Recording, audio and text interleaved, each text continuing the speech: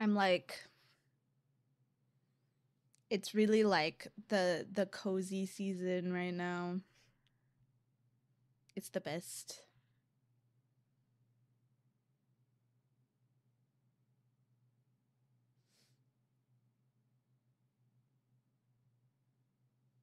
All right. No, I think I still need to make more. I decided that instead of like sitting around and doing like nothing, um, we could wait for the Genshin update to happen while I get ready for some Final Fantasy 14 uh patch update to happen later.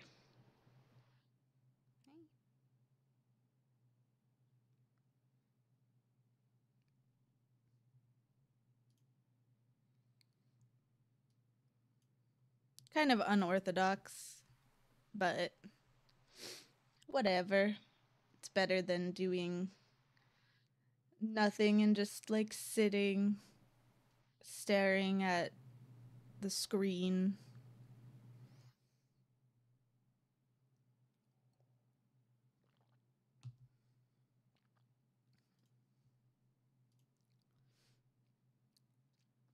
Dude, being an Omnicrafter is so expensive.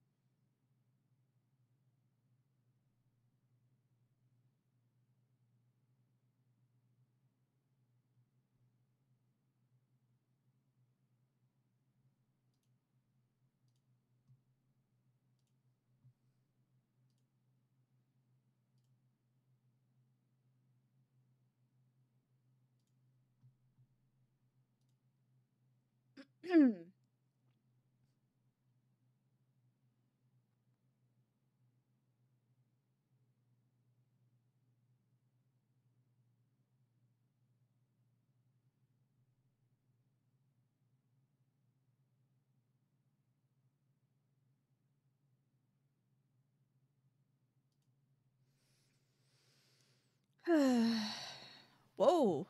Hold on.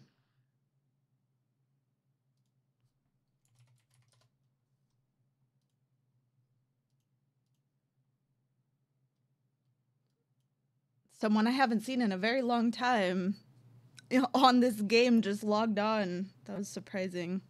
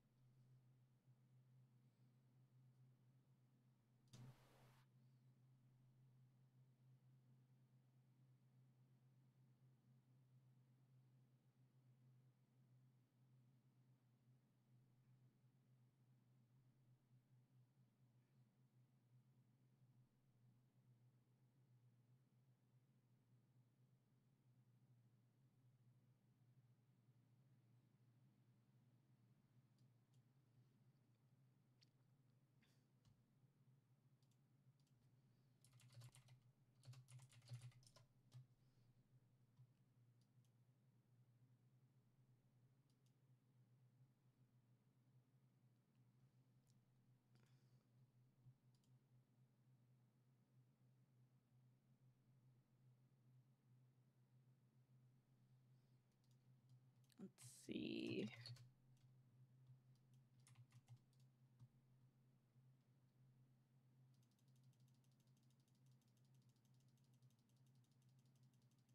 I always feel like I'm making like 1 billion, and I actually don't make that many.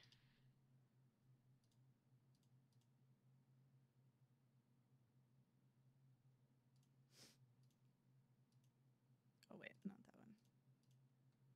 This one.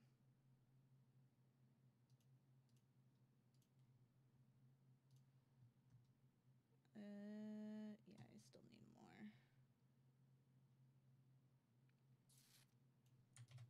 Dude, I need so many of these.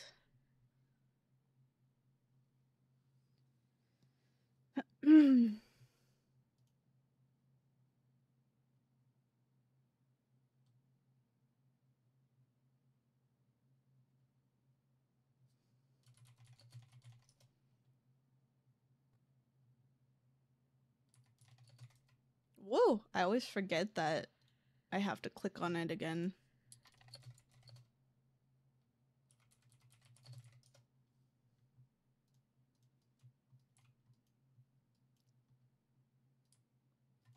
I need, oh god, I need so many. 23 Neo abrasives.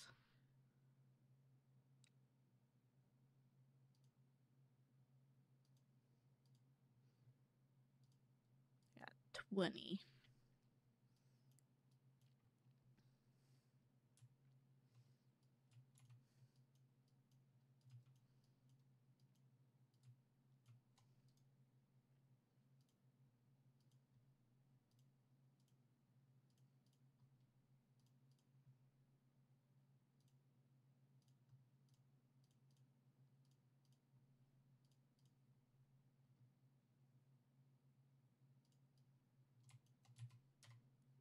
Okay.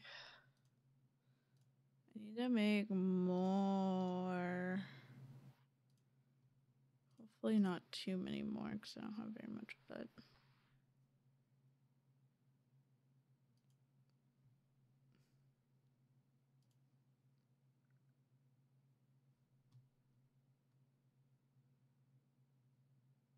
I need 12 more.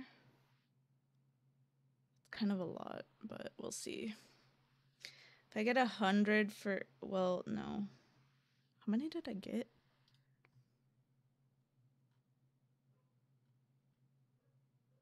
I got 144. I think each one is 100.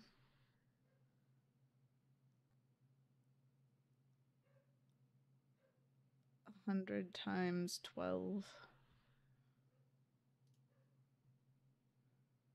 1200. Hey Siri, what's 1200 divided by 144?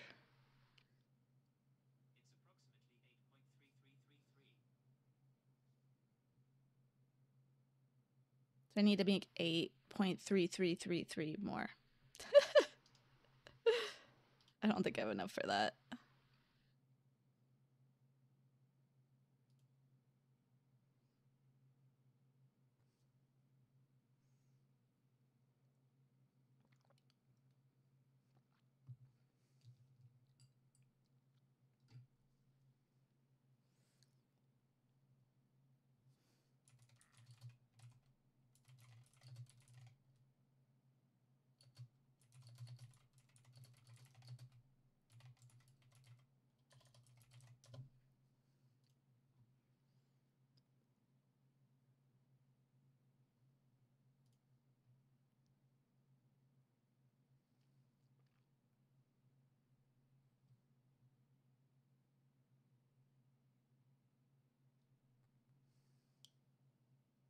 I just think it's so freaking crazy how expensive it is to be a crafter. To be an Omni crafter in this game is really expensive.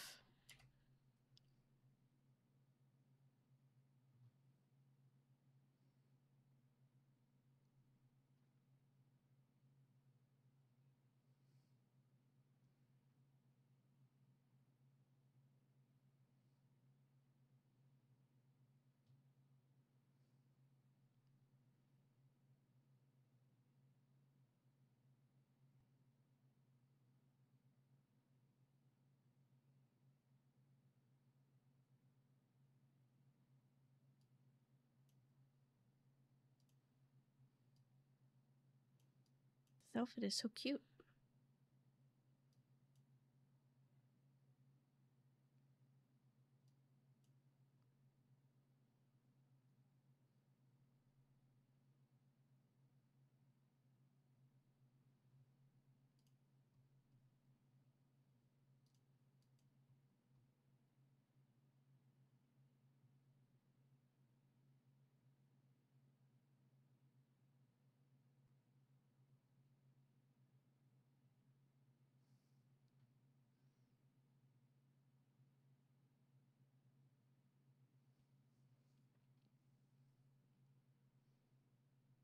I'm not sure what that was a timer for, but okay.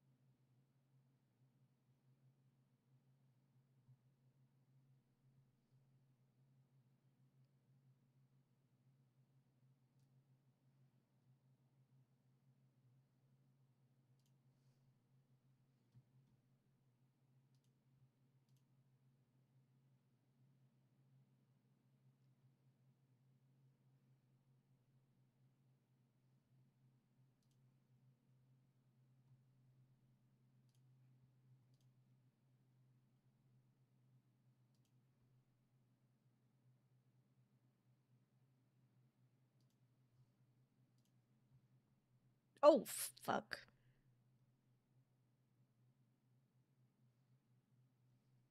I forgot to re-up my food.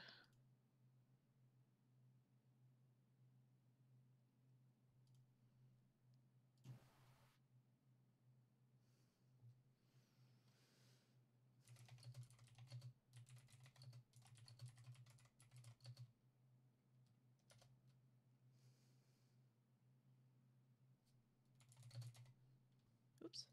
Did it again.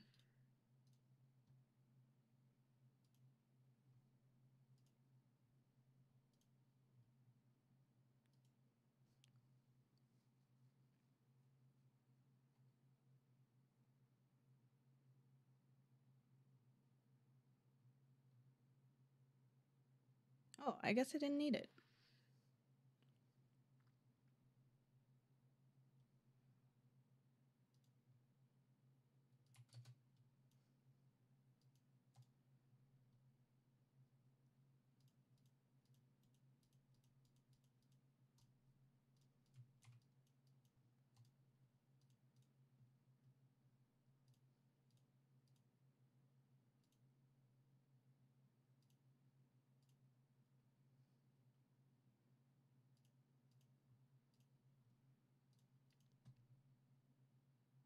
I still need more.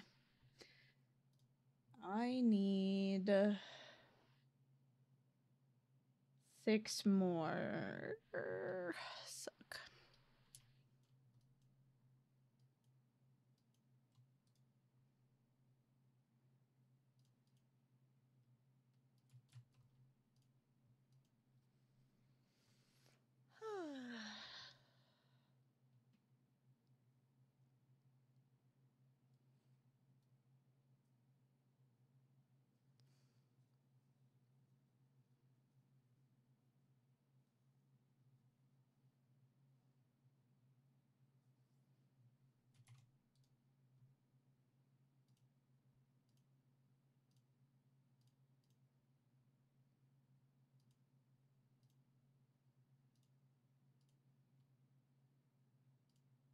Wait, what? Oh.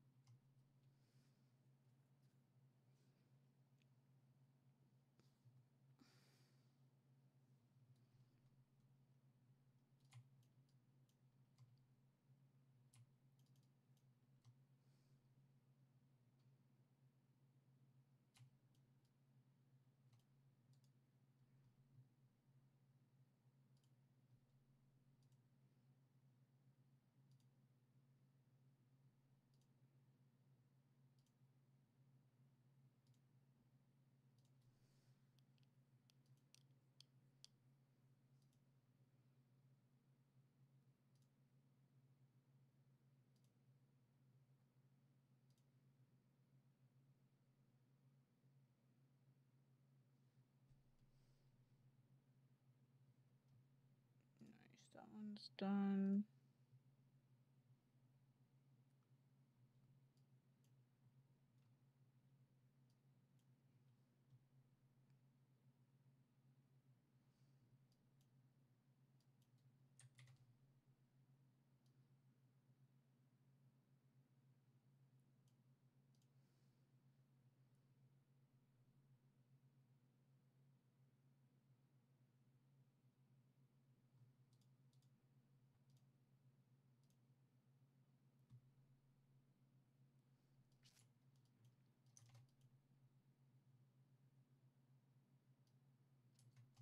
Okay, so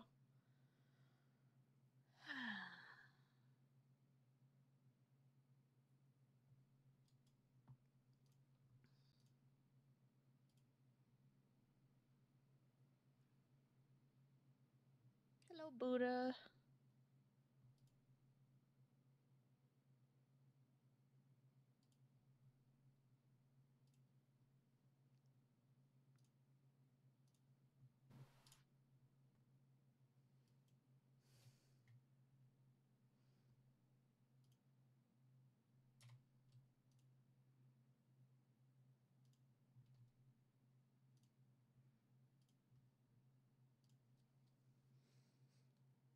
I am currently trying to prepare for 7.4, and it is so expensive. Why is it so expensive? I'm like going crazy here.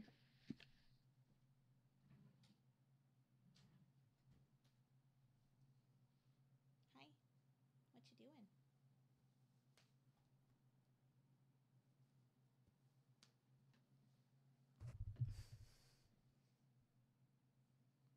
No, I don't think that's bad. You know why I don't think that's bad? Because I had withdrawals from fucking royal milk tea. I was so obsessed with the royal milk tea there. And it's not the same at all here. Like, at all. Yeah, it's because my cat is in front of my freaking screen again. Anytime the tracking dies, you can just assume Thea is in front of it.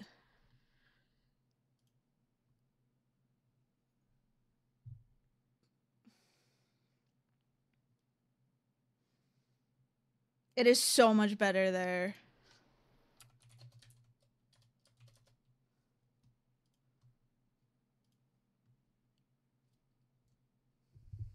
Genuinely, like, I came back and I had a milk tea from the Asian mart, and I was like, wow, this shit just tastes like metal. It just tastes like the container.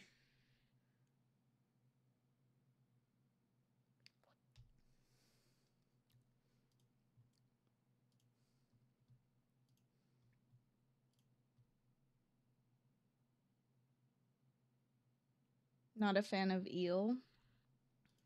I think it's all right. It's not my favorite.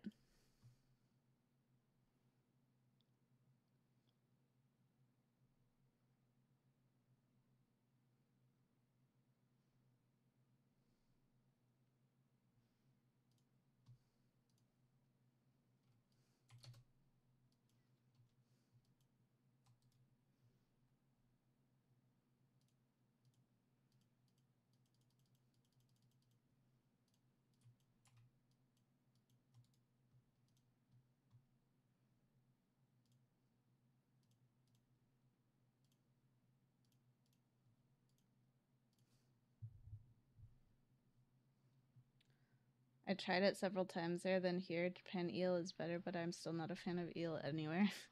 It's okay. I feel like eel is very acquired. It's like a lot of people's favorites, but it's definitely not mine.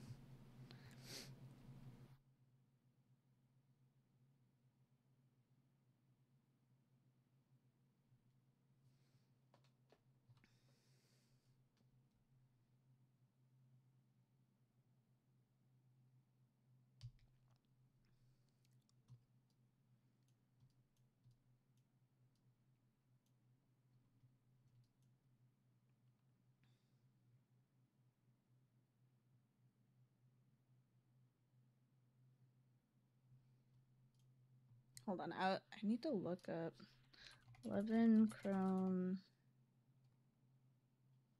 either sand fishing.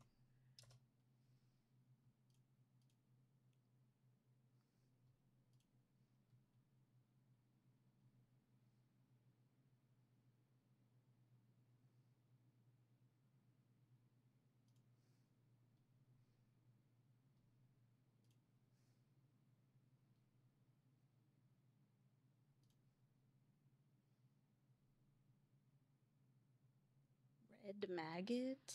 Do I have that? I do.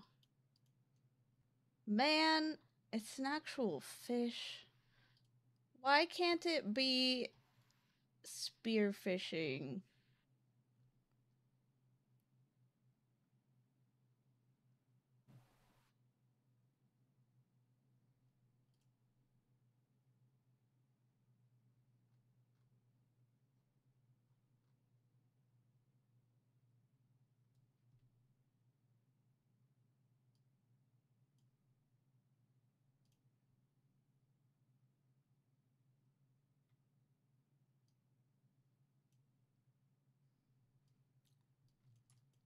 Let's see.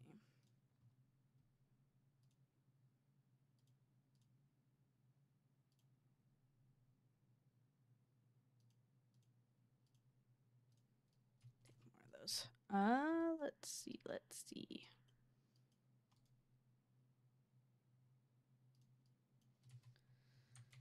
Let's try fishing.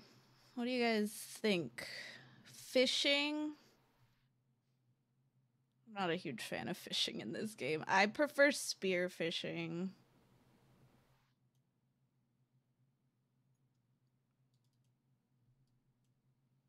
Going to 22, 21.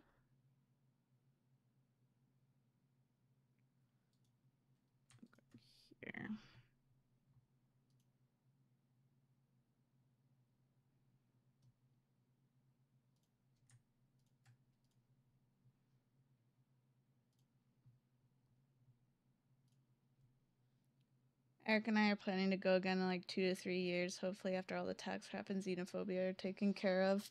We'll see. It just seems to be getting worse, to be honest. Everything sucks and is getting worse. I want to go there before they like fucking hate our guts too much. But money.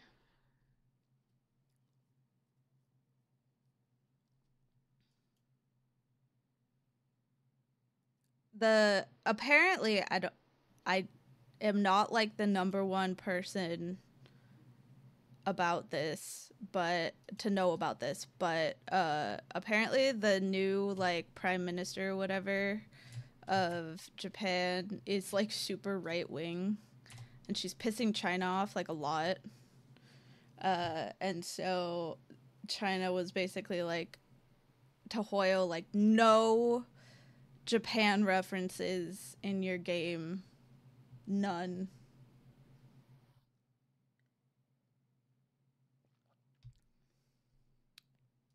It's crazy.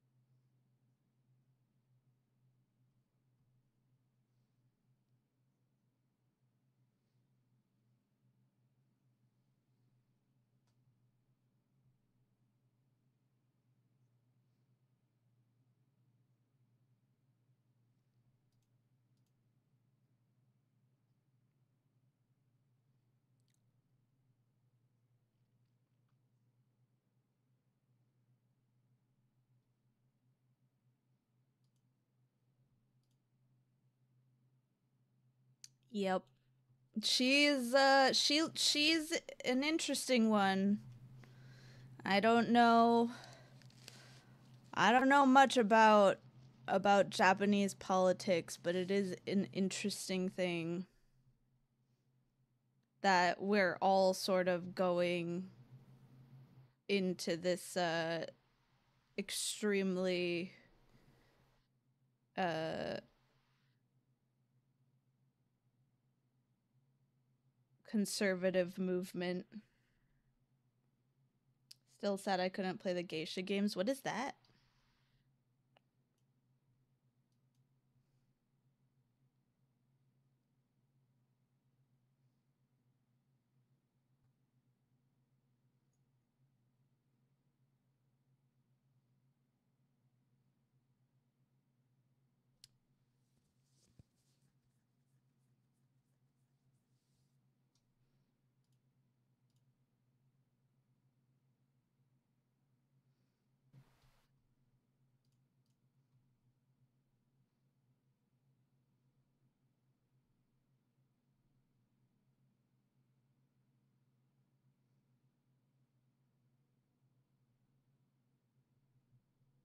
Oh, cute.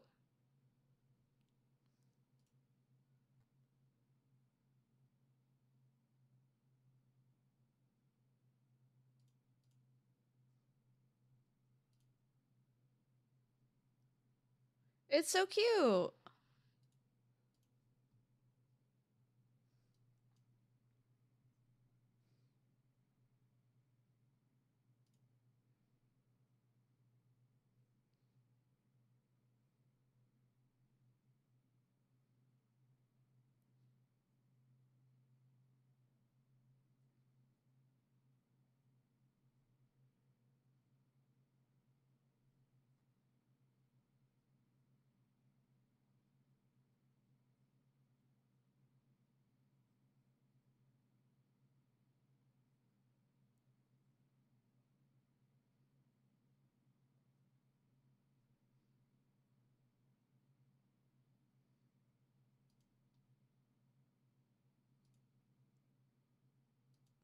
Hold on. Sorry, I'm looking at a video to make sure I'm doing this right.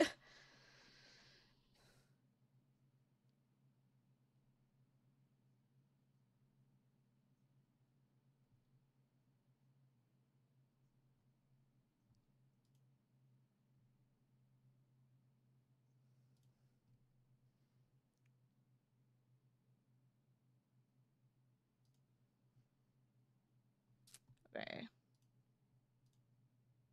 What is this? Nikkei News? Diesel. Bird is a burst too.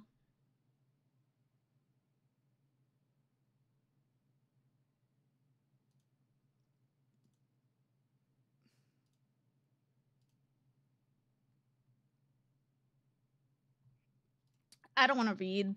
Whenever Mel gets here, I'll just ask him if it's good.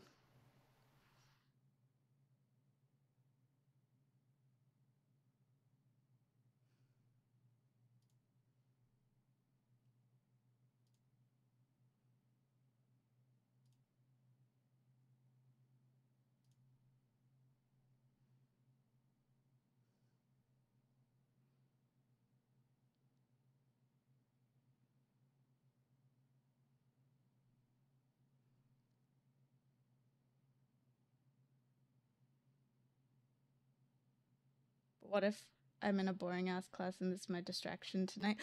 Hi, Crab!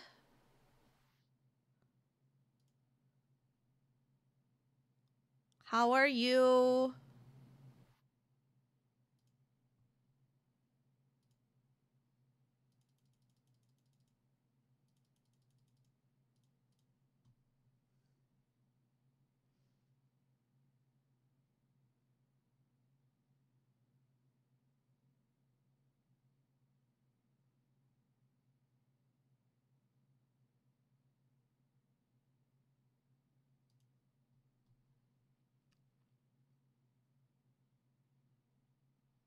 I'm sorry. This year has just been shit for everyone. This is not the fucking fish I want.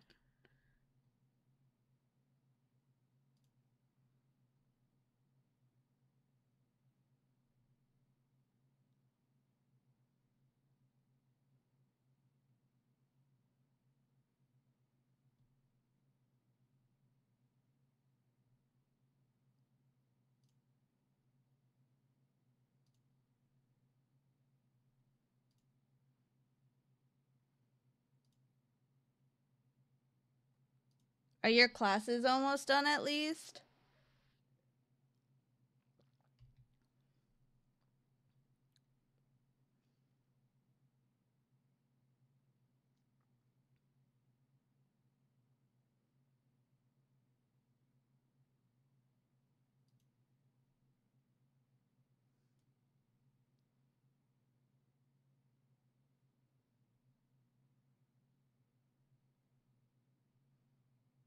Hell yeah. What? Don't have enough. Hold on.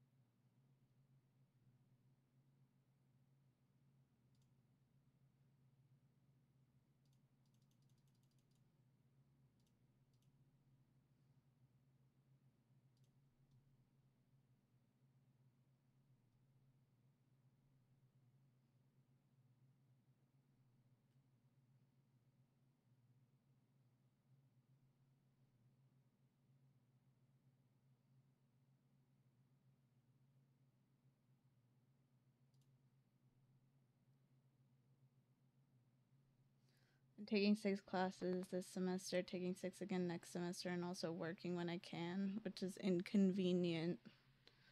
Because it's like an hour here, an hour there at like $40 an hour, so I'm getting like 130 every 2 weeks. My dad had knee surgery on top of that, and he's needy and cranky.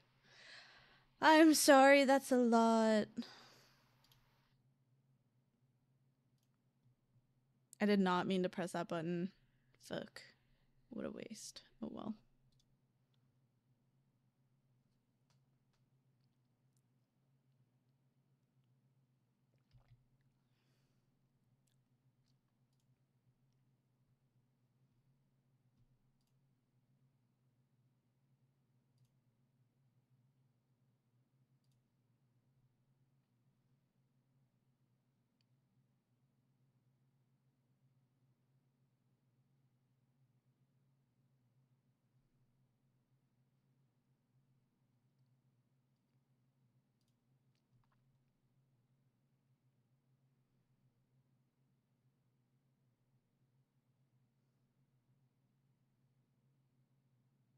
Suck.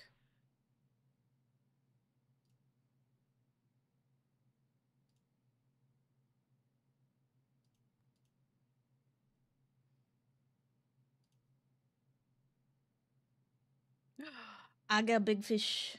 I got a big fish.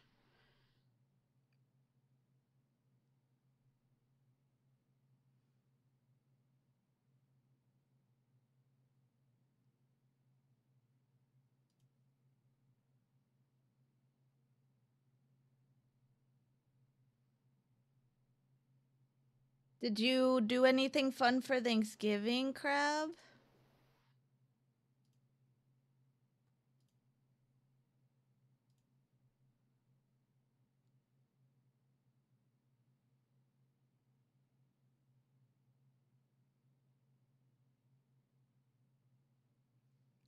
My nephew is also doing like 9 a.m. to 9 p.m. days, and oh my god. He's so tired all the time. I feel bad for him.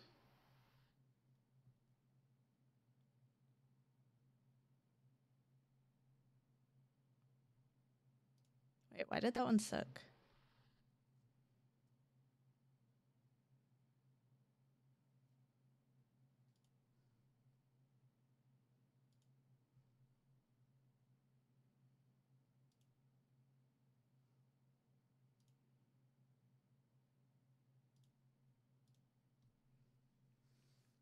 I worked the weekend and the day before, nothing fun. Lame.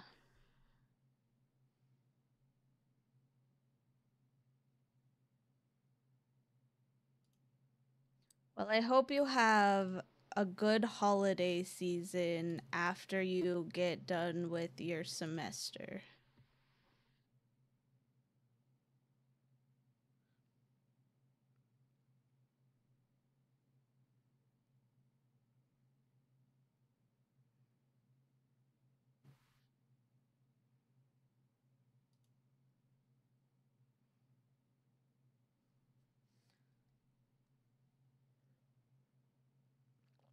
I baked so much stuff. It was crazy. The amount of stuff that I baked.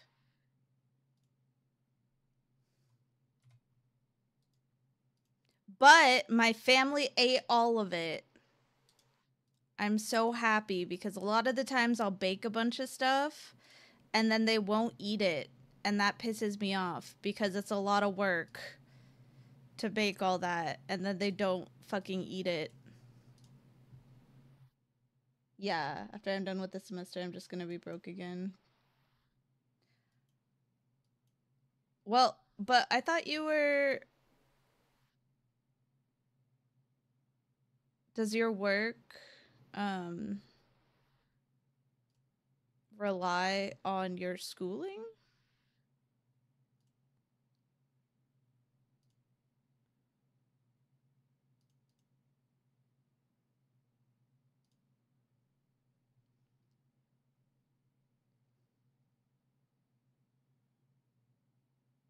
I don't want that.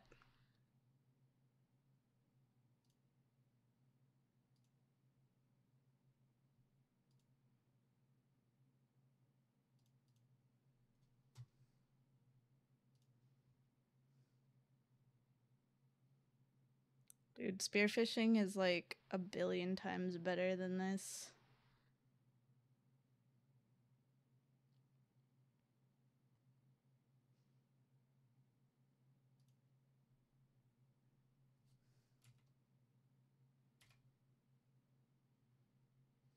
working after school programs, and now they have me doing birthday parties, so it's slowly turning into something I no longer want to do. What? Birthday parties? What the hell?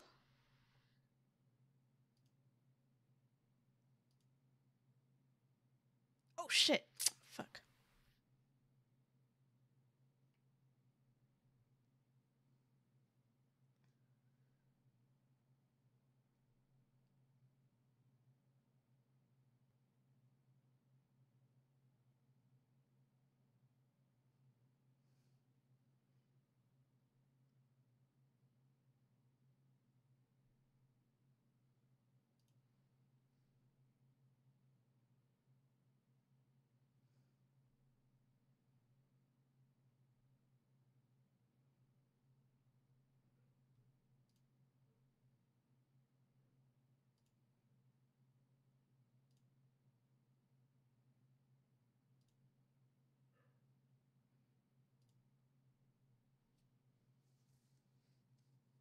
I work for a company called Mad Science that runs after school programs, camps, events, and parties. It's just doing a science demonstration for kids. Oh, that's kind of cute though.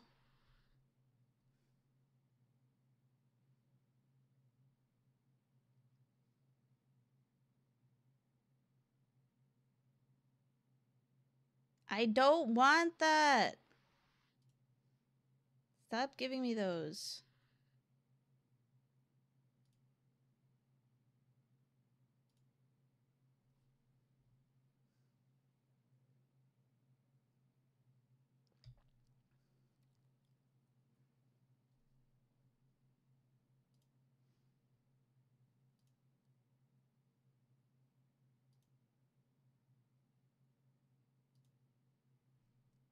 I was hoping to use it as a way to keep teaching between semesters, not be Sid the science kid. Damn. But they're paying you $40 an hour? That's a lot of money.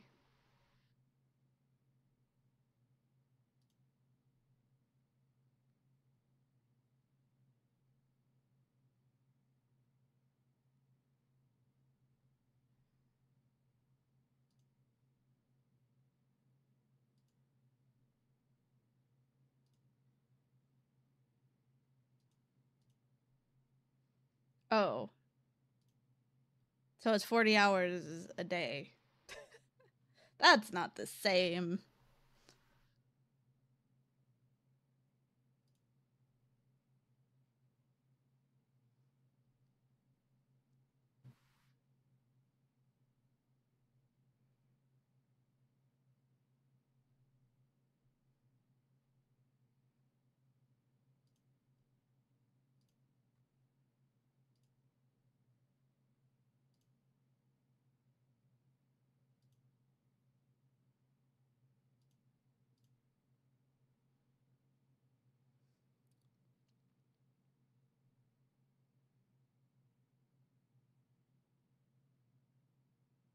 Is there something else you'd rather be doing?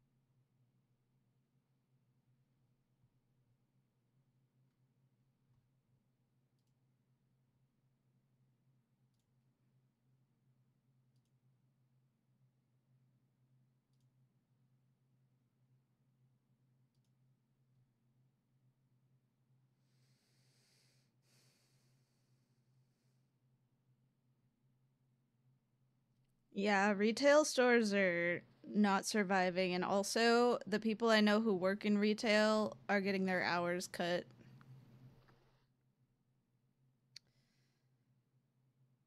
I feel like the only place that you could work like that is stable enough is like a Starbucks.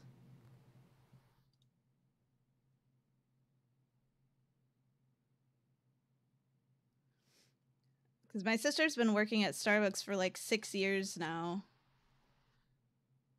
It is incredibly consistent.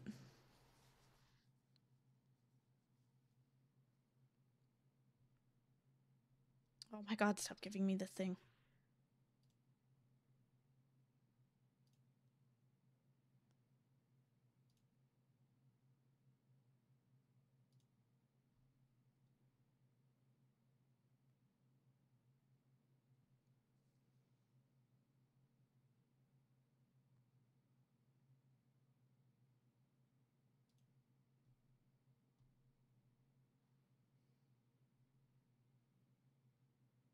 Yeah, food service fucking sucks.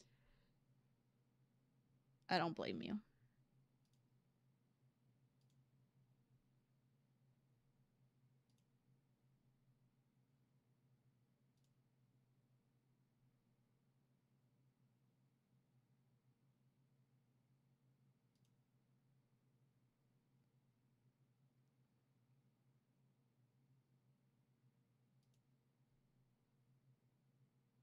No, I lost it, bitch.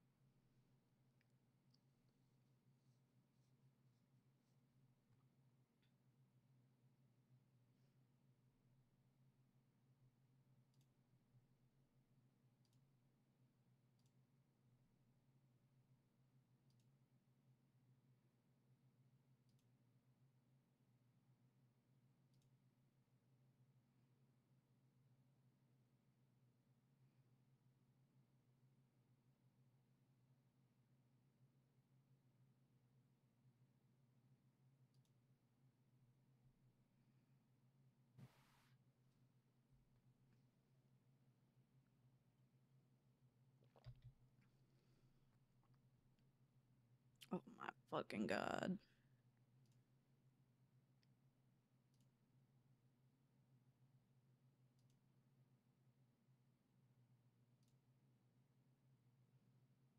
I am not a fan of fishing, you guys. I just don't like it. I don't like it in real life. I don't like it in games. Too much waiting around.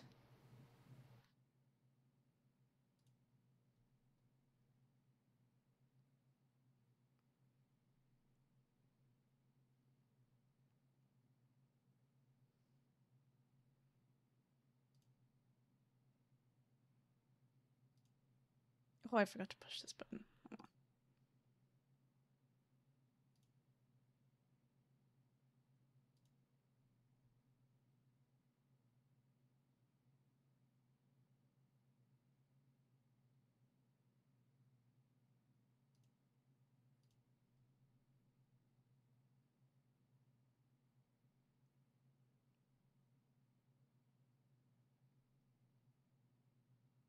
What the fuck is this thing?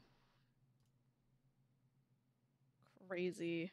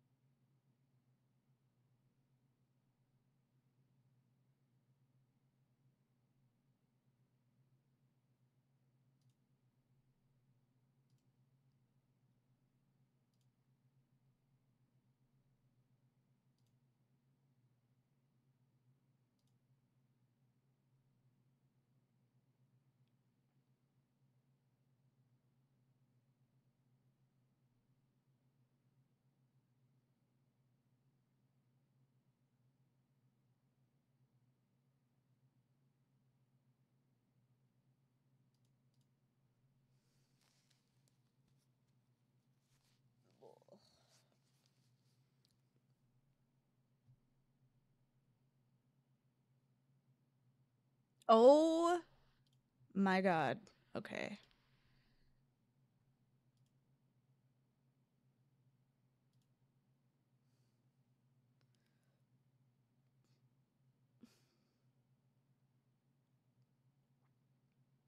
I don't want that. Why would I want that? I don't want that.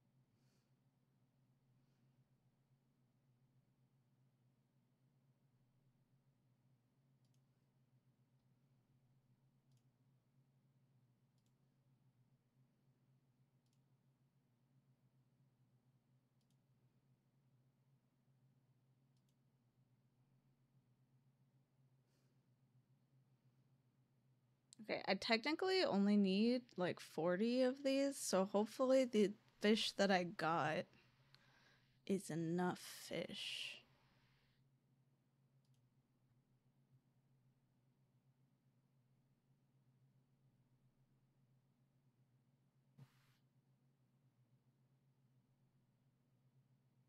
No! Fucking hate this game, dude.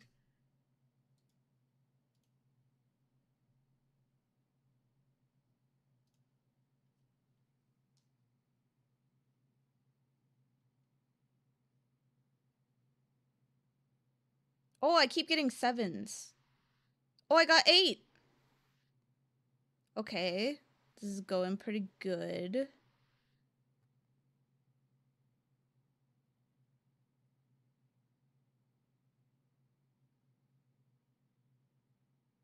Beast. I have enough now.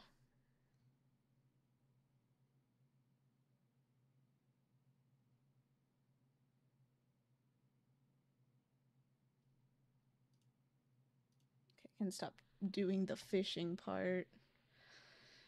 Now's the hard part, because it's like...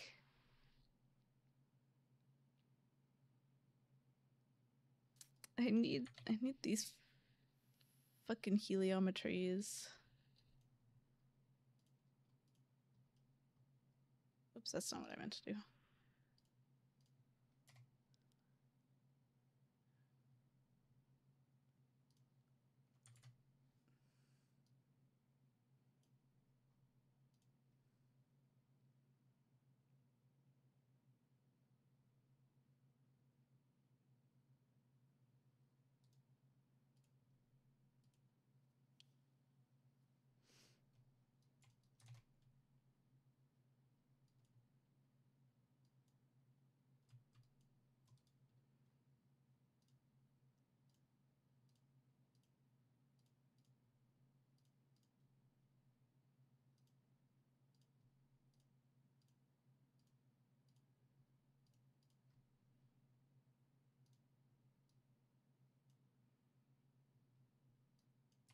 Okay.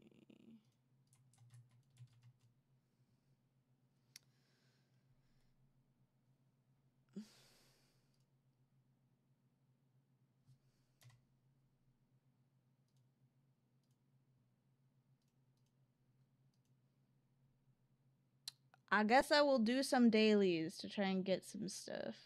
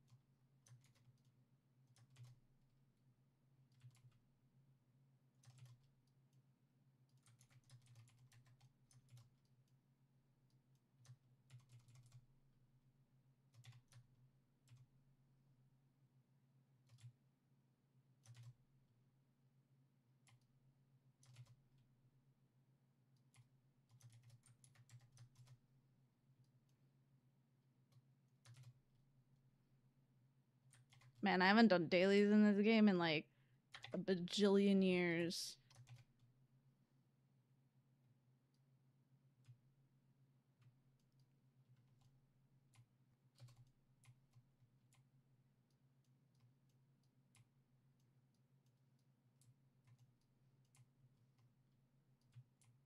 Where'd our tank go?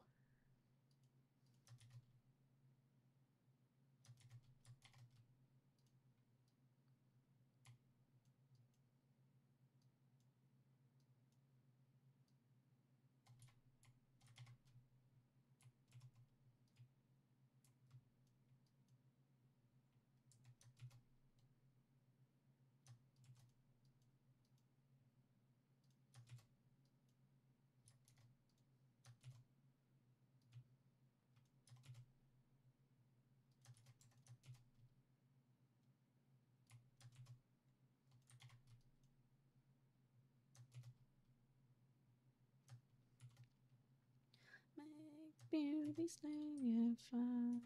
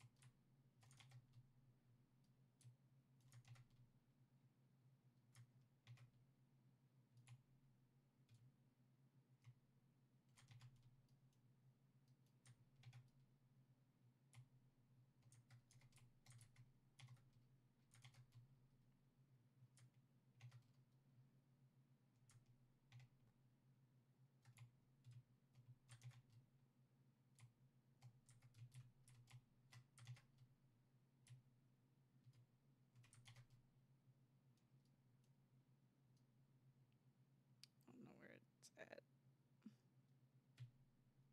Ow. My bad.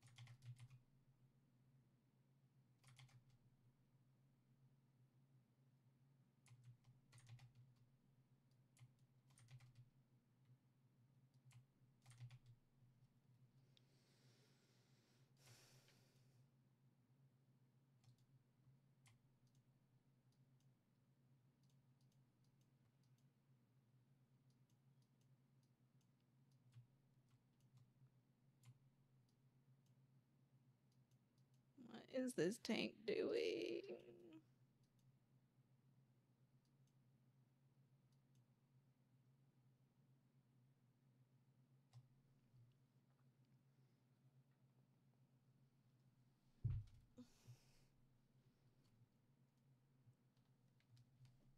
I don't want to be a jerk or anything, but what are you doing, Miss Tank?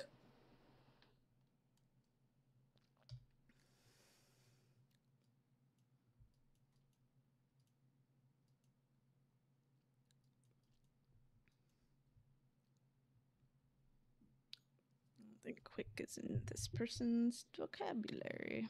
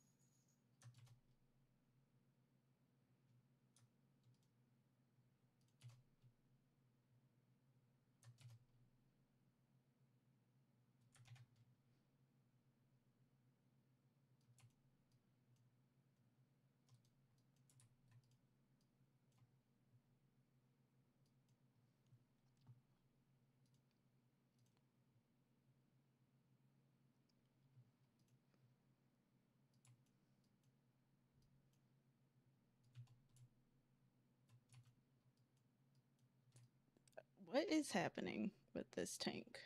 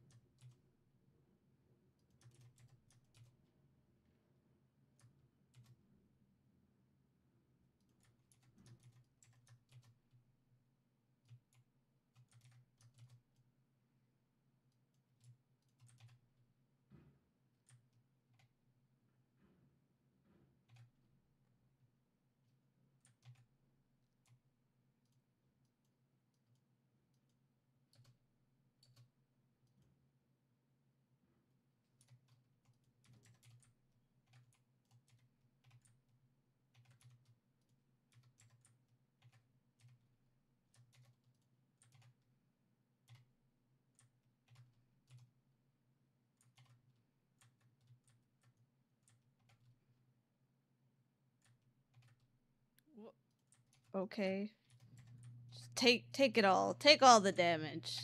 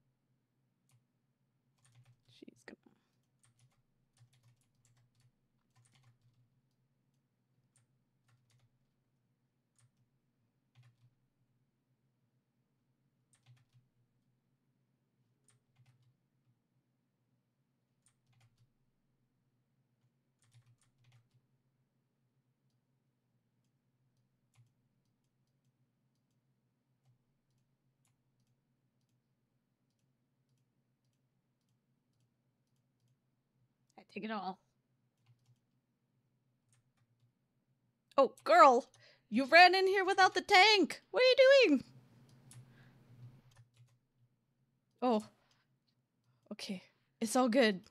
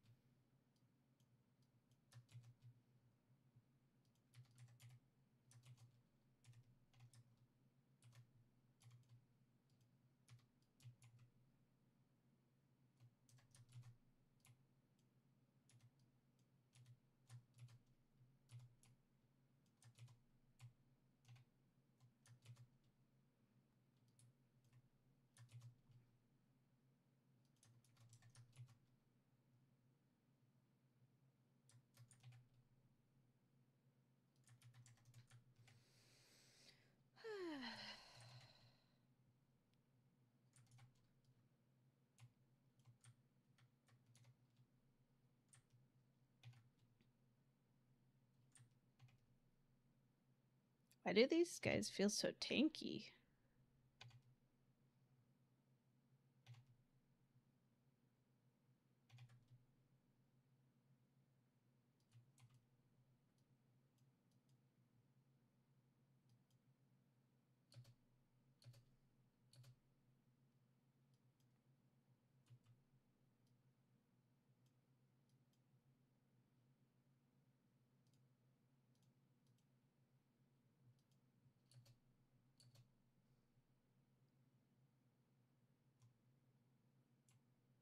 Nothing like my punch drunk. Cause you need to do nothing. You want to drink a wine.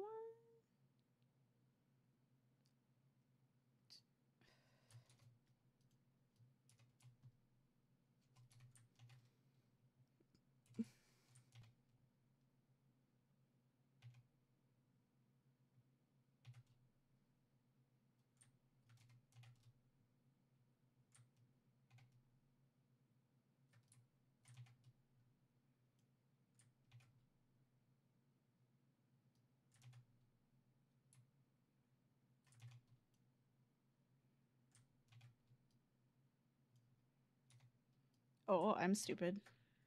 I forgot it was an X. It's been a long time.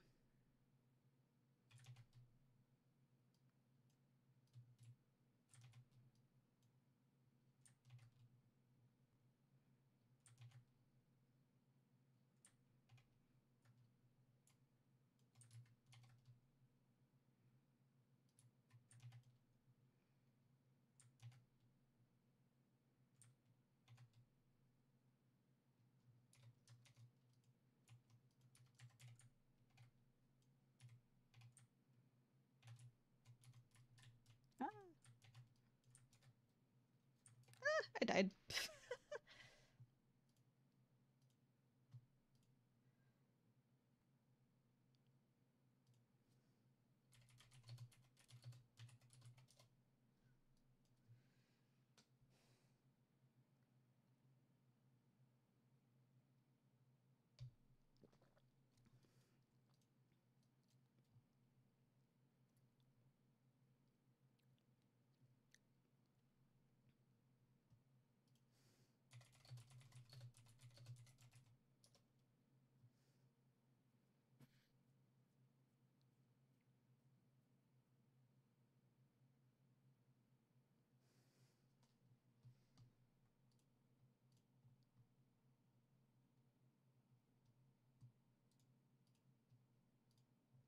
Is Genshin up?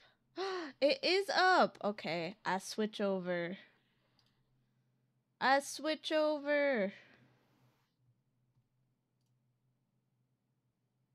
As soon as this is over.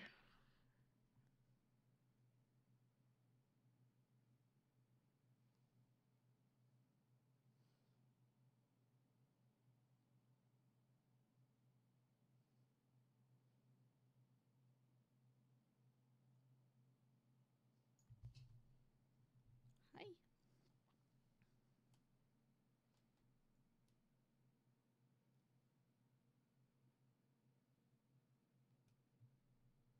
I forgot you were still in class.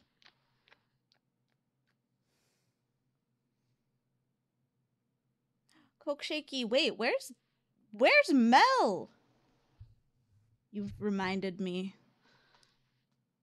that the Coke Shaky master is not here. What class is it, by the way?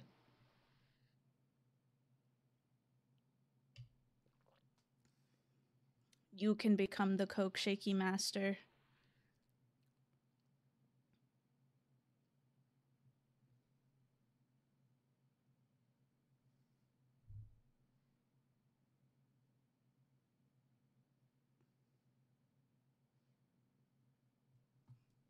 Girl, you are so comfy here. You don't have to move. Structures of the English language. Think of it like a Spanish class for English. That sounds boring as hell. Considering you already know English. Oh my god, the Coke Shaky summoned him! We've summoned him with Coke Shaky.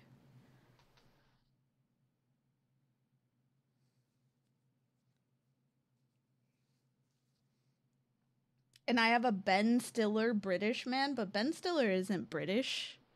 Just like the British version of Ben Stiller.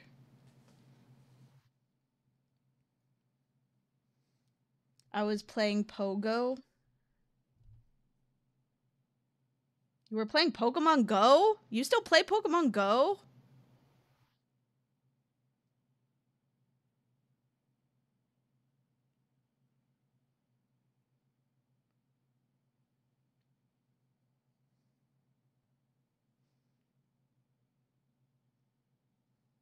I don't play. I haven't played Pokemon Go since 2016.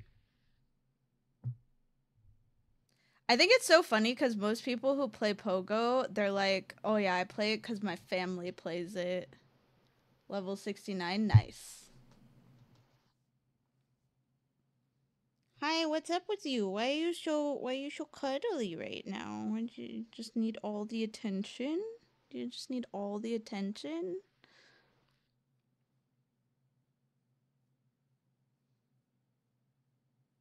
I don't know why we start again during winter, but it happens every time.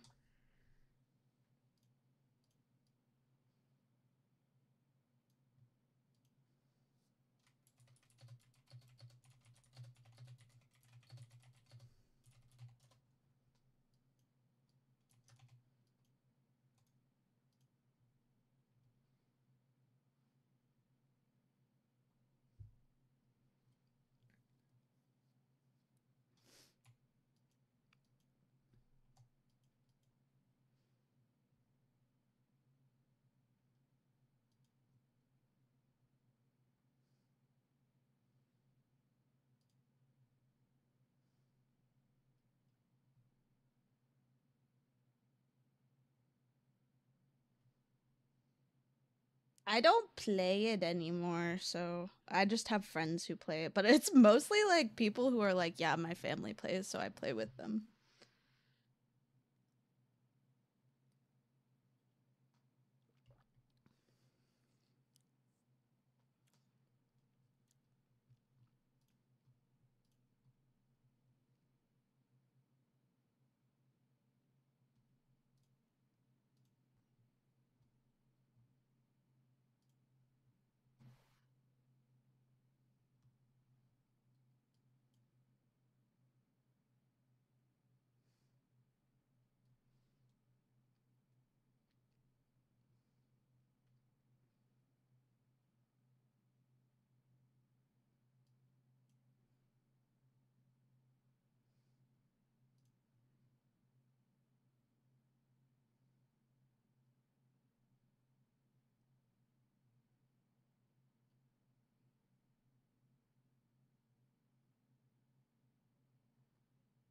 have a cousin that has 2 accounts at 70 plus. Does he do anything else?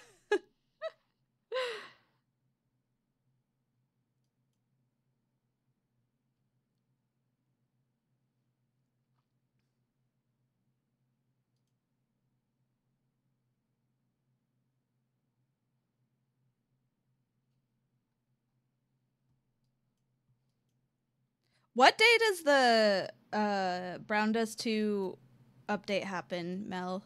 I must know. I need all my bunnies.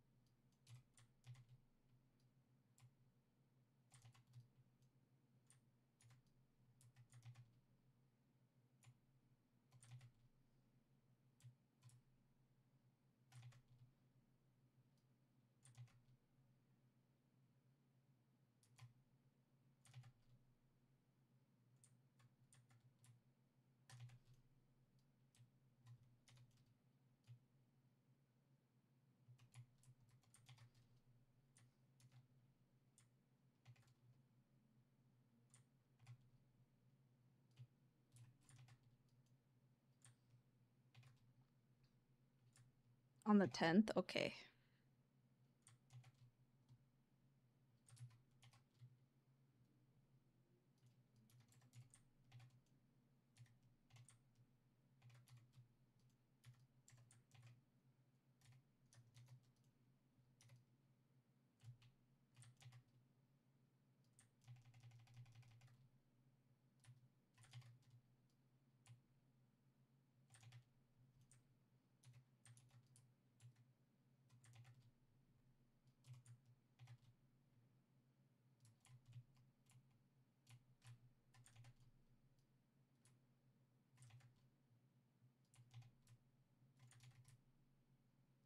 Yay, you did it! You made it through the class!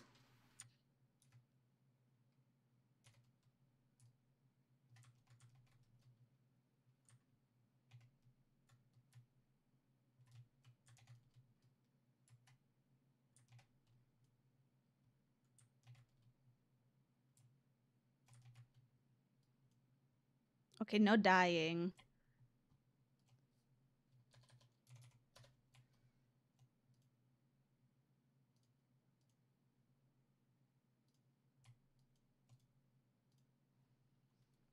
Twitch told me not to send that. It's okay. That's fair. I know why Twitch did that. The pound cake is back! Is it because it's not... Is it because it's not capitalized?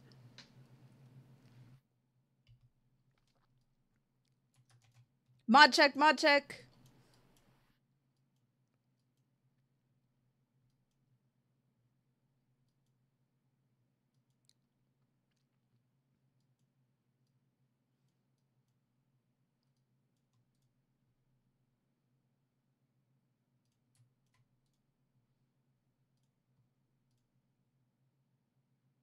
Oh, none of those.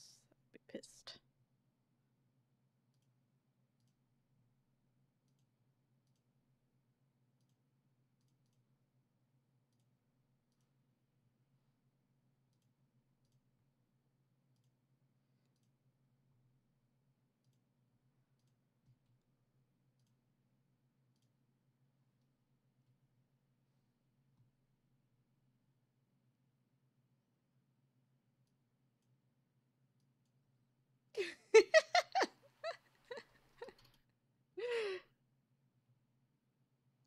You fix it then. The auto mod is fucking stupid. I don't know how to fix it.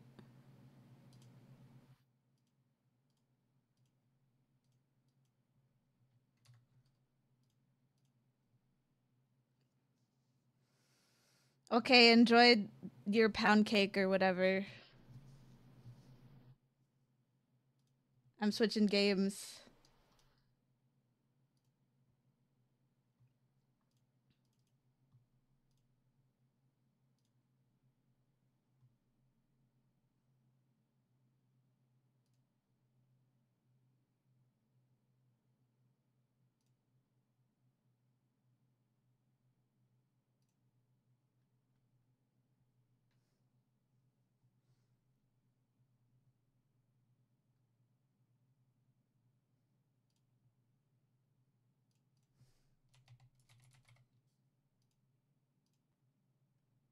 Oh, wait.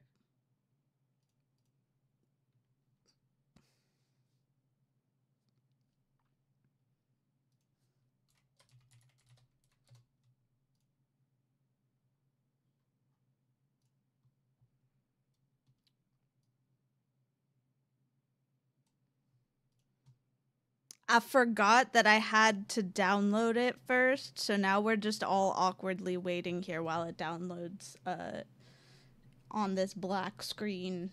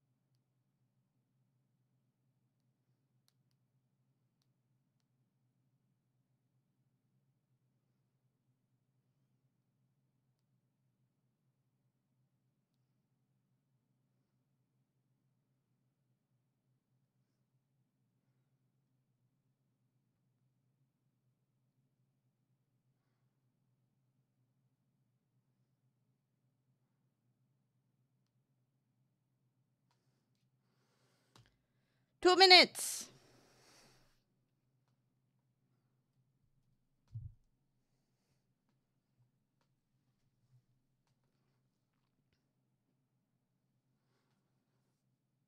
Two minutes.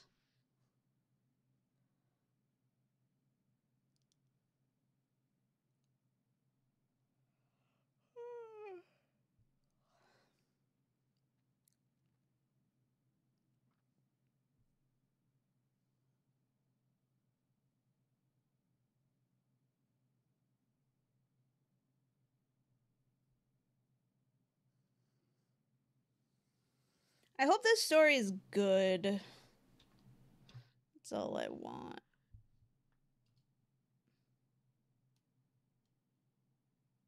Hi. What's up? Just staring at me. What's up, pretty girl? Do you guys know how many Sasunaru AMVs I watched with this song specifically? So many. So many Sasunaru AMVs.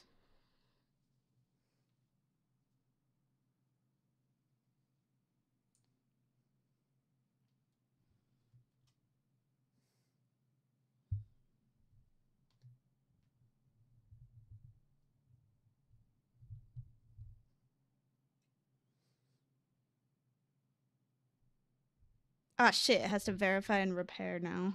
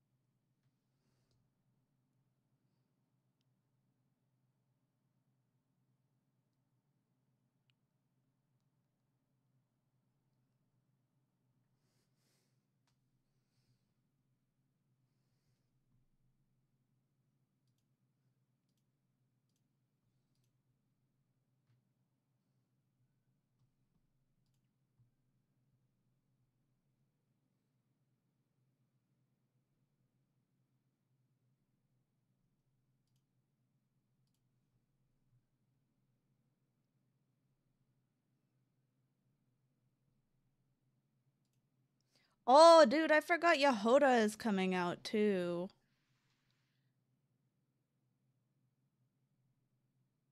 Who is Yahoda good for?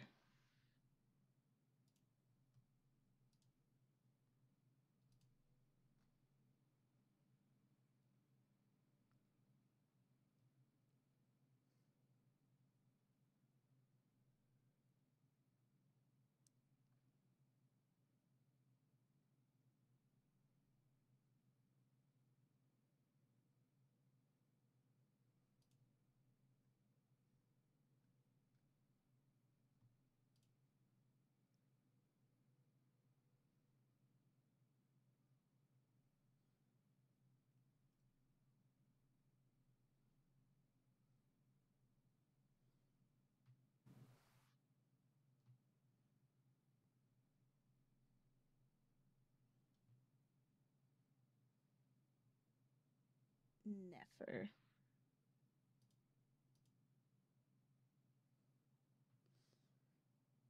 She's good for Nefer, but like, how?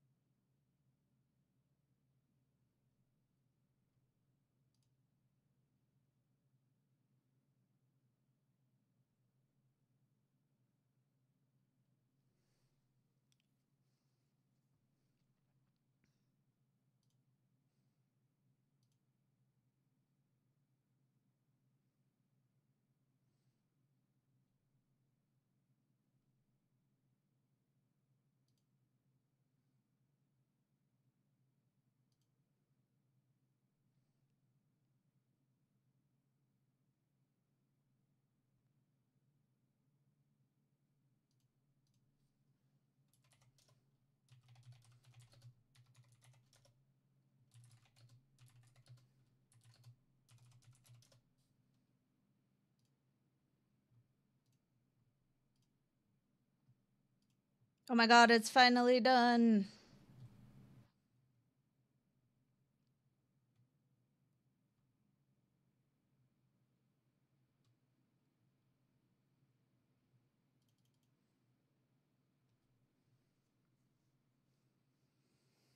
She's the healer for Nefer comps. God damn it. You need a hydro unit in it? That's fine. Is the healer also... Can it be a healer hydro?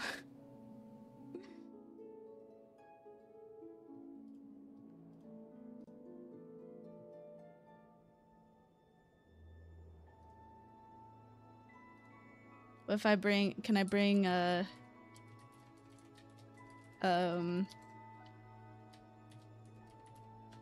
what's her name? Kokomi? Because I bring her everywhere.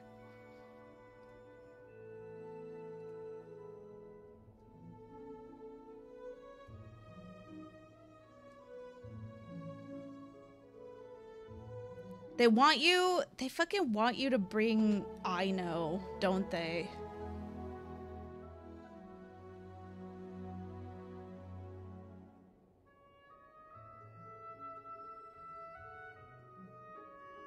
Curses.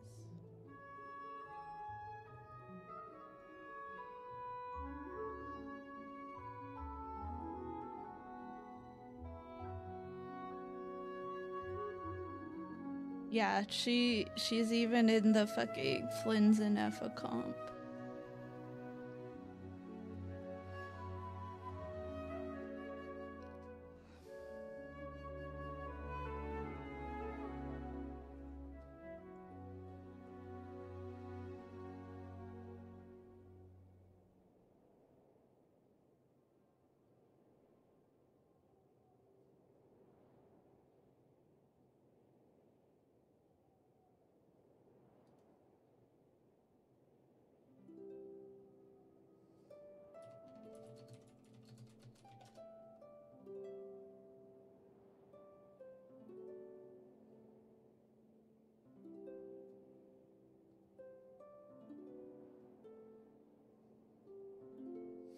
Made her DPS linked to her charge attack for some godforsaken reason.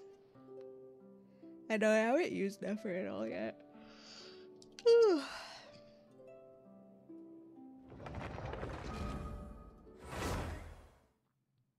can't believe they're like forcing me to pull for an FA just in order to use Flynn's. It's gross. Yuck.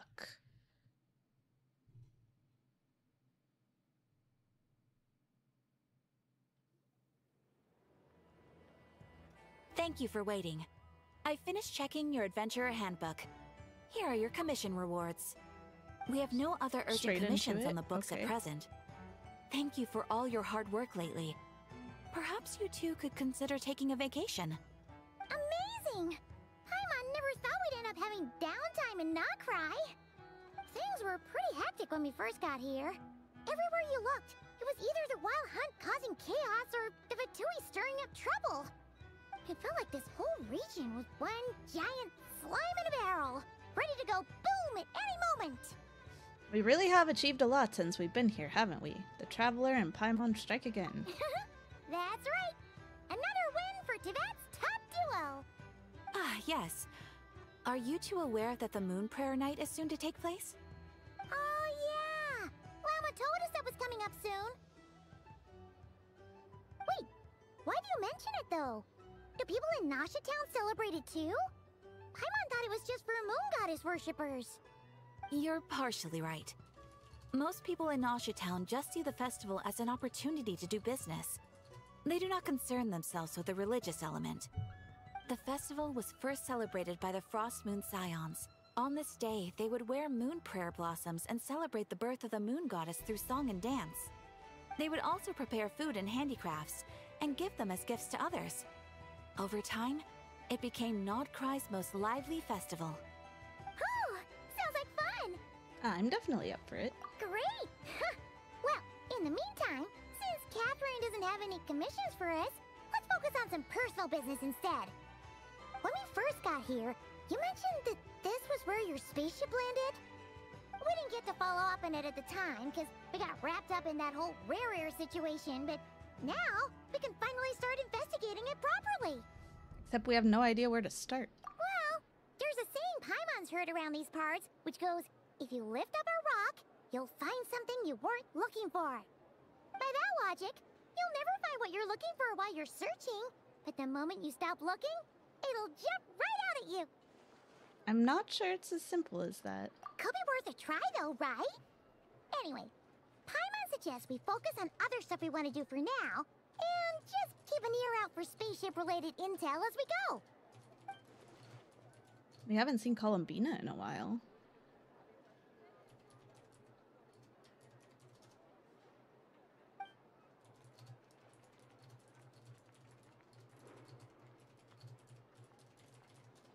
She used a huge amount of power in the final battle against Rerir and hasn't been much weaker since then. I don't know if I can do anything to genuinely help her, but surely a little chat can do no harm. One other thing that concerns me is we've seen no trace of the doctor so far. Maybe that's a good thing, though, because the doctor's scary. He looks super serious all of a sudden. I was just thinking about Columbina and the doctor. Huh? Paimon gets why you'd be concerned about Columbina, but what does the doctor have to do with anything? We learned back in Natlan that he's been investigating the moon, but he's been suspiciously absent so far. Oh, that's true. And now that you mention it, we're definitely overdue for a showdown with the Fatui. It is weird that he hasn't shown himself this whole time. What could he be up to? Engrossed in one of his experiments, perhaps? Either way, his current inaction is a good thing. True. Paimon would much rather deal with Marionette anyway. She says the meanest things, but when it comes down to it, she doesn't seem like a bad person. Maybe it's the pressure of being a Fatus? Especially as a Harbinger. Does she feel like she's gotta act tough to keep up appearances or something? Maybe? But then, every time we headed out with Rerir, she always wound up having to repair Polonia and her other robots. That's gotta sting. Losing face always hurts more for people who care a lot about their image. She's probably still furious about it. Paimon? I have a feeling she might have heard that. What? Relax! She's not even here! Huh? What's the matter? Oh, nothing. Sorry, we'll be on our way now. Where are we again? Oh yeah, Columbina? Right, yeah. Let's go see Columbina. Okay. Interesting that it just started straight in.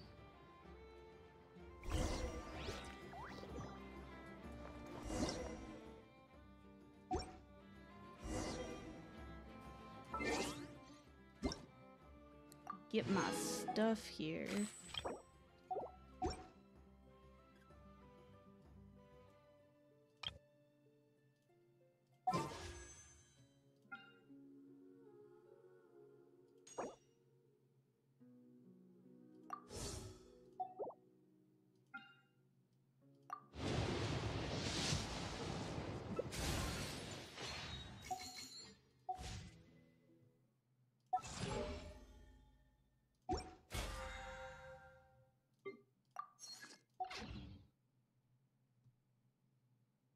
We're gonna do one 10 pull.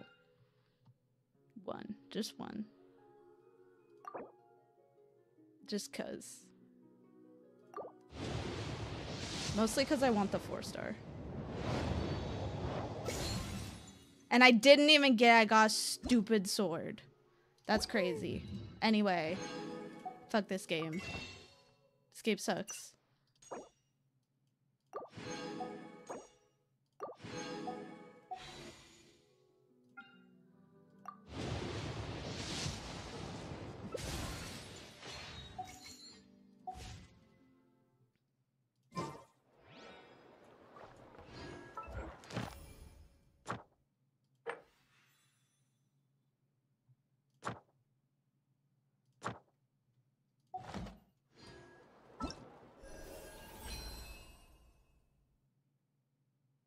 Oh, it reset? Hell yeah.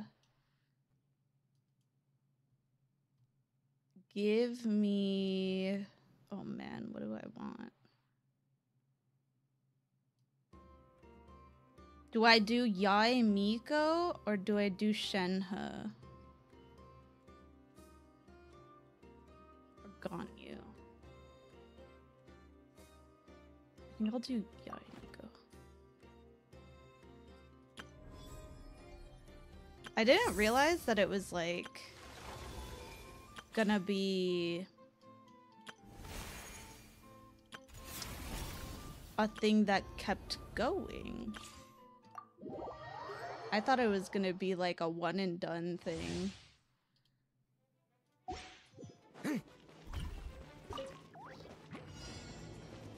Turning point in space.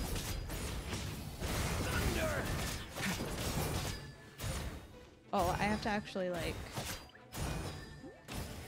I have to actually follow this thing. King. New life.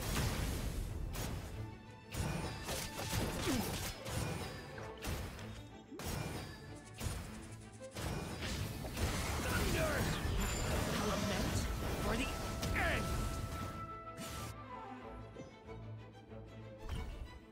Hi, Stray Kid!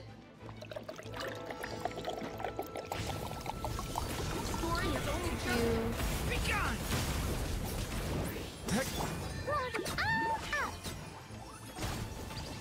Witness my great undertaking. Burst forth. I'm going in! Get back. Lament for the end. It's actually chilly here too, which means that everywhere else must be much colder. Dumpy dumpy! Feel this ancient power. Live. Teamwork is dreamwork! Watch out. Turning point in space. Moments of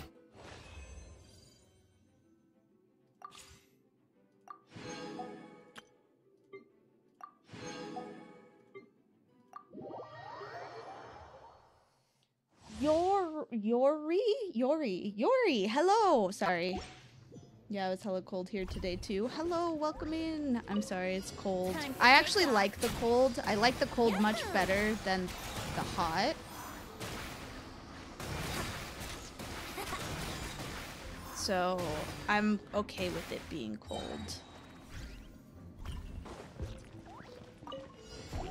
Think you can get away? Brace yourself. Watch out! Kane! New life! I work outside though. No, I'm sorry. That Have sucks. fun with this gift.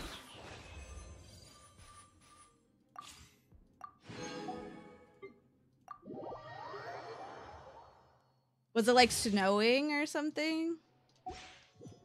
I don't think I could live in the snow. I never leave empty-handed. You're not going anywhere. Beware the creatures of the night. Close your eyes. Look, a rainbow. You on this. Start the clock. Quick as a flash. Hand it over. The long sleep beckons. Lash attack. Just run. Let's move. Yeah.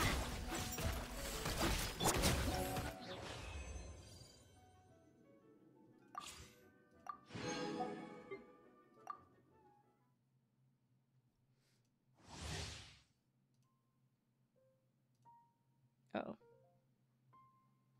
What is this? Adventure time! Everybody stand back! Eat this. Ring cutter! Surrender and I'll be gentle. Come a little closer. Why are you all the way over there, man? Come over here. Yeah, there we go, there we go. See? Teamwork is dreamwork! Out of the frying pan. No, my sword! You're in for a little shock. Witness the power of Gugwa!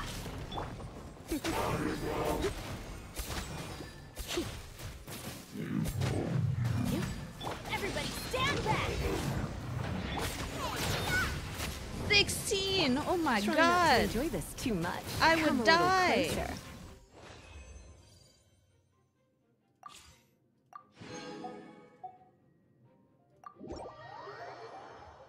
It was like 60 here. There's a big difference between 60 and 16.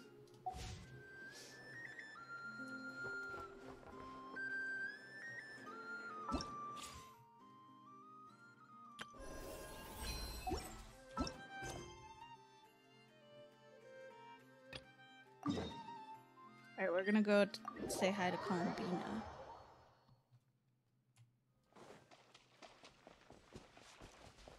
I'm gonna pull for Durin, but the only reason I'm gonna pull for Durin is because I want Yehoda. I've decided. Some Bonato situation. Are we going for oh, yeah. I read your mind. He's sitting up. Telepathy. Is me sitting here a rare sight? No, we just thought you'd be resting. Perhaps I would have been, Shoot. were it not for the sudden arrival of some unexpected guests. Not that I consider it a disturbance. After all, you are the only ones who are free to enter.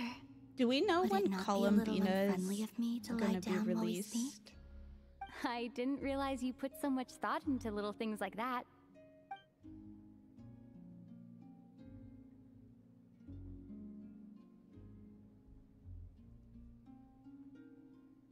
Only sometimes.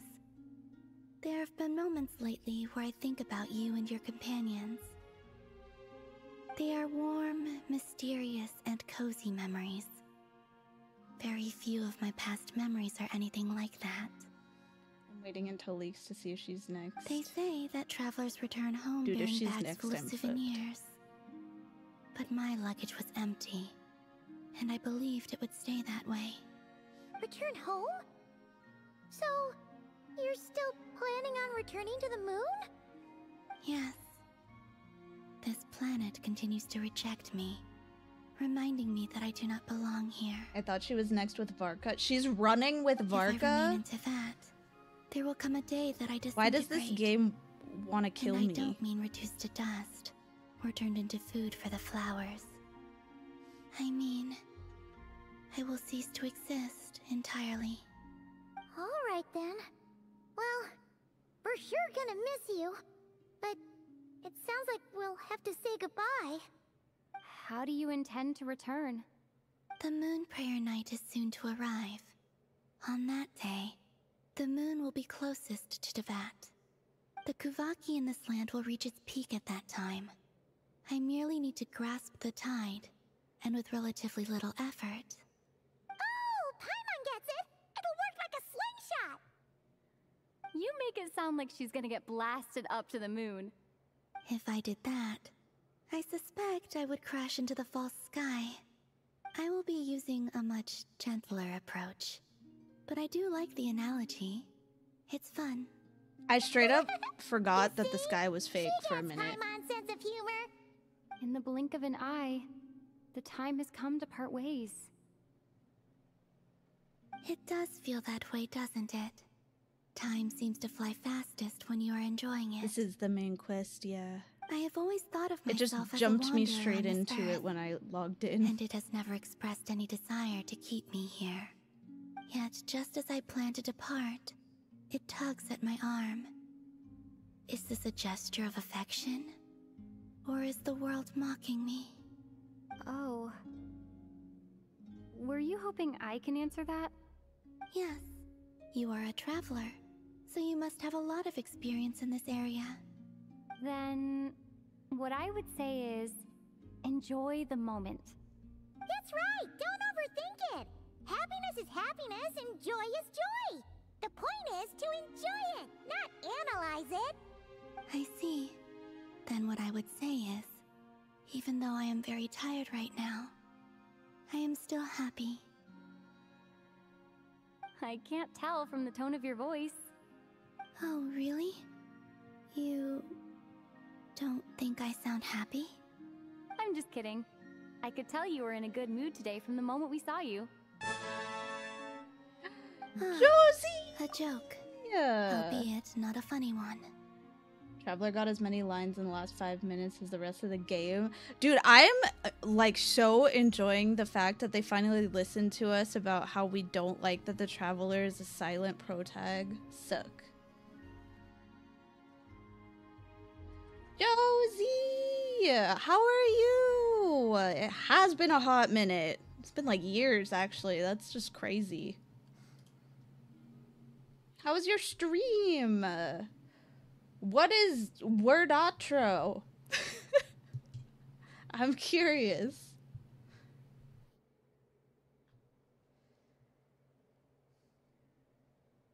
It's like Balatro, but making words. Word Balatro. That makes sense. I do like Balatro. I got really addicted to it.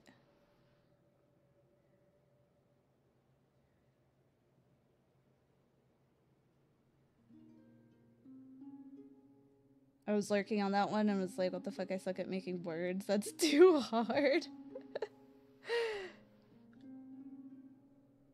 Dude, I would try it. I'm pretty good at making words.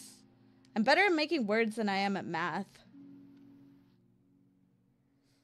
Another gambling game to get addicted to. No joke, it is so addicting. I played it because it was free on Game Pass when I had Game Pass. And I would just like sit there and try and get better scores. It was so addicting. Grid is gonna be a crazy fire buffer for solo and union raid. Well, that's good because honestly, we need them to actually be good units. I miss having the characters be good units. It's been fun, but yeah, how are things? Oh, I mean, we're getting by. We're doing the thing. Hoping 2026 is nicer to everybody is basically where we're at, I think. Balatro will probably be on sale during winter. I hope so, but I want it to be on like super sale. I want it to be like $5 because it's old at this point.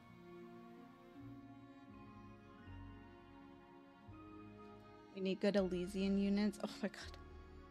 We need good Elysian units. We just like we have so many. I feel like we have so many units in the game that are just not great.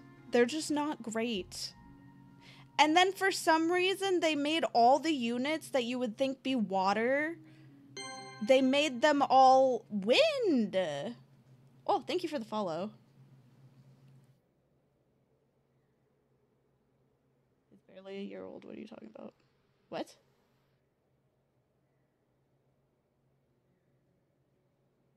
What Balatro is? Yeah, it's old. That's old in our timeline these days. Mel, that's almost 2 years old. Do you know how close to February 2026 we are right now? You would think all the summer units would be water. Well, Elig and Dorothy were both water. But they were not... Like, Dorothy I use in my teams, but I barely ever use Elig.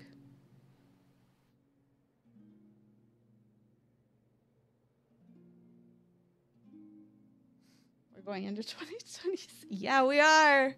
We have less than a month until 2026 is upon us. Isn't that crazy? I mean, like Rosanna and Sakura. Yeah, also, Rosanna and Sakura were like hyper-specific wind units that barely get used anymore, which is very sad. And now we have all these insane wind units. Like, all the insane characters that are wind are wind. Sorry, all the insane characters are wind. We have, like, Scarlet Black Shadow. We have freaking Little Mermaid, who should have been water because she's Little Mermaid, but she's wind.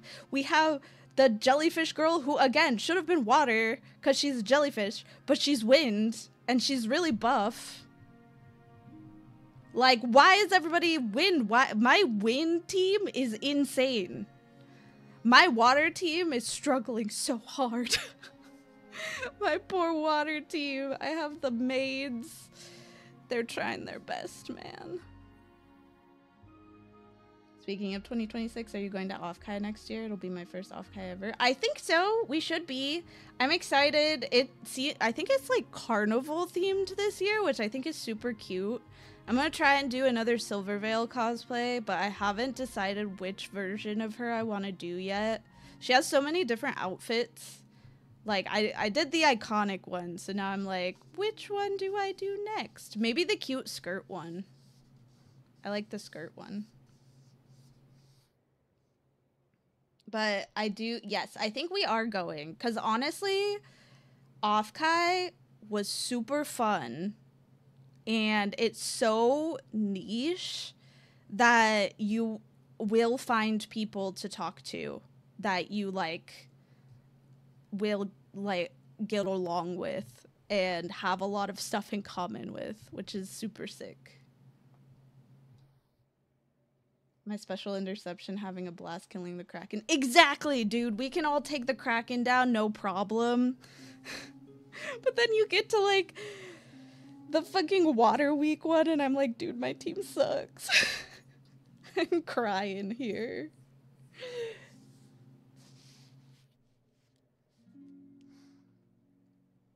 But yeah, what, so is Brid fire then? I saw that Pridewin updated it, but then I was like, I don't want to read. I'll just have Mel tell me what it says.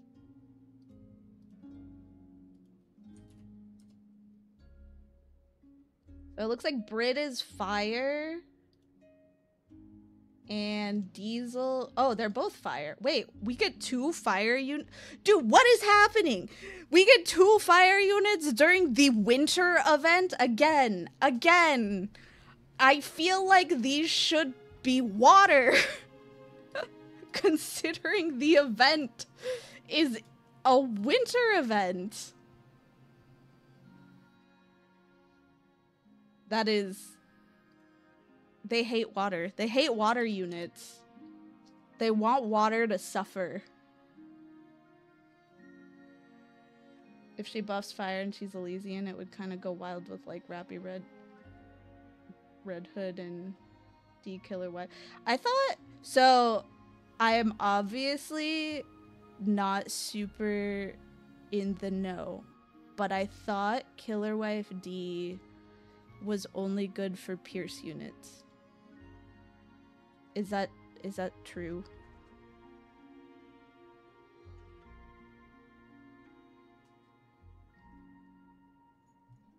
I mean, I still use her in my Elysian Tower, but... Okay, you left. Why are you back here? You literally left. You didn't want to be sitting in my lap anymore, and now you're sitting in my lap again. I feel like the water units were probably released during the summer event. The main thing is cooldown reduction. She gives cooldown reduction. Oh, okay, okay. We love CDR. We love CDR. It's the best. Wait, so why is she good for Pierce units then? Does she like give a bigger buff if they're like Pierce?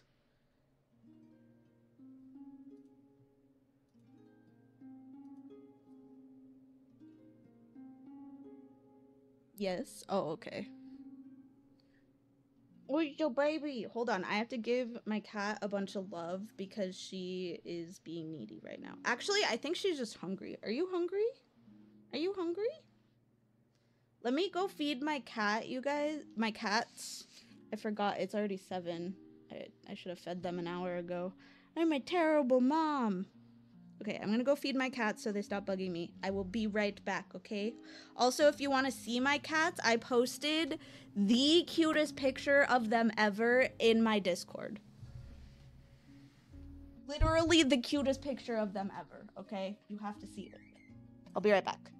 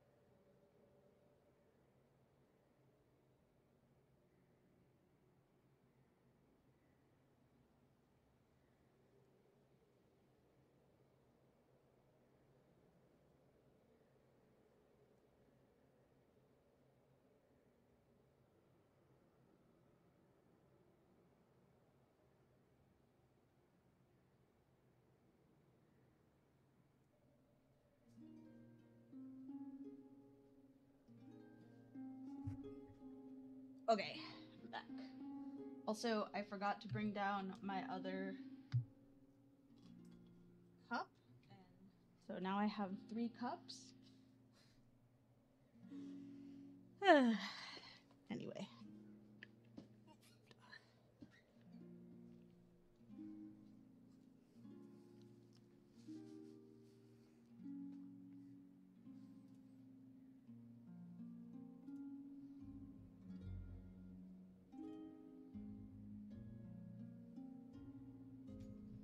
Oh my god, she's back! She didn't even want any food!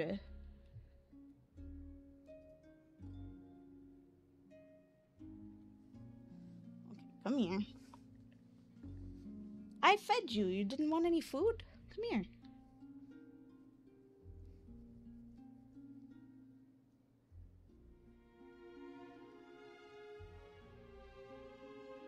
I guess I was wrong about them being hungry. Alright, let's continue on. Anyway, I assume you're here about you-know-what. Give me your hand. Actually, it's not that. There's something else we wanted to discuss with you. Oh. Then, do you still want to give me your hand? Or not? Sure.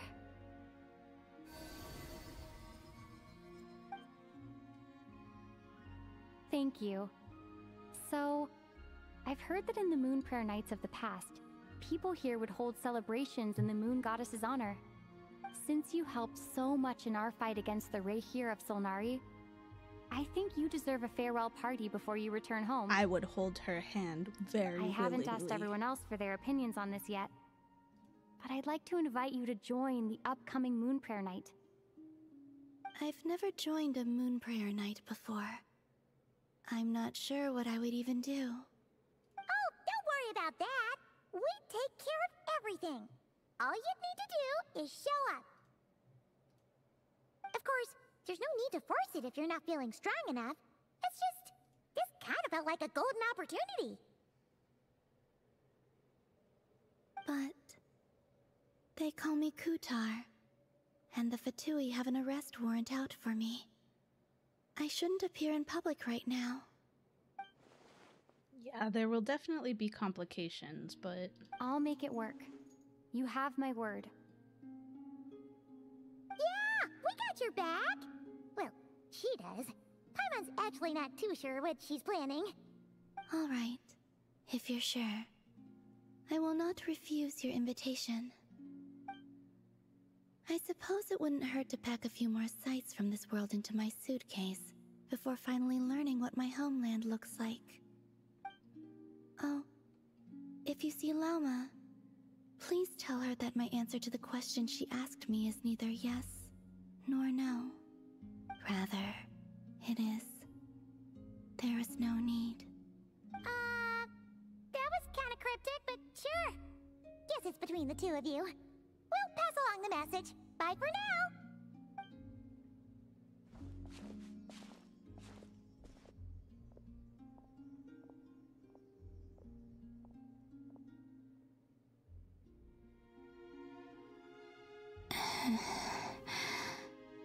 And also, I do not know. I assume that can't be good. Since she's agreed to join the festival, let's go see who else wants to take part.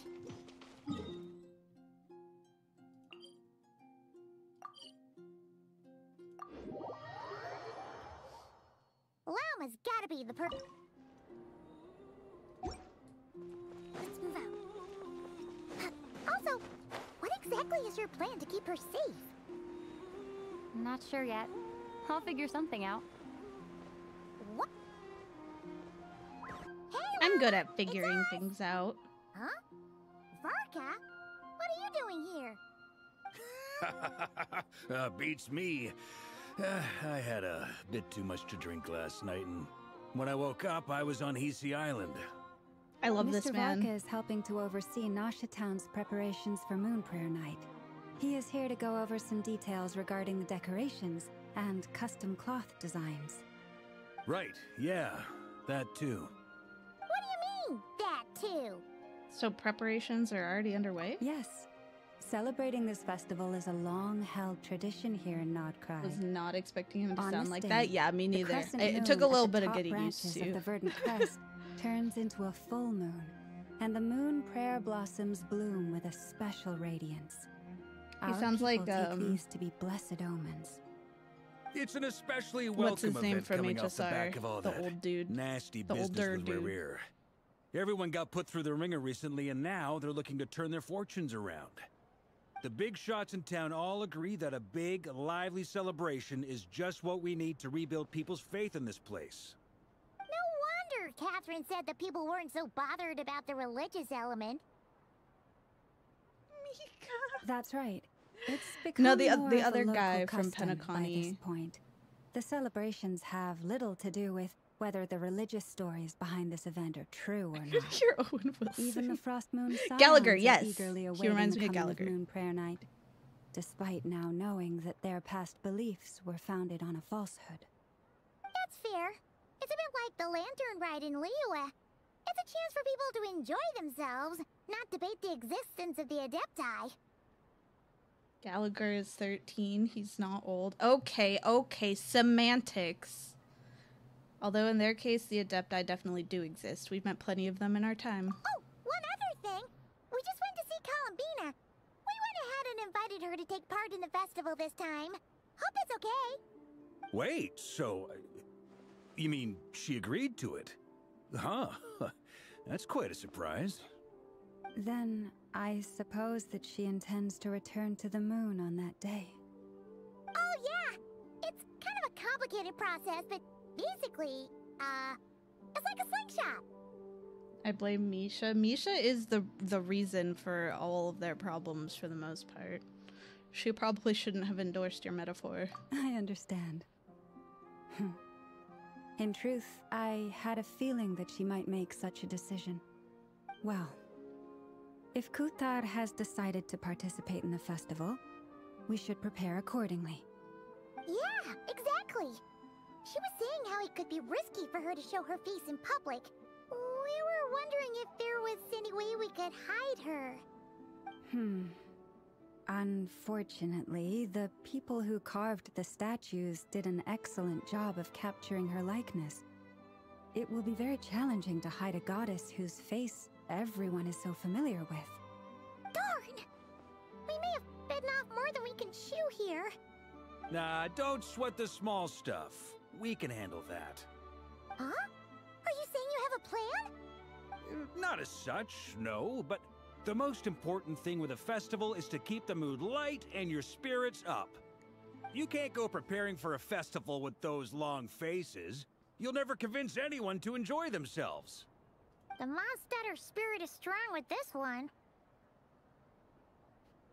As it happens, I agree with Mr. Varka. Let's start by making our appreciation for Kuthar the beating heart of the festive atmosphere. Like how Louis the And who 16th knows? tried to escape during Once the we get the revolution and ball got rolling, recognized because perhaps of everything will Chloe. just fall into place. Hey, did you catch that? Lama said the Oh, name! Or close enough, at least. curses. The consequences of my own I'm actions. looking forward to the Moon Prayer Night already. We have a festival in Mondstadt called Kitties. Windbloom. And you can always tell which couples are celebrating it for their first time by the smiles on their faces. Big, beaming smiles like their whole face is glowing. And I have a feeling we'll get to see that same smile on the Moon Goddess's face at this festival. Not quite the same, surely.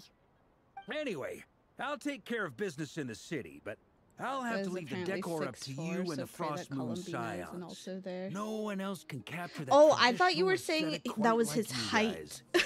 But lastly, there's the final key element that brings the festival to life. Companionship. I was like, yeah, I guess I could see him being 6'4". Before you leave, let me show you something that we've been preparing. Mr. Varka had asked to see it already, so you may as well tag along. Also, I have some further questions about Kuthar's decision.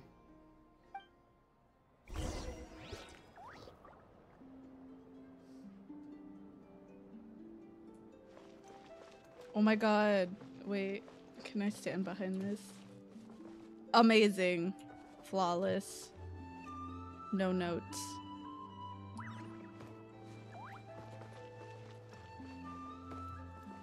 Wait, this one doesn't work. Lame. Huh, what's this? They sure look like they're having fun. I believe so. Kuhenki seem very skilled at playing drums like these, although I'm not sure where they learned it from. Maybe it's an innate talent? In their eyes, they're probably just playing with toys.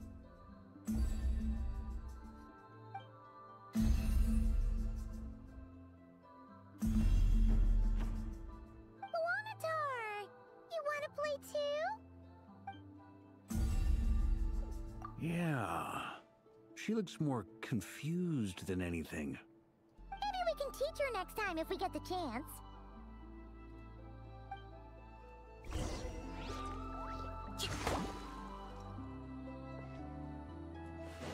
What are these floaty things? Moon veils. We hang them from buildings in the city during the festival. When you look at the sky through them, it creates a lovely misty effect.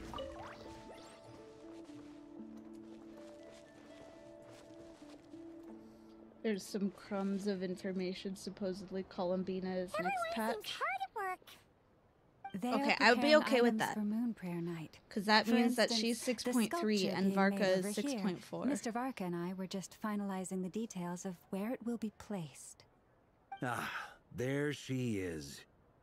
I didn't know the finished article would be so large. Not to worry, though. All the necessary arrangements have been made. Just let me know once it's ready, and I'll get some people to ship it over. You have my thanks. And over here, we are preparing a very traditional confection.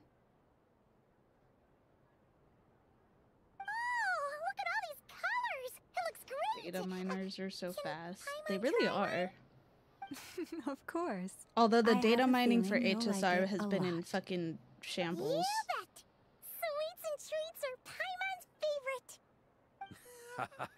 If you included those in the Feast of the Moon, I bet Paimon would have joined the Frost Moon Scions by now. There will also be verdant crests like this present in Nasha Town during the festival. The timing of Moon Prayer Night is not completely set in advance. We make a rough estimate, then observe the changes in the verdant crests and moon prayer blossoms to guide us. As such, the wait itself is a fun feature of this particular festival.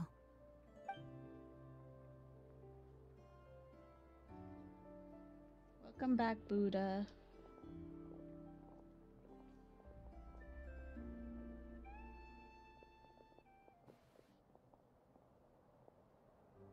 Let's talk here.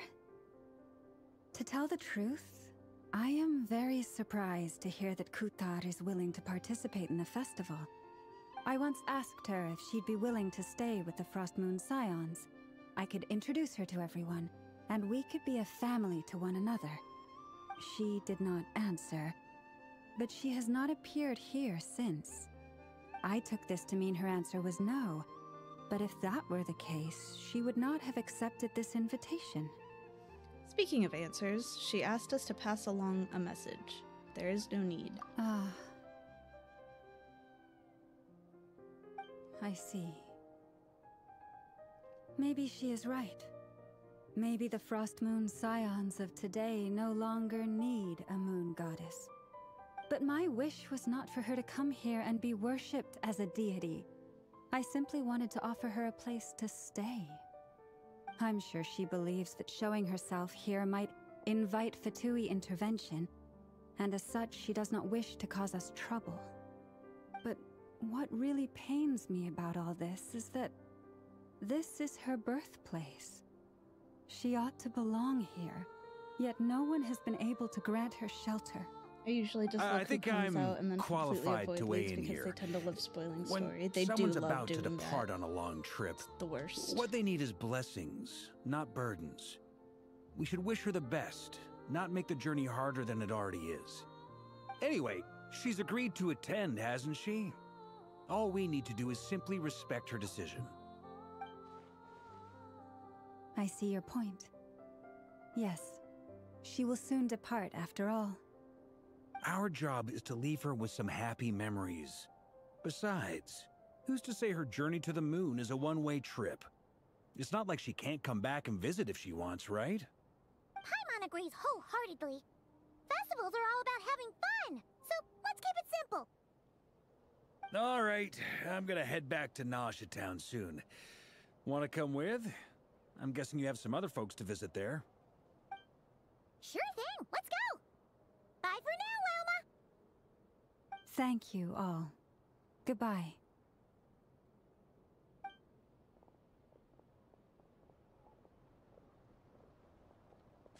A traveler needs blessings, not burdens. It sounds good in principle, but will blessings alone be enough for Columbina? Probably not.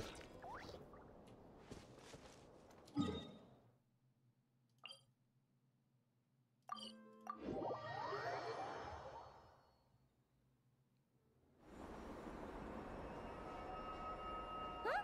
Hey, over there! It's Durin and Albedo with Flints! What could they be chatting about?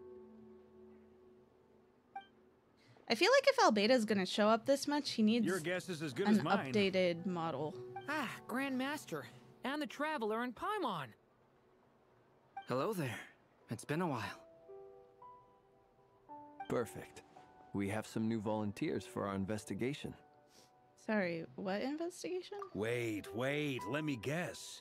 The righteous Lightkeepers are finally ready to hunt down the Abyssal Dragon? Haha.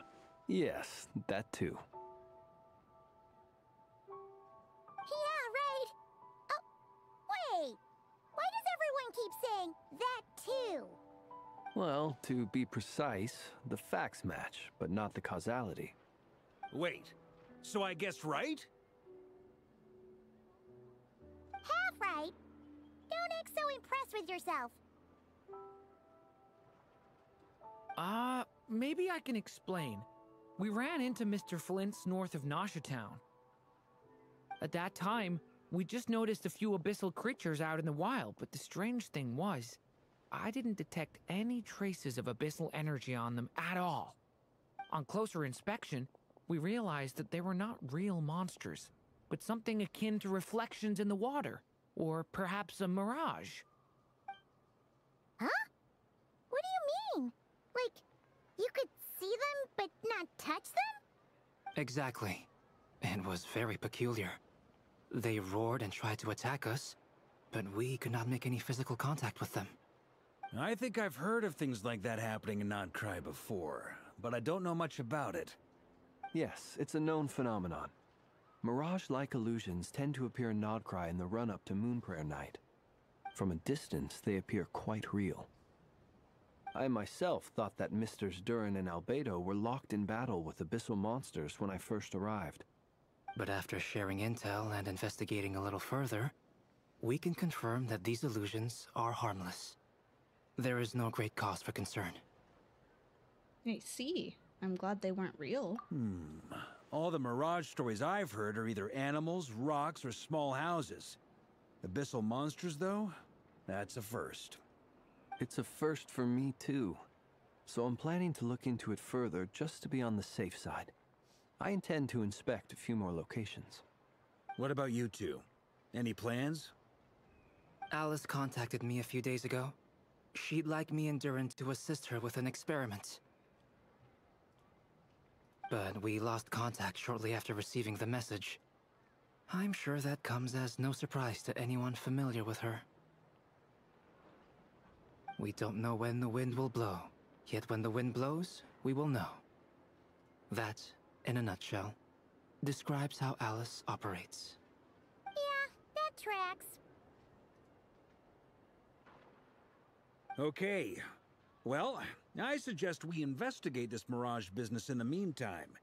It's piqued my curiosity, and I'm pretty sure I know someone who will already be 10 steps ahead of us.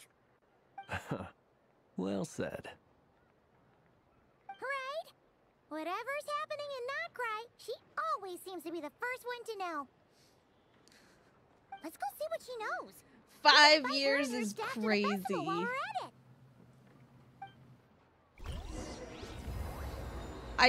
I do feel kind of gypped though that Let's move out. we are like, this is not Snezhnaya.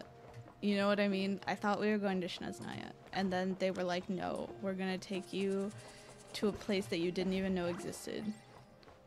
just so we can like elongate the story. Because they don't want it to end.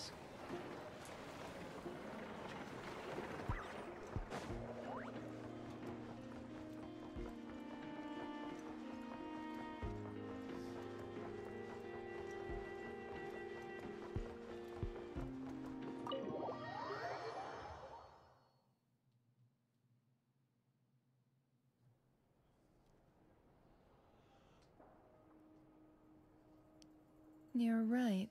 I have noticed. There's certainly We're getting a lot of something payouts little for stuff fishy they've been about this building towards, though. situation. True. Only a little, though. Very true. Records indicate that this phenomenon can occur in the days before and following Moon Prayer Night. That said, it has always been a rare sight in the past. The odds of encountering these phantoms are similar to looking up in the night sky, happening to see a shooting star, and managing to make a wish before it disappears. But this time, either everyone's getting lucky, or they're appearing far more frequently than usual. Yehoda's out gathering intel as we speak. In the meantime, let me check off some points of interest. First, the Abyss. The ones we saw seem to be abyssal monsters. Indeed. But we have identified one location where many more of them have made an appearance. And not just monsters, but human phantoms too. Given the scale and nature of the phantoms, it's almost as if someone's last memories are coming to life. Or perhaps the memories of multiple people. Oh. So you mean I hope Diluc gets the an phantom updated monsters model. are hunting down the phantom humans? Exactly. The phantoms can interact with each other, but we have no means of intervening. In addition, some of the human phantoms would seem to be from the very distant past. This is clear both from the clothing they wear and the stories they tell. They claim to be from Hyperborea, a name which I've heard from Lauma before. If this is true, it means they must be from 6,000 years ago. Did Paimon hear that right? 6,000 years? Paimon, what are you counting? It sounds like this merits further exploration. That'd be a big help. I'll leave it with you, Albedo. My knowledge of ancient history is non-existent. I used to doze off every time the pre-Knights of Favonius era came up in class. It's quite a miracle that you were able to understand these phantoms' speech, given how long ago they lived. I suppose you're right. But I'll leave the archaeologists to ruminate over that conundrum. As an intelligence broker, my sole interest is in the value of the information I gather. Which, in this case, hopefully means earning myself some good favor with our dear Lady Moonchanter. So calculating. Whew, this intel broker logic always catches Paimon by surprise. Sounds to me like we could split the work up. I think the abyssal phenomenon is best left to Albedo, Flint's, and me. Agreed. It coincides with my duty as a lightkeeper. For my part, I'd like to understand the abyss better. Even a little knowledge would go a long way. This is certainly a rare opportunity to study the Abyss. But even rarer, perhaps, is the chance to make contact with the Ancients. The Curatorium will take the lead on investigating the Hyperboreans. We put in the work to learn what we know so far. It seems only fair that we get some quantity of exclusive intel.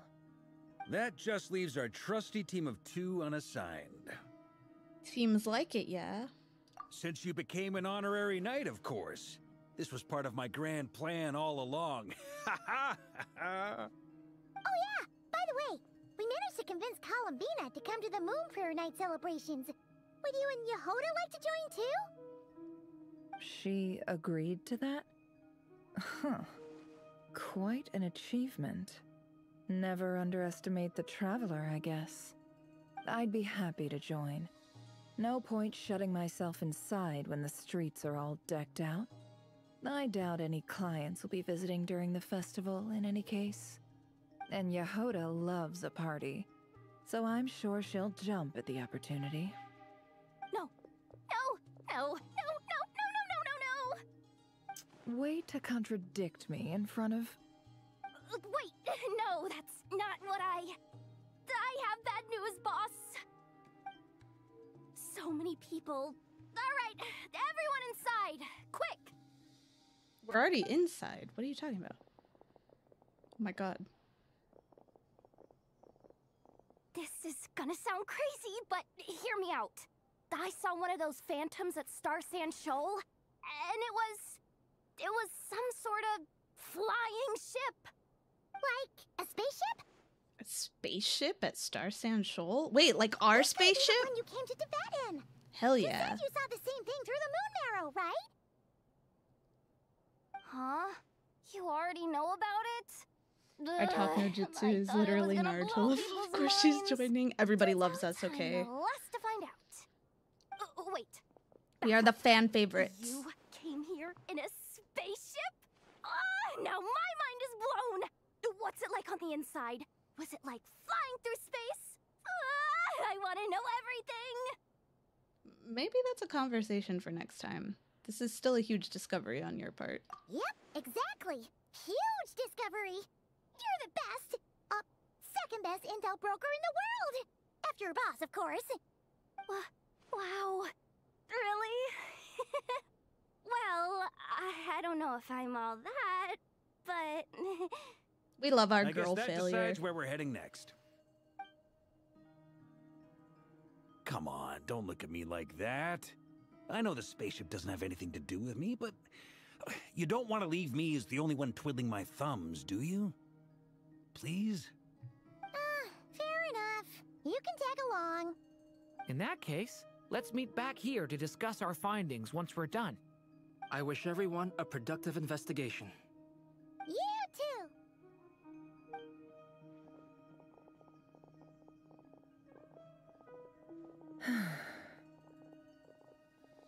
What's up, boss? Aren't we gonna head out? Tell me, Yehoda, when did the curatorium start giving out intel for free? Oh no. Sorry, boss.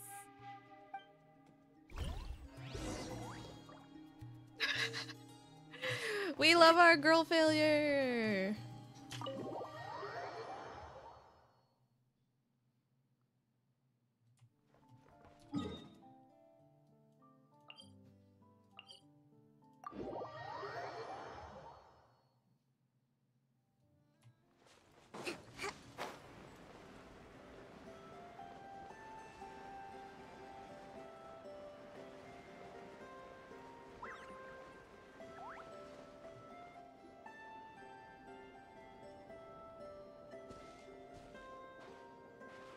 Well, what do you know? Yehoda was right on the money. This phantom really is your spaceship. But that's so weird. Why would it show up here? Is it some kind of projection? Or a ghost? Like, maybe it no longer exists, but somehow it left an after image?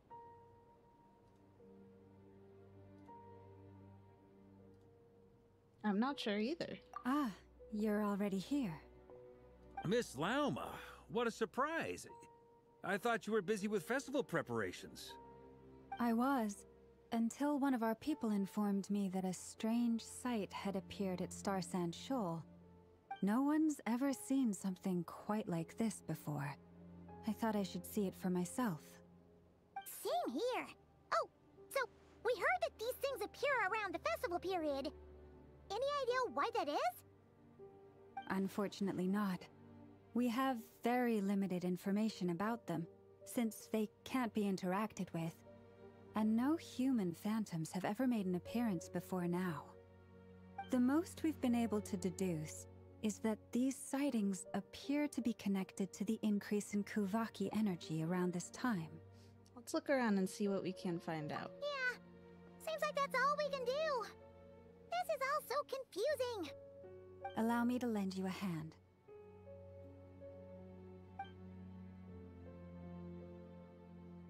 This spaceship is really sick looking.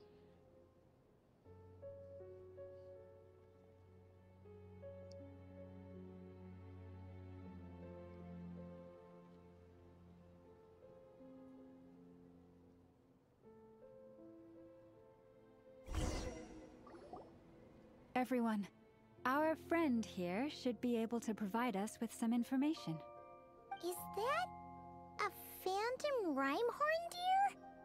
I've heard about how the Frostmoon Scions live in harmony with the animals, and can even communicate with them. That's coming in handy now, for sure.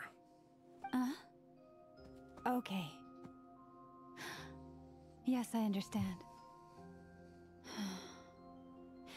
Forgot Then how about this? She's like Snow White. She can just talk to animals. Oh, it's leaving. It appears to share our curiosity about this giant spaceship, so I asked it if it wouldn't mind investigating along with some friends.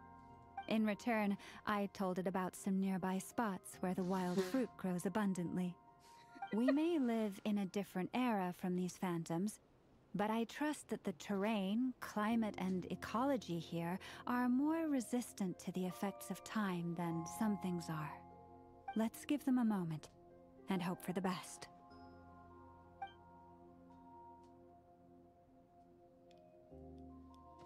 All back together? Must have been a lot of fruit. Indeed. Now let me ask them some questions.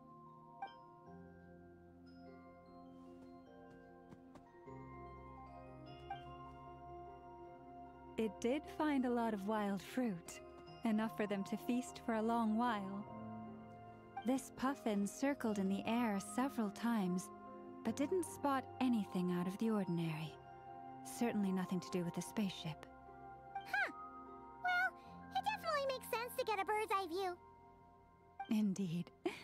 Other than that, I was also thinking that the world these phantoms see is also different from ours. Oh, I get what you mean. The wild fruit exist in both times and spaces, but there might also be things that only exist in that space-time, which we can't see. Because we don't see their whole world, we only see small fragments. Good point. Great thinking, Lauma. Blunthorn rhinos can use kuvaki to shift great rocks, but this one says it couldn't get that ship to budge by even an inch. The sniffer mole tried too, but despite being a skilled digger, it could not get through. They say that the spaceship looks robust and undamaged. It seems completely impervious to any and all attacks. Whatever lies within is well defended from harm. So, just like us humans, there was nothing they could do about this spaceship either. Yes, still, they deserve our thanks. We are grateful for all your efforts, dear friends. Now go, and enjoy your feast. I've noticed some other human phantoms gathered nearby.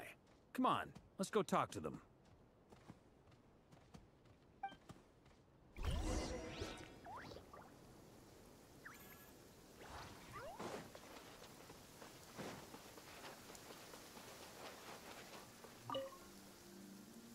What is this thing? I've never seen it move, and there's no way to get inside. Goodness knows. My grandpa says it's been sitting here at least since his grandpa was still alive. What about his grandpa? Did he say anything to your grandpa's grandpa about it? Huh? I don't know. In all likelihood, it was here back then too. Hard to imagine something this huge could move. Guess that means that as far as they're concerned, this ship's been around a long time.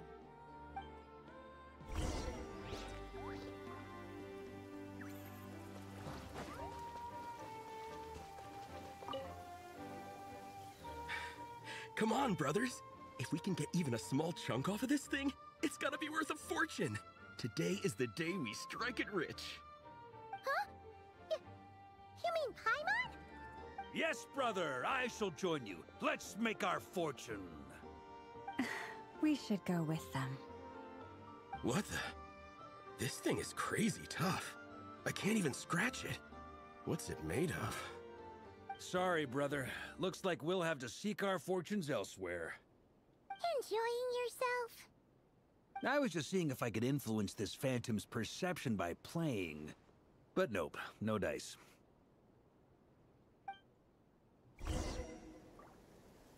I'm sure we're all starting to build up an idea of what's going on here now that we've spoken to some of the people.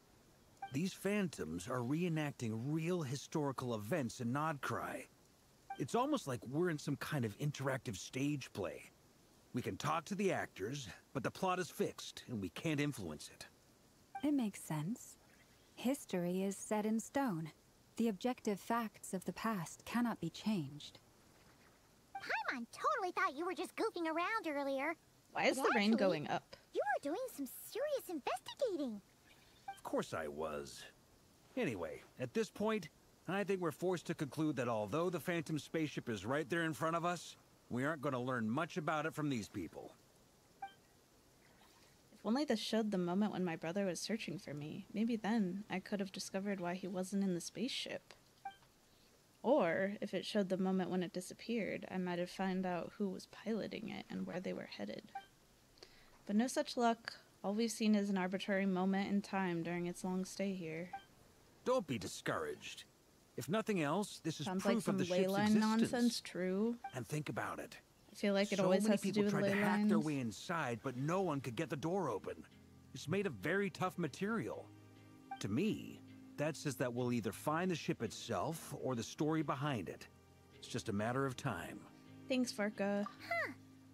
Every now and then, when Varka gets serious, he actually does seem like Grandmaster material for once. I wonder how the others are doing. Let's head back for now. Sounds good. Also, drinks are on me if Team Knights of Favonius is the first to finish. Wait, we have a team name now? Am I in Team Knights of Favonius as well? You're very welcome to join. We've even got a cathedral ready for you.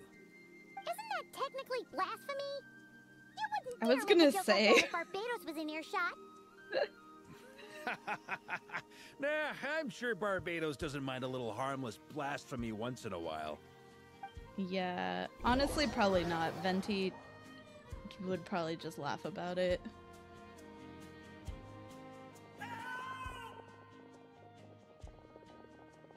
Oh, no! Get away! Oh.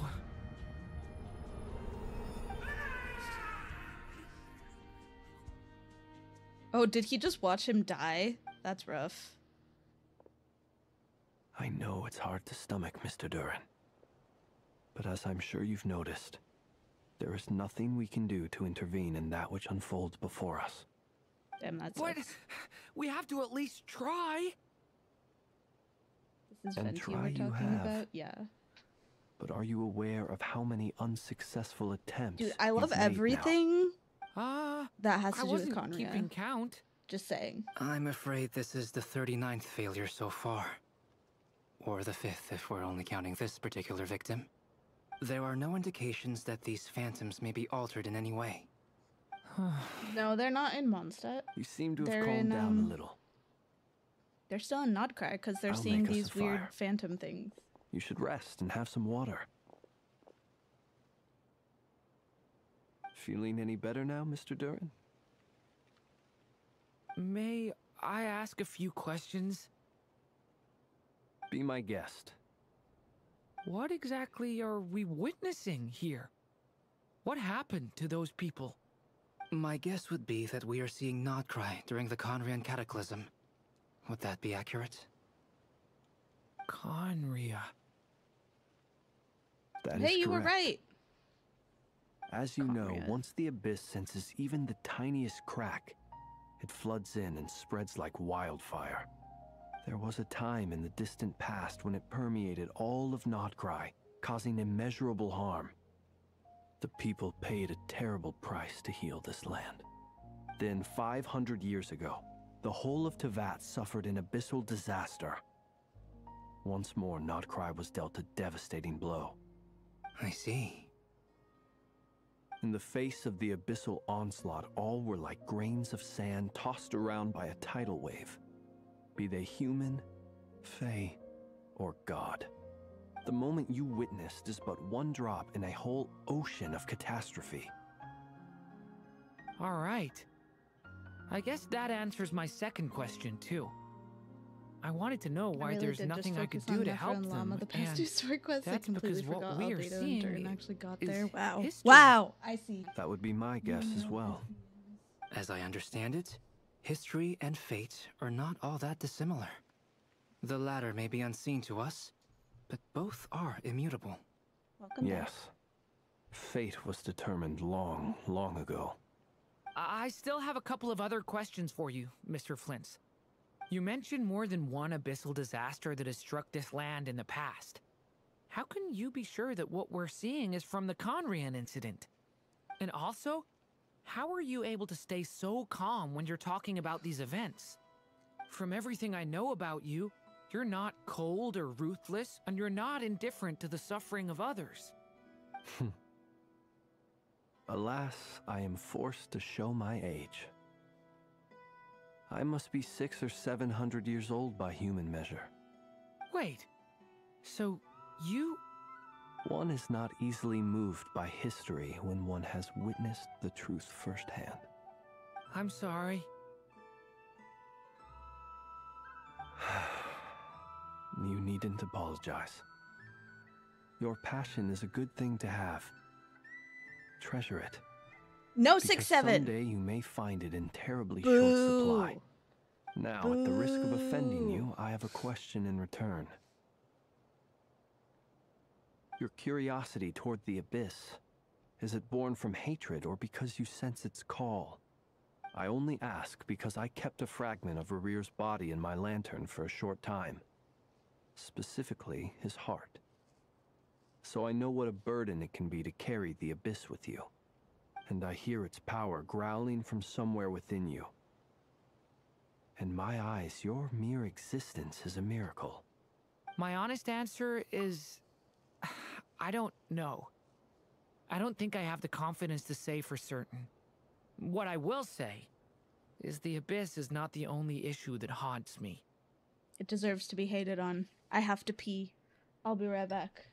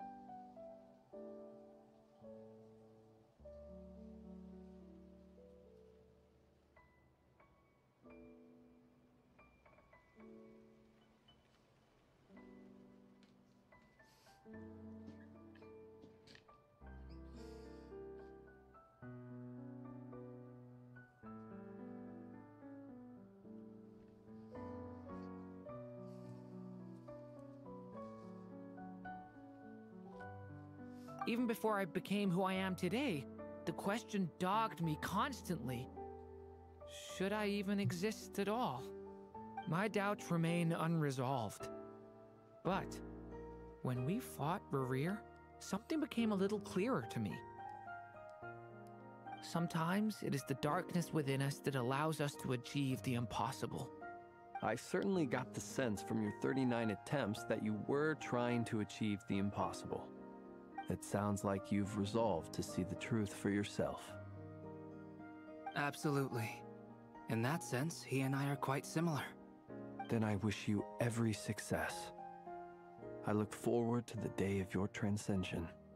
Well, if everyone's caught their breath, I suppose we should head back. Oh, and one last thing. I'd appreciate if you kept our discussion about history a secret. But then I realized it's like the first meme that wasn't actually being a public nuisance or causing bodily harm, like the stupid-ass devious licks trend or eating Incredibly, Tide our Pods. separate I'm just like, investigations okay, led fine, us you can all have to the this. same conclusion. The only thing I hate Hooray is where for it came from. consensus. Yeah. But most people don't we even know where it came barely from, learned so it's anything, fine. though. I totally It's thought this would fine. be the mother lode. Talking with the ancients? I mean, come on. But nope. All we got was useless snippets of conversation. And all this stuff about moons and... Charlie made a video on it. Hyperopia. That's how I What a know. load of baloney. Seems like people back then had a few screws loose. I understand your frustration. We found the same issue. Each phantom only showed a very brief moment in time. There isn't much value to be Man, found every time in I these play this game, I'm like, miscellaneous Llama fragments is of so a hot. civilization's history. No They made matter such how a hot glorious it character may in have been. Genshin. If there's a silver lining, it's that these phantoms are harmless to the present reality. They shouldn't get in the way of the festivities. Paimon agrees. And not just because it's the I first absolutely thing she am a understood in this whole boomer when it comes conversation. to these memes that come and go. The only reason I know this You one look is because of the disappointed, Charlie video Nefer. I watched. Is something the matter? What do you think? We all worked our tails off, but the only one to gain anything from it was you, Lady Moonjanter. Well, please do share the Hyperborean records with me. I will gladly inscribe them in our people's documents. Oh, duh! Yeah! That was it! Hyperborea! Hyperborea. I'm serious. Only an expert in the Frostmoon Scions and their history can turn these records into valuable research material. The alternative is to let them gather dust on the Curatorium's storage shelves until the pages turn yellow. Nefer, you're wise enough to know that cooperating and sharing the profits is the best course of action here. Well, that goes without saying. Sure, let's do that. Huh? But didn't you say we aren't supposed to give out intel for free? Sorry. Shutting up. Now is not a good time to push Nefer's buttons. Anyway, back to Moon Prayer Night. I'm thinking that we should prepare something a little special, aside from the usual decorations and so on. You mean a parting gift? Can't go wrong with food. Although, does food go bad on the moon? Perhaps a lantern would be a better choice. It might be dark up there. It could prove difficult to light a lantern on the moon. Magical stones might serve that purpose better. True, there's What no about oxygen in space. a clockwork mecha model from Fontaine? I've got a whole bunch at home. I use them for fighting practice in my free time. None of these sound like things she would be even remotely interested in. When Llama But we first got don't announced, interact with everyone her turned enough into to Adam know what she Levine. likes. So true. Yeah. I Would really was save us that the text guesswork message. if someone could find out what she's into. Wait, what the? Traveler? They're all looking at you. It's not that I don't agree that the 6-7 thing is good. It's or like one of the better memes to come out. I swear to God, it's just this one Charlie video talking about where it came from. Let me show you the video so that you don't think I'm just hating for no reason. I have to find it though because there's he makes 5 videos a day.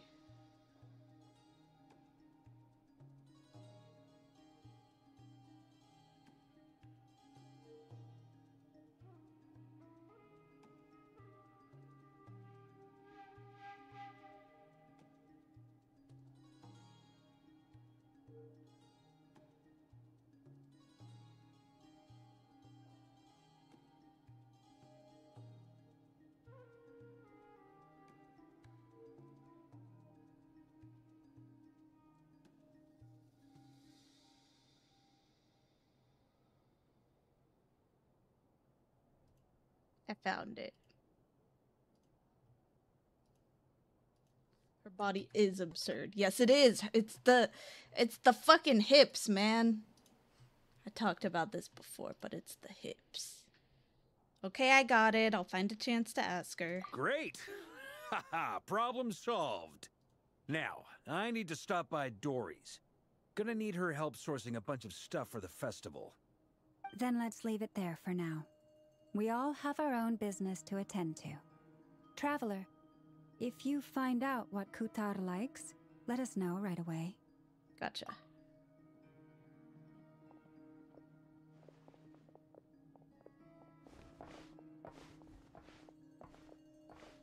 Is something the matter?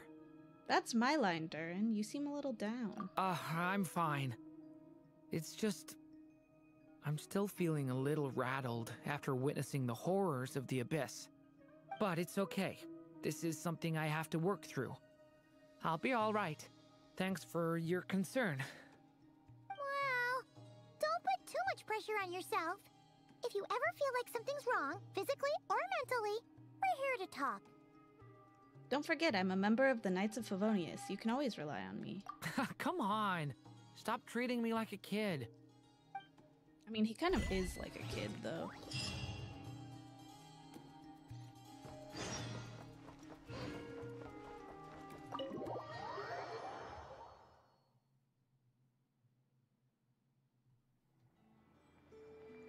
$1,700 miles.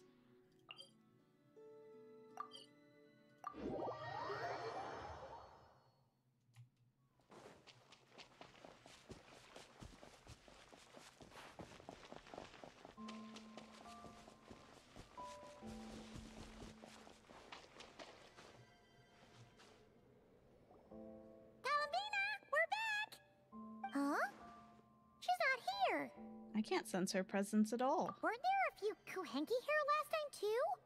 Where did they all go? Why am I saying it like this?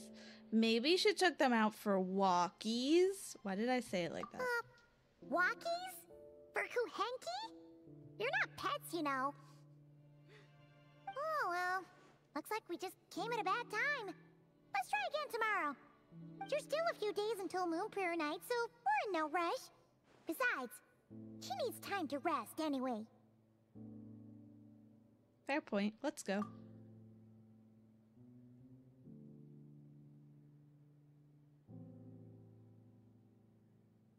Kalamina! Are you back yet? Oh, how strange. Looks like she still isn't here. This is a bit odd. Right? It's not like her to spend so much time outside. Especially since she's worried about attracting unwanted attention. By the looks of it, she hasn't been back all day. What about Luonatar? Luonatar, you there? Hey! Do you know where Kalambina went? Traveler's getting brain rotted. Sorry, didn't understand. You want some walkies? You want to go out for walkies? Could you take us to her? Sounds like an I don't know either to me. Yeah, that's even stranger. Paimon, look, the flowers. What about them? Oh, that's not good news. They change color when Kalambina gets weaker, right? And they look super pale right now. Let's go. We've got to find Lauma. Good idea. She might know what's happening.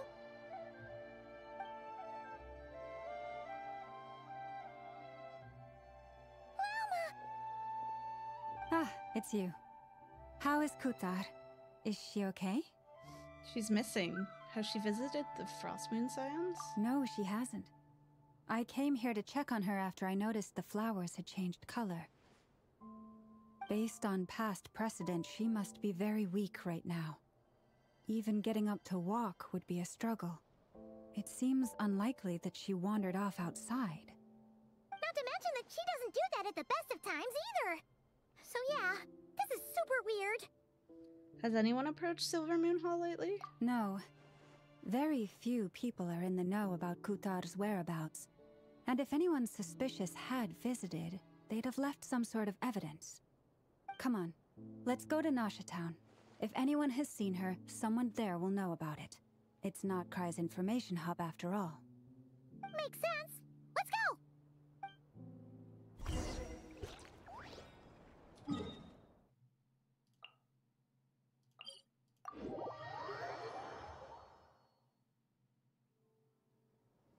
It's like they kill her off before they like let us pull for her.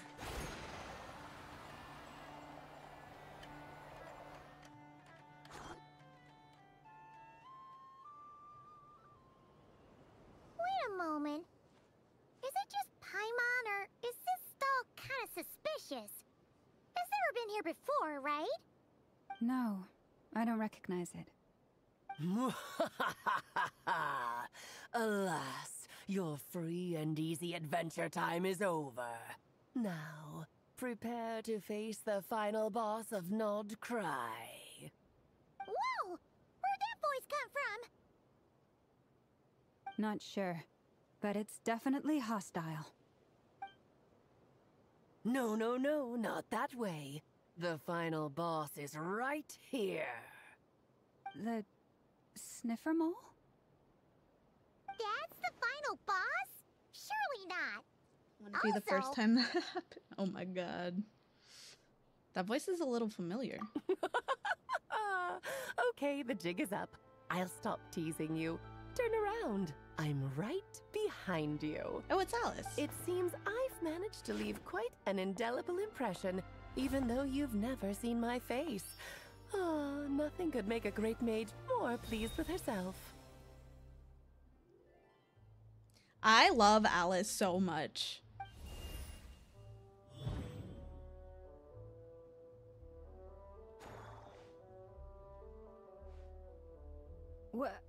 What is going on? I've heard that all the big shots in Teyvat have long, wordy titles that stun people speechless when they make their entrance.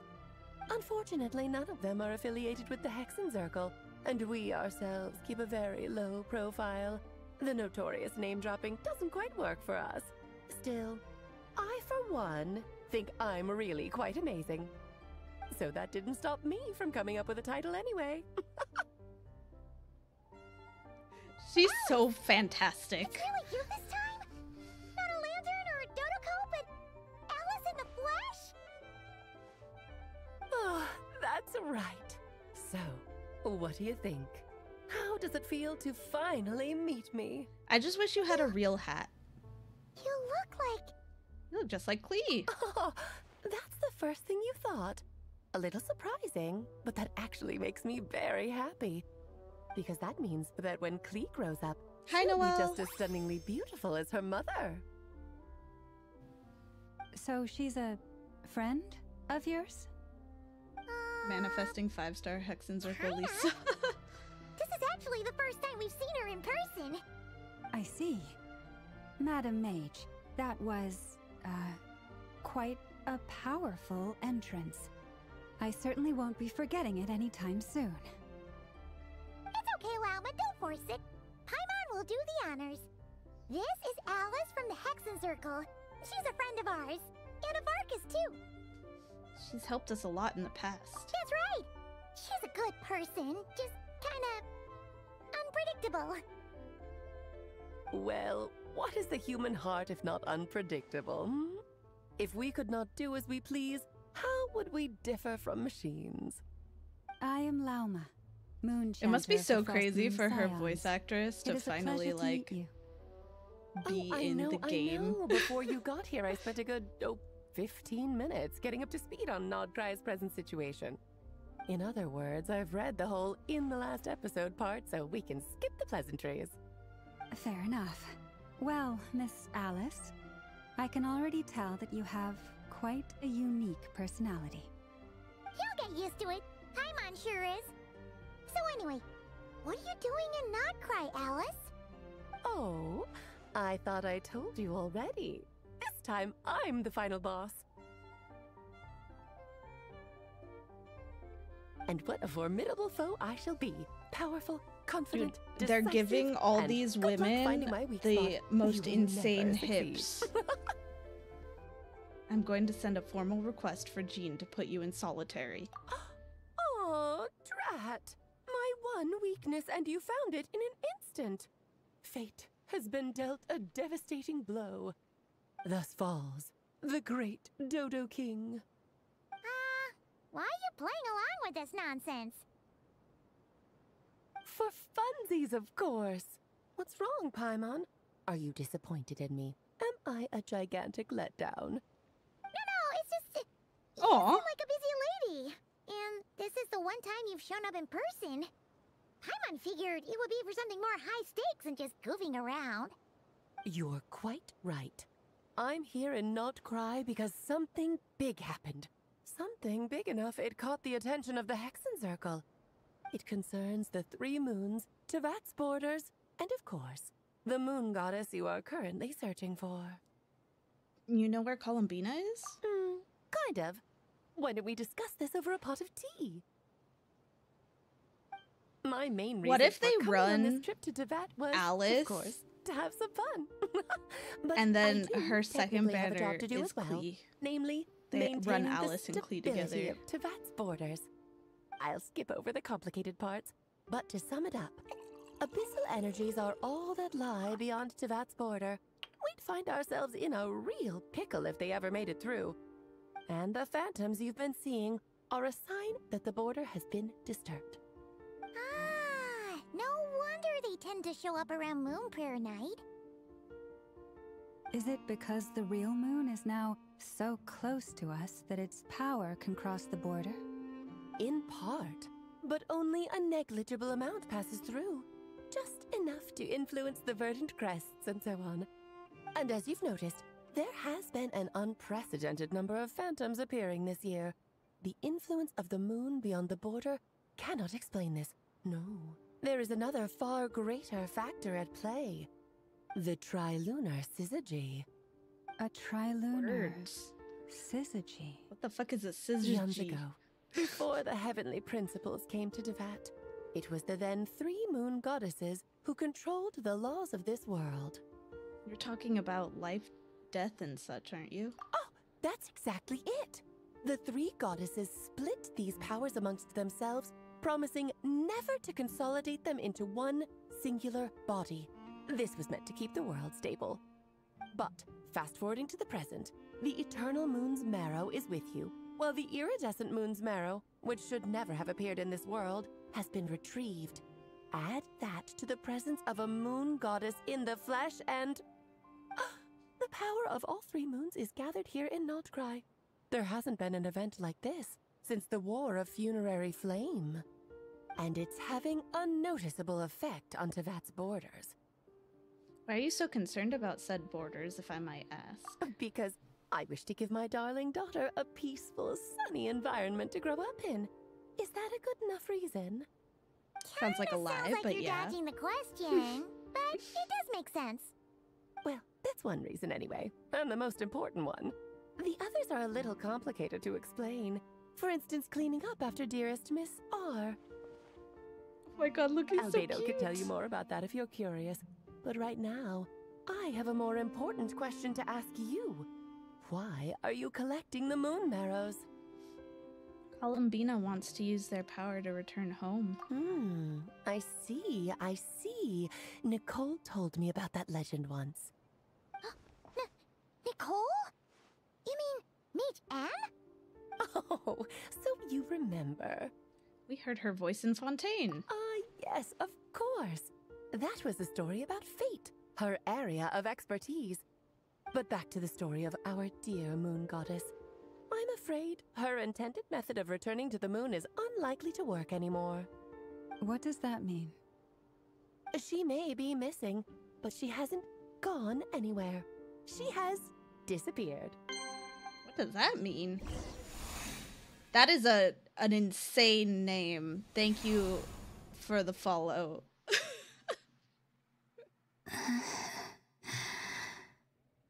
My body is so heavy.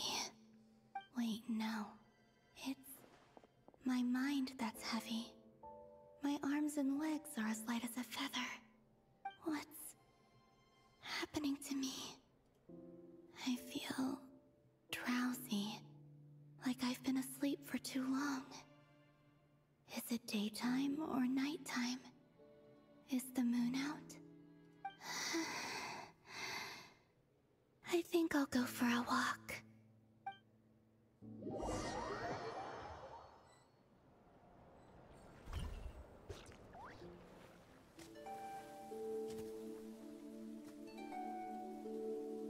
Are you out for a walk too? Huh?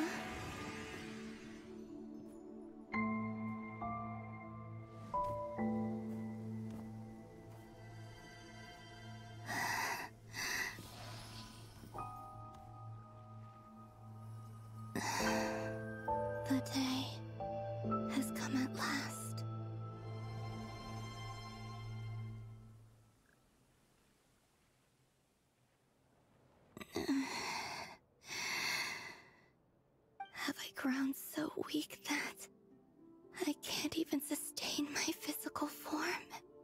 But Moon Prayer Night is nearly here. I was so close to returning home. Death is near. Is this how it ends for me? Will I return to the moon after I disappear? Or... I don't want it to end like this. So far, at least, I still exist. Even if not physically, I can still feel. But as my power wanes, I'm sure that too will fade. I suppose I might take one final look at this world. The world where I was born.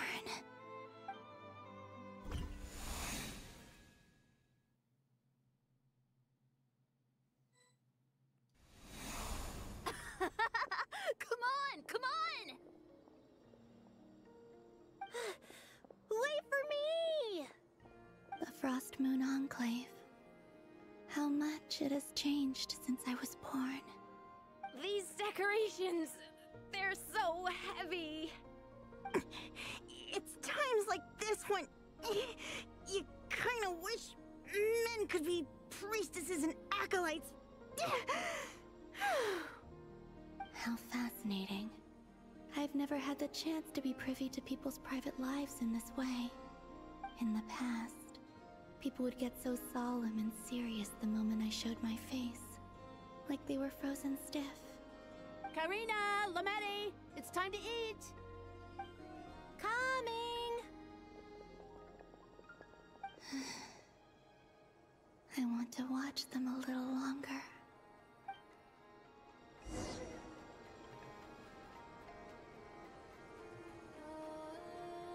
Oh, she doesn't walk, she just floats.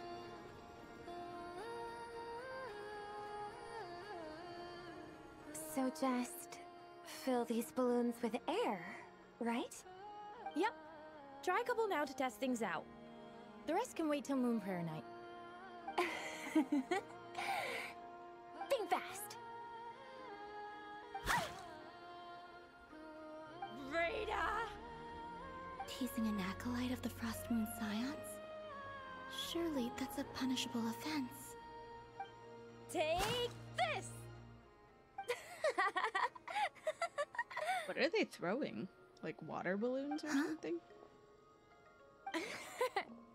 Alright, enough horsing around. Lady Lauma gave us a task. We should get back to it.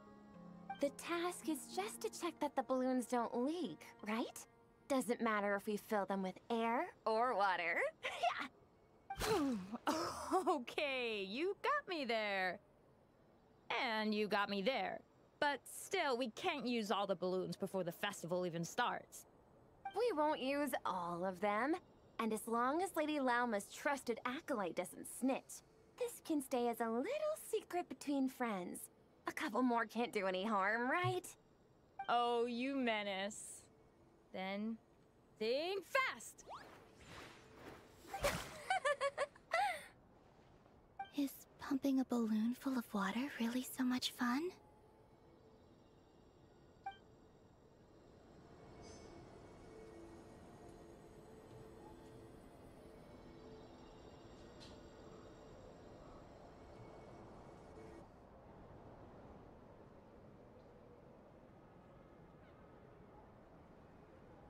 I'm sure you're both tired from playing all day. Come on, eat up. A plain, humble meal. That has always been the way of the Frost Moon Scions. Huh? How come Lametti got a midsummer berry dessert? Oh, I always get Lockaberry. I don't mind sharing. You can have a bite of mine if I get to have a bite of yours. They're sharing food? I've never shared food with anyone before. Even at the Harbinger tea parties, everyone just ate off their own plate. And when I couldn't finish my food offerings from the Frost Moon Scions, they'd leave the leftovers out under the moonlight for the animals to claim. Hey! That was 2 bites! Oh, then you can have another bite of mine. Oh, you too. Oh, don't fret now. Here, have some of Granny's too. So this is what it means to be family.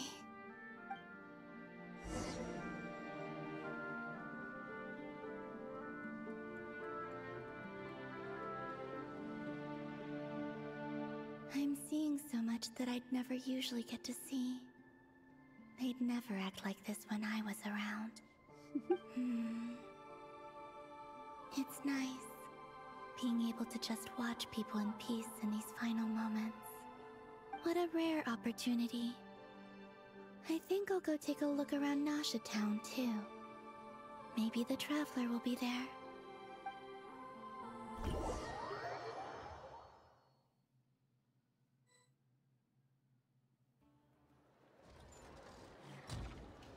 After the War of Funerary Flame, the Moon Goddesses were no longer recognized by Teyvat. They lost the whole foundation for their existence. That's why the Moon Goddess's strength is fading. She cannot withstand the world's rejection of her. It's just like what Columbina said. The world itself is rejecting her. To be more pedantic about it, the Moon Goddesses did something to offend the heavenly principles, and that's why they were ousted. Something of a recurring theme in Teyvat's history. I was gonna say, dude, the heavenly principles Theoretically, suck. speaking so candidly should put me in their crosshairs too, but they can't tell me what to do. I'll say whatever I want. Anywho, we the love Moon Arrow energies were but a drop Alice. in the bucket for her, and that battle against the Ray Hair of Solnari only weakened her further. Fortunately, it happened close enough to Moon Prayer Night when the Kuvaki concentration here is high. That's the only reason she managed to survive this long. What do you mean, fortunately? You said she disappeared. We're too late. Ugh, what a headache. I thought this was all common knowledge. I guess I have some more explaining to do. Okay, buckle up. It's time for another lecture.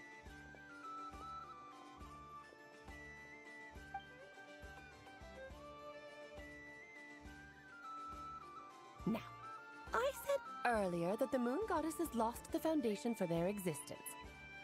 The reason for that has to do with the natural order. Basically, the rationale for their existence in Teyvat was lost. The same logic applies to the present Moon Goddess, too. Consider her existence so far. Her comrades in the Fatui called her Damselette. And she was worshipped as Kutar by the Frost Moon Scions. But these connections have now been severed, whether by her hand or yours. So, the rationale that once sustained her existence is now gone. Wait, we did that to her? Oh, well, strictly speaking, yes. But let's not start pointing fingers, shall we? I'll only end up as the big bad villain, and that's not the kind of final boss I want to be. If you're making light of this, hopefully that means you have a plan? Of course I do. I'm only the greatest mage in the whole entire world. Now, if you wish to find your Moon Goddess, there are two problems we need to solve. Firstly, we'll need to strengthen the connection between her and Teyvat, at least enough to sustain her until Moon Prayer Night. Strengthen her connection. But does that mean I'll have to rally all the Frost Moon faithful behind this? I'm afraid a bygone faith and a former home won't be of any help to her now. Do you know her name? Her name? Oh, yes. Names are very important things. A name is a fundamental concept that anchors one's entire existence. I asked her once, but she said she didn't know. Then your first job is to find it. As a Moon Goddess, I'm sure she must have a name she identifies with. Neither Columbina nor Kutar is her true name, and she's never really accepted either of them. So, finding out her real name is enough to sustain her existence? Yes, I know it sounds like a small step, but every journey begins that way. So for now, that's all we need to focus on. The second problem is with her plan to use the moon marrows to return to the moon. Unfortunately, piercing through the false sky will take an enormous amount of power. Given her current condition, she won't be able to provide anywhere near enough power, even if she recovers her physical form. But no need to fret. Nicole's the expert in this field, and I'm sure she'll figure something out. Wait, Mage N is going to help us out too? That means we've got 2 Hexacircle mages on the case. This is turning into a pretty big deal. Actually, this is more of a side quest for me. Like you said, I'm a busy lady, so I can't stay for too long. I'll have to return to Tevat's border soon. Thanks for telling us all of this. That's the upside you get for looking out for my little Klee. Hopefully that will incentivize you to carry on keeping her company in the future. Anyway, jokes aside, you'd better get moving. It will take quite a miracle for the Moon Goddess's consciousness to hold out till Moon Prayer Night. Oh, I suppose I might as well tell you where Nicole is before I leave. Off you go now. Time to meet your new friend. Oh, yes, and a little suggestion. Don't forget to mind your heads. What? That sounds kind of scary. I wonder how Durin's doing. I should really go see him before I head back. You really are super busy. I most certainly am. There's so many children I have to keep tabs on just in Mondstadt. Durin, Albedo, Venti, Varka. There were some unexpected names in there. Klee didn't make the list, huh? Of course not. Klee is my pride and joy. I have no qualms about her, because she's the best child in the whole wide world. Yeah. Klee's a little angel. A little angel who glad likes you setting agree. things on fire. Well, all the and best. bombs. See you when I see you. Lots of bombs. She left in a hurry. Yeah. She didn't pack up her stall. Should we handle it for her? I doubt that's necessary. A mage of her abilities doesn't need our help. I must say, I'm now very curious about her daughter. Klee, wasn't it? What's she like? That's a long story. Come on, we'll fill you in as we go. I wonder how people are gonna wear her wig and hat thing and a hoge. The hoge is easy. I think the hard part about the wig is those circles that go around the bottom of her twin tails. Like, I don't know how you're gonna get them to just sit like that.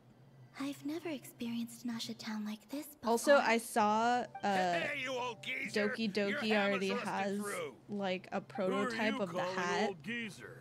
It just looks so silly. Like, it's correct, but it looks so silly in real life. I'm looking right at him. Yeah, You've really gone you should go downhill look at since it. Giving your daughter free reign in the workshop. Can you even swing a hammer anymore? It shouldn't take you days just to fix a single chair. You might as well. Farina use that has a hammer pretty to crazy curly massage Q my too. back for all the good it's doing. Don't run your mouth. On or her you'll wig. get a back massage that'll put you in bed for the rest of your life. Look, the materials haven't arrived yet, all right? You know how busy it gets in the days before Moon Prayer Night. I'll bet you send all the materials to your little princess. Blood's always thicker than water, huh? All right, you've made your point, Uncle Koski. As soon as the materials arrive, fixing your chair will be the #1 priority. And Dad, if you've got time to chat, why don't you lend me a hand, See? Lolka knows what the score is. I guess they're friends. But the way they spoke to each other was so ugly. Then again, it wouldn't be the first time I've seen something like this. Columbina! Sing outside my door in the middle of the night one more time, and I'll unscrew your vocal cords. You hear me? Oh, Zandrone. So that was her way of trying to be friends with me. I don't know about What a that. pity. I won't get the chance to say any ugly things in reply. What the heck? Oh, how sad. I can't call her names anymore.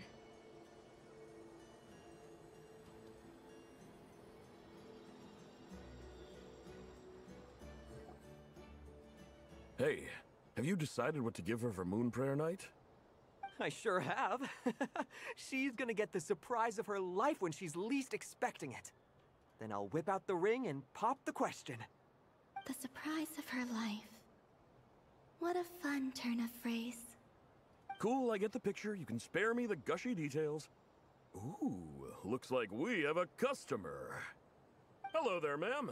Would you like some Moon Prayer Night candy? Huh? Is he talking to me?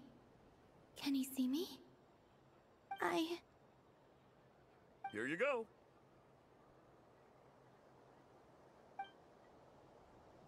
Oh.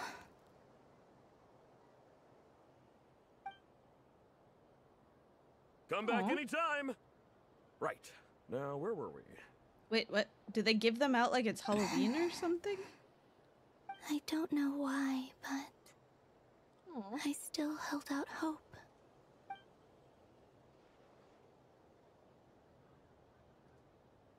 The most important thing right now is to find that mage. This name thing seems super important too, but where do we even start looking? I'd better go pay the Fatui a visit.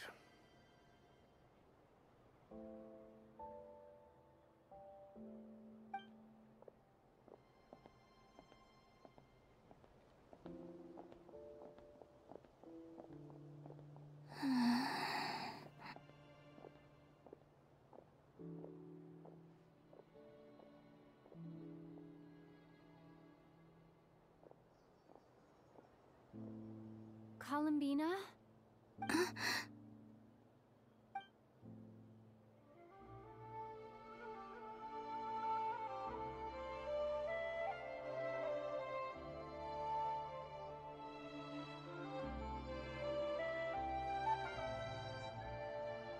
Traveler? Let's go! This is no time to be spacing out!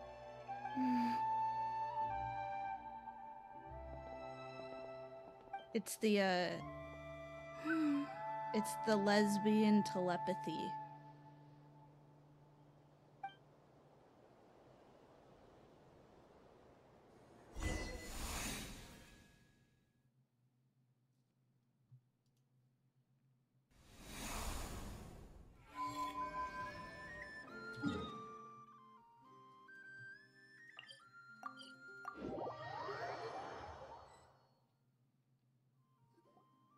Where are they going? They mentioned a mage and a name?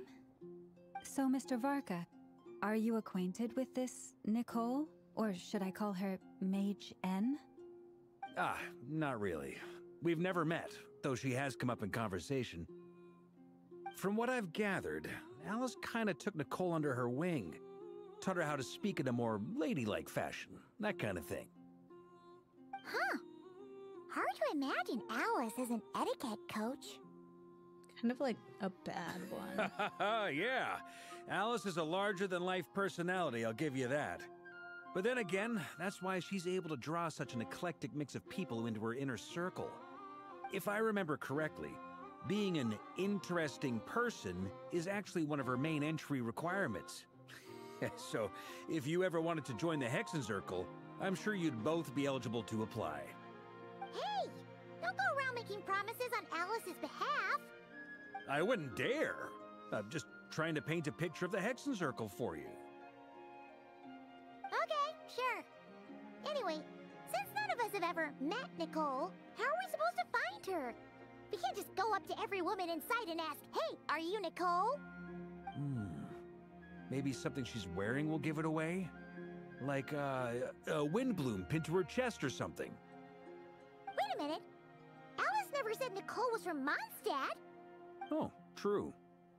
What about a tea set? I recall that each mage has their own cup. That would be this young lady, then? Nicole is so pretty! Hey there! Sorry to disturb you, but are you Miss Nicole? Varka, Knight of Boreas of the Knights of Favonius. Alice might have mentioned me before. Mm-mm. No. Have we got the wrong person? Sorry. Well, this is awkward.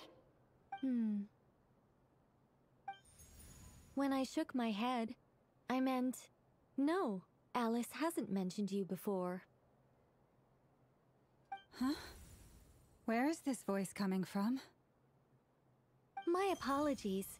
For certain reasons, I am unable to speak. This is the only way I can communicate with you. It might take some getting used to, but I hope you can understand. Hey, it's fine. I'm more shocked by the fact that Alice never speaks about me. I mean, As for you two, we have crossed paths twice before, but it is nonetheless a pleasure to finally meet you. It's really you! Thanks for all your guidance in the past! You're quite welcome. This time, things are different. We have reached the unwritten pages of the story. You might say that we stand at the crossroads of fate.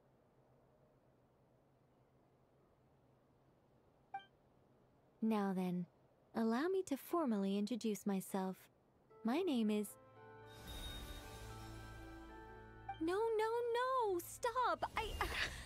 Alice! I can't believe it!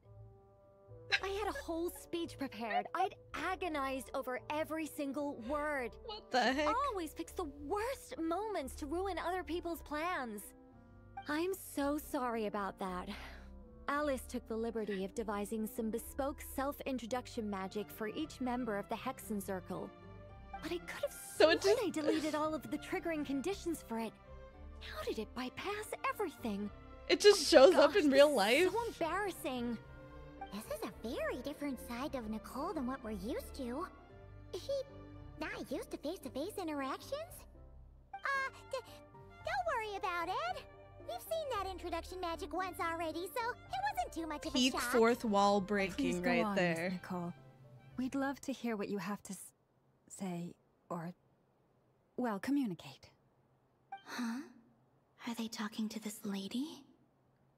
Alice said, "Oh wait, this is cool. Will I you like all the promise Fatui to intro. forget Let me get that that real quick." horrendously But embarrassing introduction? But I'll Sorry? copy your homework, but I'll Embarrassing? change it up a bit. When? Hi, Stacy. Among the words that hopped out just now, I saw angel. Yes. My name is Nicole, and I am one of a very few angels who have retained both their preferred form and their power. We have angels in this world? Since when have we had Traveler and angels? Paimon should be no strangers to this concept. There is another of our kind in Natlan. They call her the Lord of the Night. Alright! Paimon remembers her!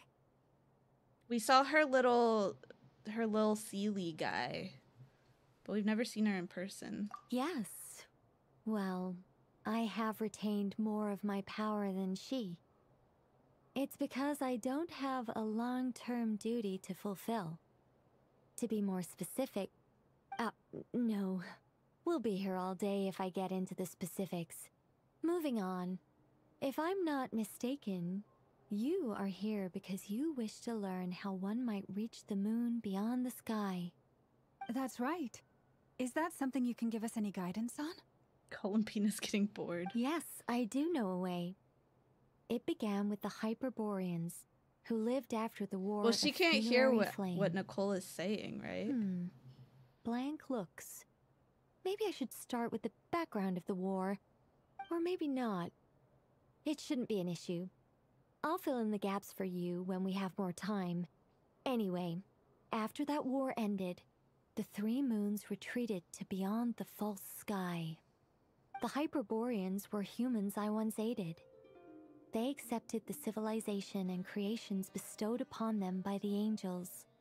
But despite accepting many blessings of the angels, many among them still held on to their faith in the moons. They were reluctant to accept the new order. Even after the War of Funerary Flame, they sought to contact the moon goddesses beyond the sky and receive their guidance. but all three had passed away by that point.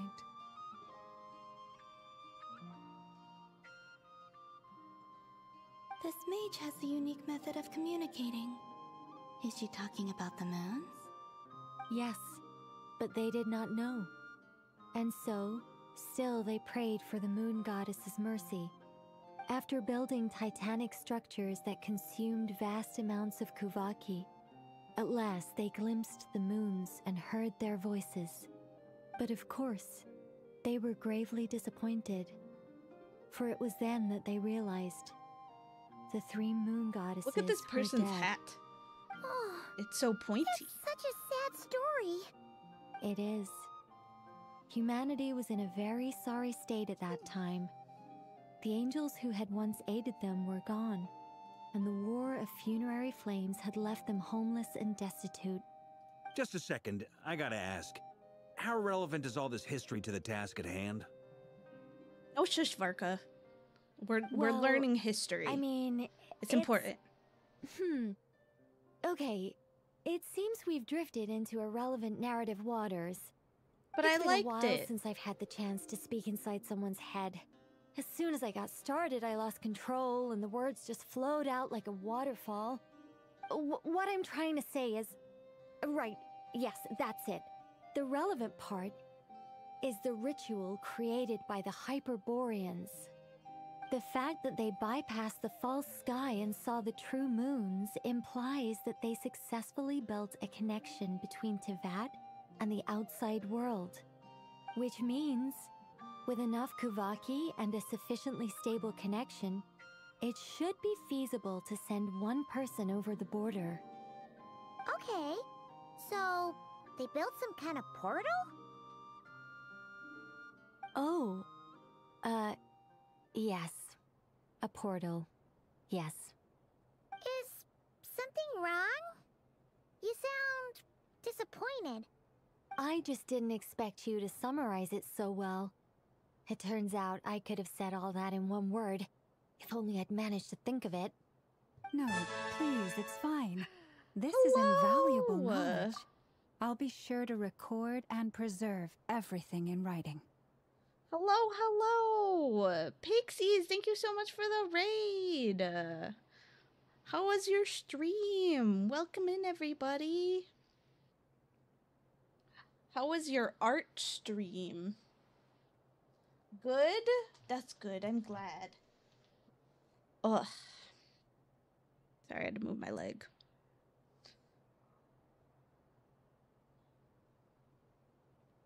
I like that it says they were playing art. That's funny. I'm glad you had a good stream. We're currently going through the newest Archon quest in Genshin Impact right now. We've met Nicole, who has a very nice voice, and she's so cute. She has such a cute design. It's kind of a lot going on there on her outfit, but it's still cute.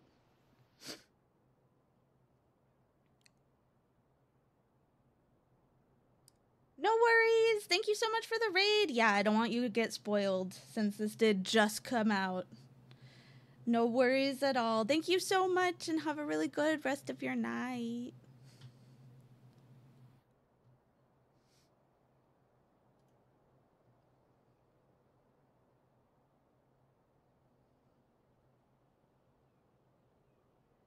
Oh, really? Well, in that case, I suppose I could backtrack and add some more detail. I did gloss over a few things so far. Whoa, whoa, whoa, time out. Let's summarize what we've got first. The Hyperboreans were the last ones to use this method, right? So we somehow need to find whatever structure they built and make sure there's enough Kuvaki to power it up. Luckily, we have the moon marrow of both the eternal and iridescent moons, so we're all good for Kuvaki. Which means the key issue we need to focus on is finding the place. Am I right so far? Yes. Although, I expect the structure is long gone by now. That said, what if we could take advantage of the phantoms to travel back to a time when it still existed? Well, travel back isn't quite accurate. It's more like we'd be creating a handshake between 2 points in space-time. We wouldn't even have to pick a time when it still existed. It could just be a time when it still appeared in phantom form via projection, or we could project our own phantoms, fold them together, and... You look lost. Was that too hard to follow? Yeah, things got a little, technical there. Paimon's brain is reaching capacity. Alright, let me think about how to put this more simply. Okay, got it. Over the next few days, I'll search for phantoms that we can use. Once I find one that meets the criteria, she's just so excitable. I'll let you know and we'll regroup. By completing certain rituals, specific individuals will be able to enter the phantom and make it to the Hyperborean structure. If everything checks out and it looks feasible, we'll just need to wait for Moon Prayer Night, and we can send the Moon Goddess back home. I'm really skimping on the detail here. Is this making any sense at all? I think so. For now, we'll just wait to hear from you. Yes. Basically, yes. Great. Counting on you. In the meantime, we'll focus on finding the Moon Goddess's name. My name? Are they looking for a way to stop me from disappearing? Excuse me, Miss... Go on, Miss Nicole. This conversation was a little all over the place. I didn't catch your name. I am Lauma, of the Frost Moon Scions. Ah, I did wonder. I noticed that you listened very intently when I spoke about Hyperborea and the moon's history. If you'd be interested, I'd love to visit you this evening and go through it again in greater detail. Also, if you were serious about making a record, it would be too risky to simply write down the raw details as is. I would suggest some tweaks. Maybe rewrite the stories as fairy tales or fables, should have been me, perhaps not even her. prayers. Llama already Anyway, has a We girlfriend. can cross that bridge when we come to it. So, see you later then? Oh, and no need to prepare anything. Just a cup of tea will do. Totally asking for a date. See ya! Crazy. She seems friendly. It's just... It's so nice to find someone who's actually willing to listen. I've been dying for a chance to finally go through all this systematically from start to finish. Oh no, she Any didn't longer, turn I'd off the probably sound. start forgetting it. The talking. Now Paimon gets why Alice told us to mind our heads. Ha ha ha ha! What did I tell you? A lot of quirky people in Alice's orbit. I just Now noticed then, that Varka the next order wears of like business some is, hefty where do we start eyeliner. looking for the Moon Goddess's name? Maybe the rest of what Nicole has to say might give us some clues. Once I've heard her out, I'll summarize the salient points and share them with you all. I'm also inclined to review our other documents.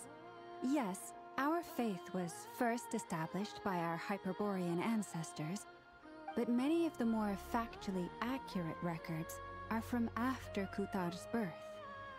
I have a hunch that the Fatui might know something too. Sounds like we're gonna follow Columbina's journey through Teyvat, huh? In that case, we'll start by heading to the Frost Moon Enclave. Sounds like a plan. Take this with you. I'll see about getting in touch with the Fatui. It'll probably just be Arlecchino and Sandroni again. They're the only ones who would want to help. Thank you, Mr. Varka. Don't mention it. Honestly, I'm more comfortable dealing with the Fatui than prying into the details of a young lady's childhood. Catch you later. I should follow them, just in case there's some way that I can help. Columbina's so cute. She's so cute.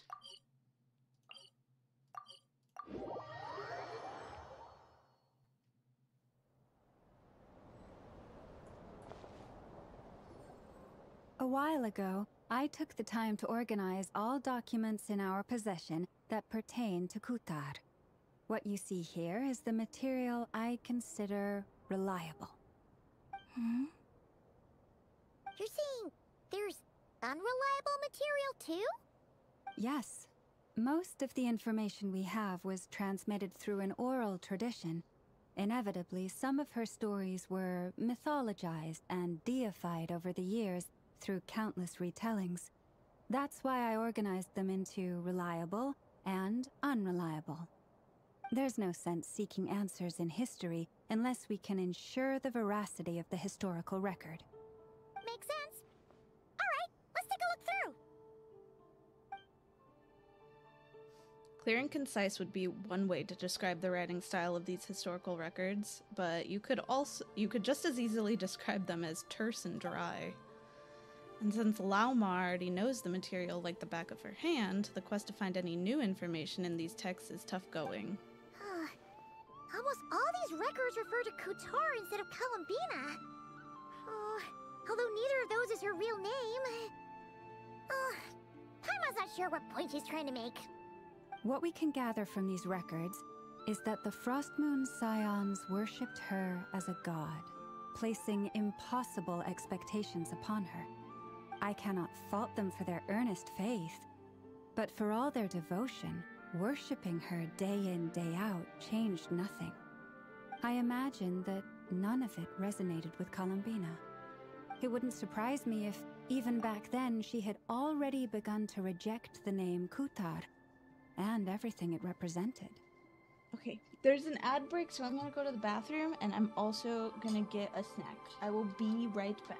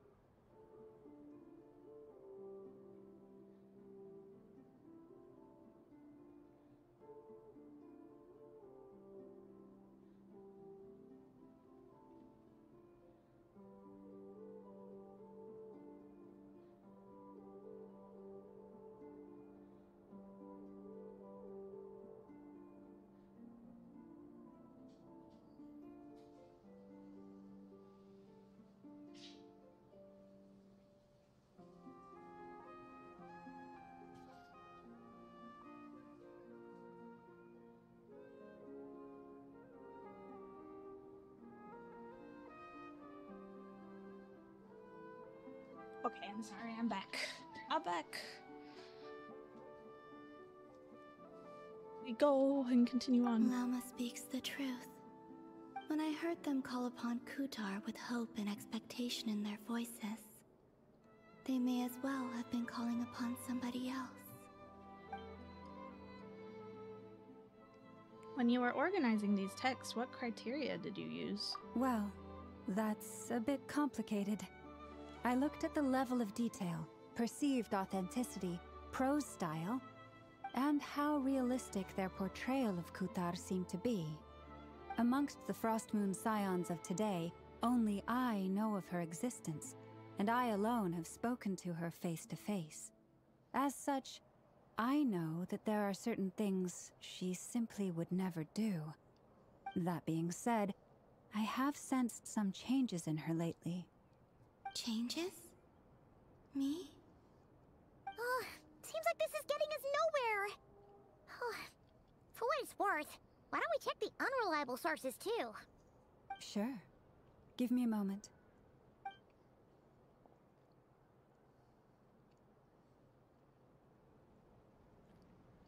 Exerting but a fraction of her divine might, Kutar sheared a great mass from the snow-capped mountain and cast it into the sea, upon whose surface shone the mirror image of the moon. Thus was formed the island of Hisi. Yeah, right. That doesn't even begin to pass the sniff test. The 3 moons are not but lies through and through. Only one moon has ever shone for us, and Kutar is her name. The subjectivity is strong in this one. We've heard something like this before in Natlan. The vast majority of ancient texts are filled with fanciful tales like these. I trust you understand my criteria a little better now. Kutar did not speak, merely gazing into the distance in silence. And where her gaze landed, this was her prophecy. Clearly, whoever wrote this text never even met Kutar. Otherwise, they'd know that her eyes are always closed. What about you, Traveler? What are you reading? Seems like a collection of anecdotes. Come on, let Paimon see. The child wished to build a wooden nest with which to shield a fledgling bird from the cold. But being so young and lacking in strength, the child could not snap the branches from the trees. Kutar was passing by.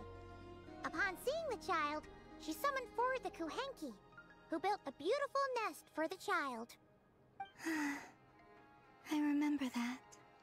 Not knowing the meaning of Kutar's divine intervention, the child dared not to respond, and thus ran home to call their parents. But Kutar was gone. The Moon Chanter declared the event a miracle and took the nest as a relic, placing it on high for all to see. The child was named as one favored by the goddess, and was greatly respected amongst the people. Yet, no further miracles were bestowed, and this matter was forgotten in but a few years. Huh. Any thoughts? A few years? I was thinking like a dozen years, but a few. Like 3 years later, like, yeah, we don't care about that anymore. If it's true, it gives us a somewhat lonesome feeling. Yeah. Palabina probably just wanted to join the kid in making nests. Ah.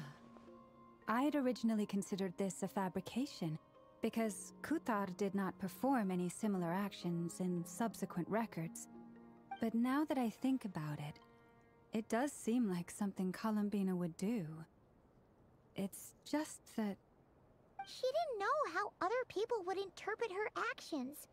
She was probably worried about making things difficult for people. And so, she gradually stopped joining in. Aww, yes. That's so lonely. Oh, that's so sad.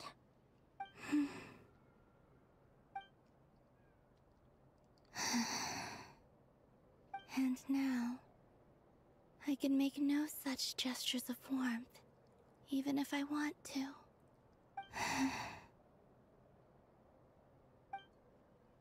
Still no name. That's a bit of a shame. But we did learn some interesting stories. That's gotta count for something. Varka said he was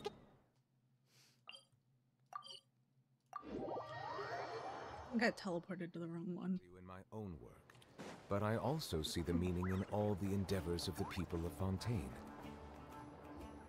No, I didn't. I'm good. Let's see. There's Varka. Oh, and it's Durin and Albedo too. Talk about coincidences. We meet again. Yeah, this is pretty much the same place we bumped into each other last time. I convinced them to stick around a little longer.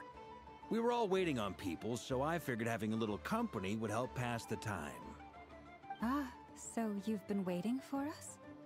Does this mean that you've already arranged things with the Fatui? Sure does. Now you're back, we can go meet up with them together. How'd your investigation of the Frost Moon Enclave go? Well, we didn't find out Columbina's true name. But apart from that, it went pretty well. We learned some stories from our early days. Aha, just as well that I didn't tag along then. I'm sure our moon goddess wouldn't want every man and his dog knowing all about her private life. Still, desperate times, desperate measures, I guess. Someone had to do it. So, Varka was waiting on us, but what about you two? Are you waiting for Alice? Oh, no. We already met with her. We discussed that experiment I mentioned to you last time. Oh, and she also handed me this communication device. It's a bomb. It looks familiar. I'm sure I saw one of these back on the Golden Apple Archipelago. That's right. I understand she informed you about the relationship between the Phantom phenomena and Tevat's borders, yes? She wants me to help her with some more experiments on that front. She said that she'll contact me through this device with more information. Ah, I see. Following instructions and making observations. Pretty common research method. Takes me right back to Albedo's lab. Wait, then who exactly are you meeting? Someone you know. Albedo's met him too. But I don't think Miss Lauma or the Grand Master have been introduced. Introductions are overrated. Especially in cases I like named this. him Bill. It's you! So? It's not like the academia has prohibitions against going abroad. Also, I applied for leave. I've been writing to Hat Guy since obtaining a human form. Hat Guy! I've already brought him up to speed on everything that's been going on in Nodcry. Hat Guy? Guy. Turns out, I actually have heard that name before. Oh? Then why did you react the same way I did? I only knew the name, not the fella. But since we're all here, let's do some introductions for what it's worth. I'm Varka, Grand Master of the Knights of Favonius. Lauma, Moon Chanter of the Frost Moon Scions. And I'm a Driosh from the Vahumana Darshan of the Sumero Academia. Hat Guy. Good to see you again, Mr. Guy. I believe we Mr. last saw Guy? each other on the boat right here.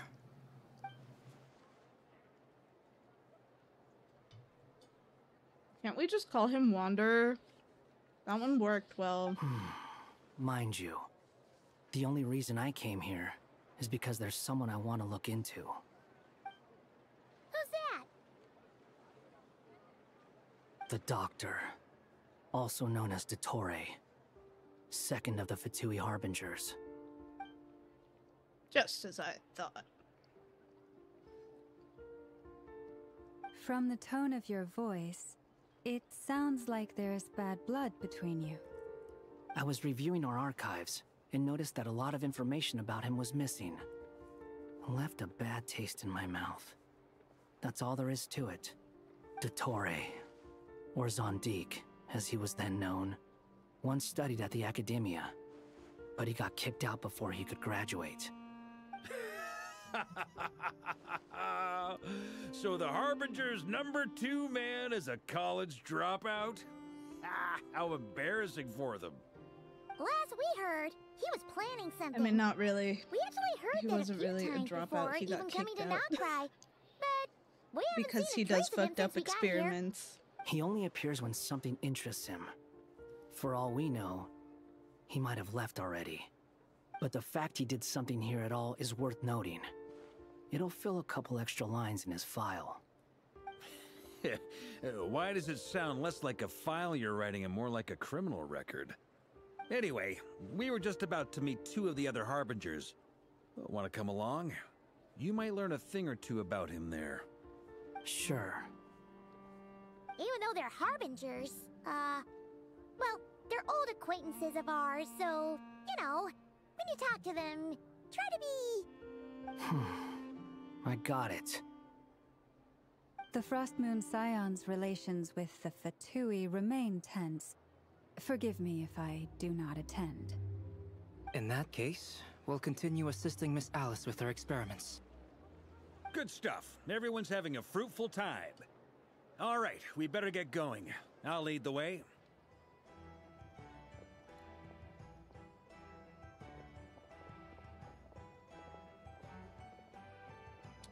Hey, Bill.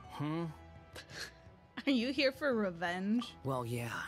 That's obviously part of it. But I'm not the only one who has a score to settle with him.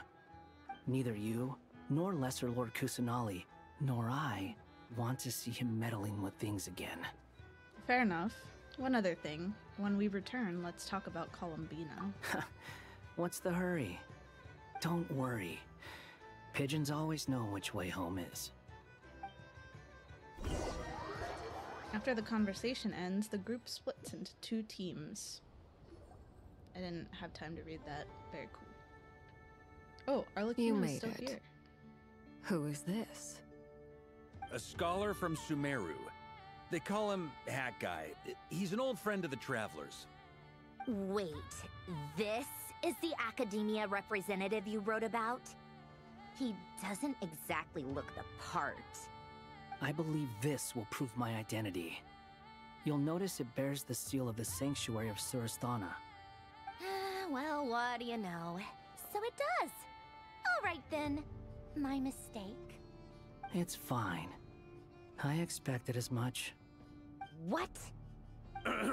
So as I mentioned in my letter, the Academia's got its eyes on Dottore. But this matter remains top secret. Apart from those assisting in the investigation, the fewer people who know, the better. If anyone asks, I'm here in Nodcry to pursue my personal academic interests. Gotta say, Varka, you did pretty well to keep all this under wraps for so long. Sounds like you got in touch with the Academia about this way back. You flatter me. You're all harbingers. What reason would you have to disclose information about Dottore? Where do I even start? Remember that time we fought Rerir at Star Sand Shoal? Yeah, like He sure yesterday? let me have it then, didn't he? I'll bet Dottore had that all sketched out, with me as his convenient little pawn. He could not care less about us if he tried, but hey! The feeling's mutual. Does Dottore really strike you as the sort who values his relationships with his colleagues? Fair point. Definitely not. Which is why I always keep my guard up whenever he starts making suspicious moves. To that extent, our motivations align. On top of which, I consider you trustworthy people.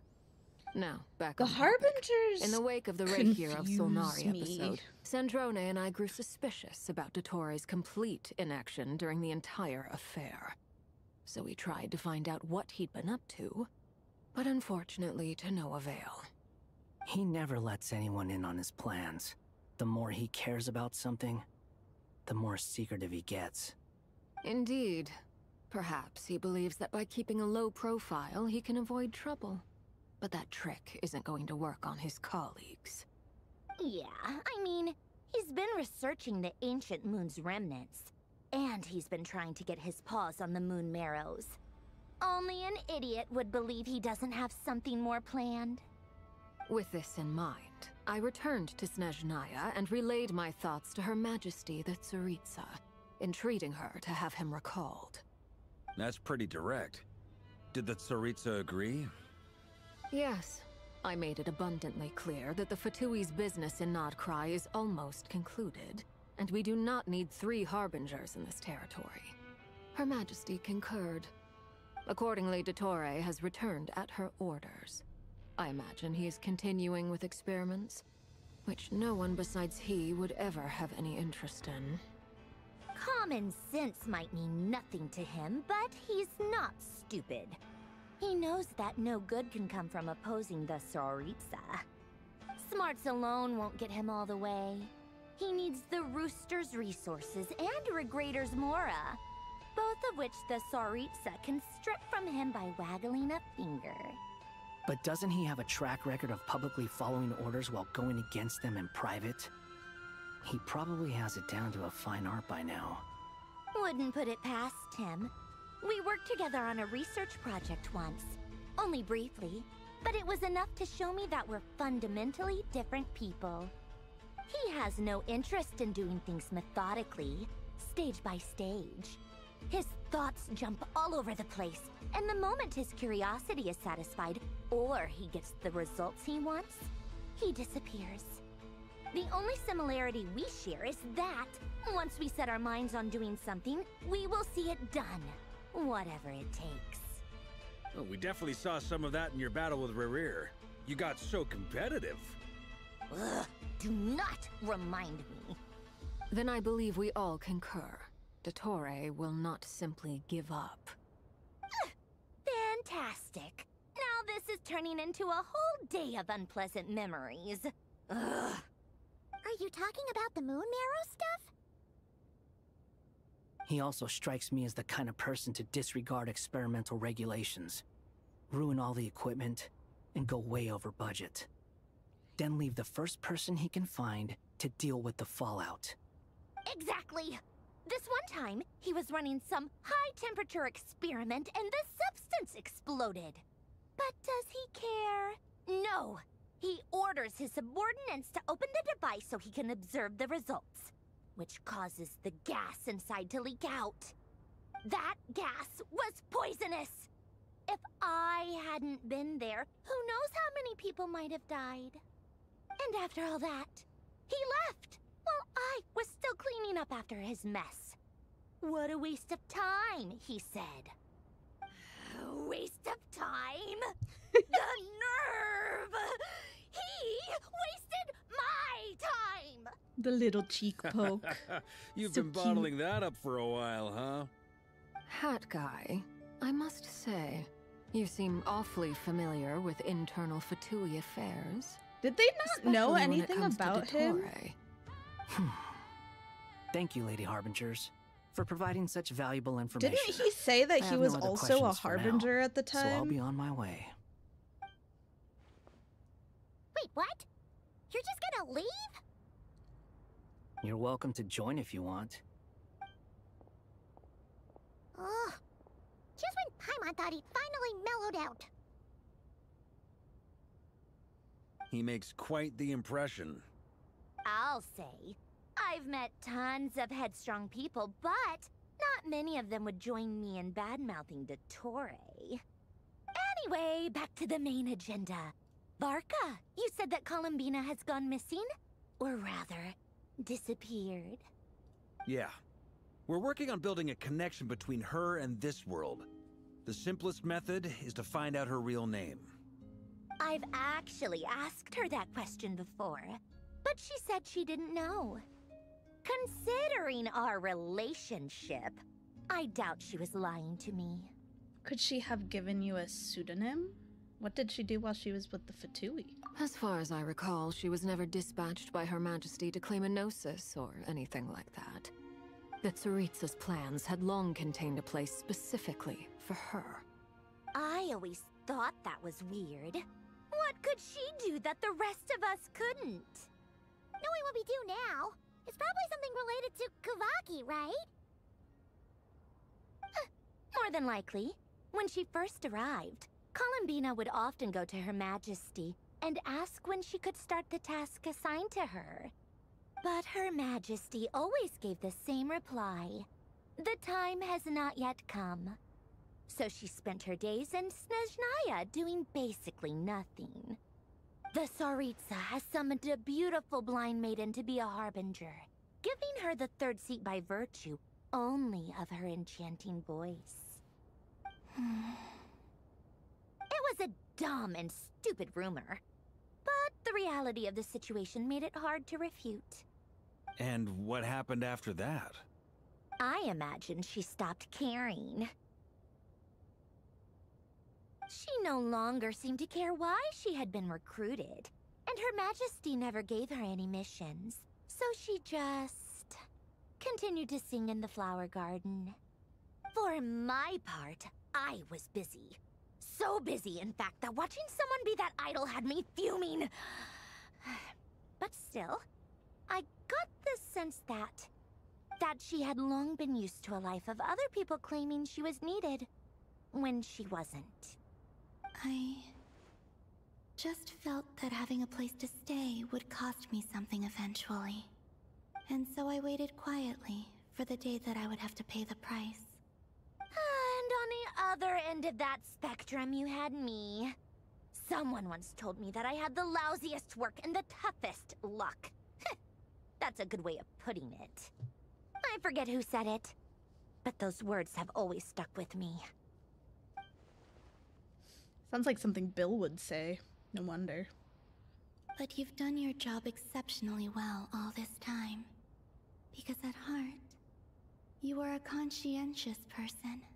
Thanks for telling us all this. What is it? Something come to mind? It's nothing. I'm just even more eager to learn her name now. I want to shout it to her from the rooftops. That makes sense. Nothing screams you are needed like your name shouted from across the town. Well, good luck with it. But if you ask me, Colambina is still the most shoutable name. No, it's too many syllables. I'm so used to it now. After all the arguments we've had, I can't be bothered trying to remember another name for her. Nor I. Sandrone. Harlequino.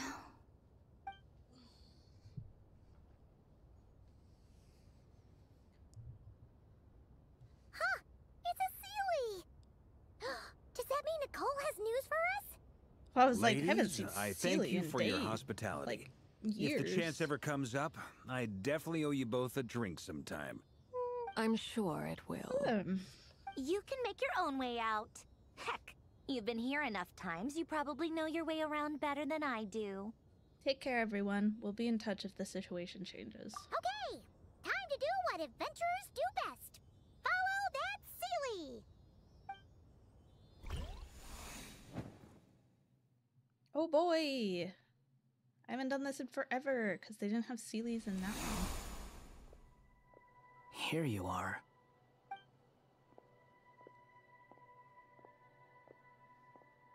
Oh, that guy. How come you're back so soon? Did things go all right with the Fatui? Fine. Dotori's been summoned home by the Tsaritsa. Couldn't get much more than that. How about you? Any progress with the investigation? Unfortunately not.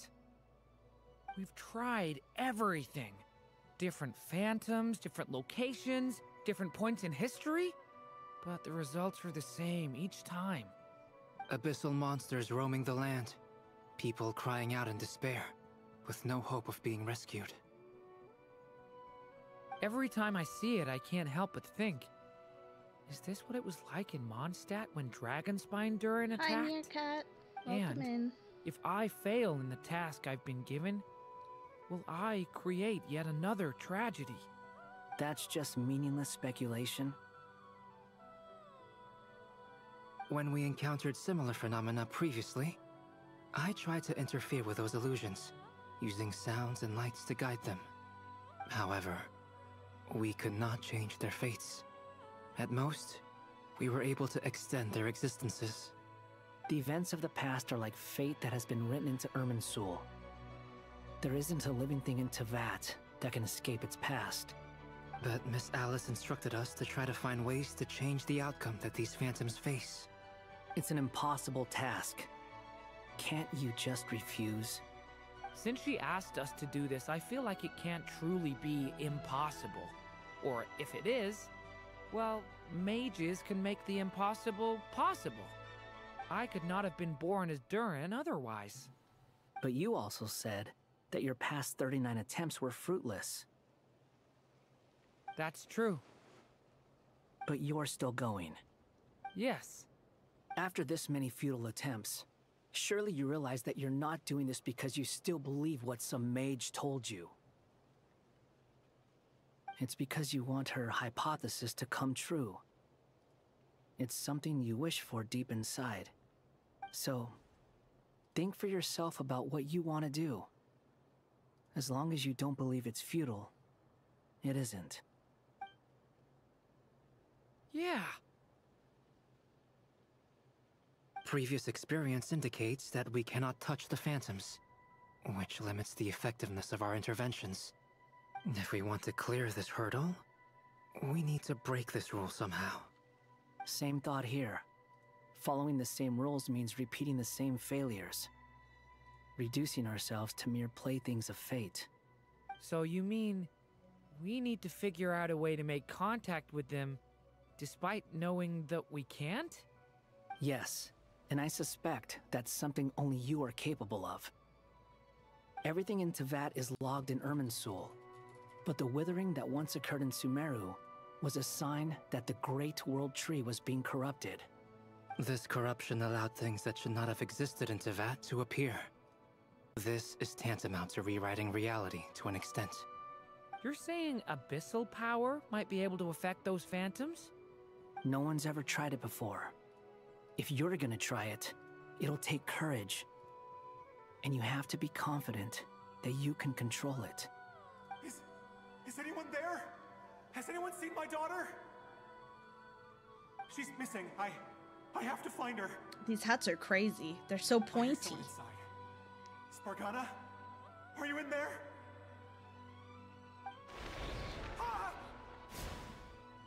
If I can use my abyssal powers to warn him that there is danger here, maybe it'll change his decision.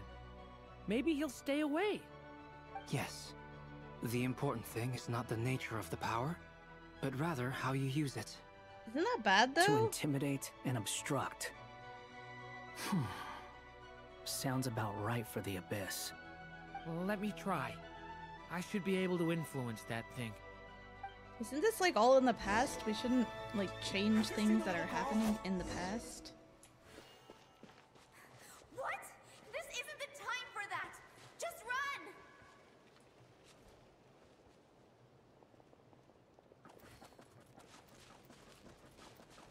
I hear someone inside.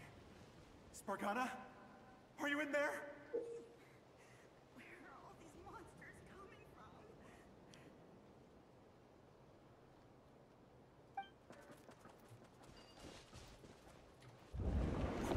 What is this? Looks dangerous. I should get out of here.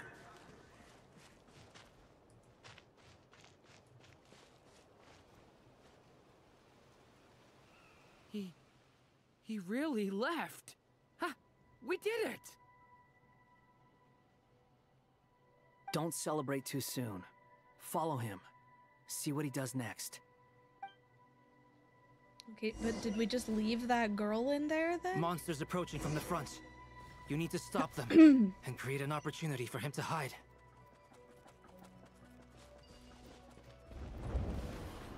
What is this? Oh. Help me!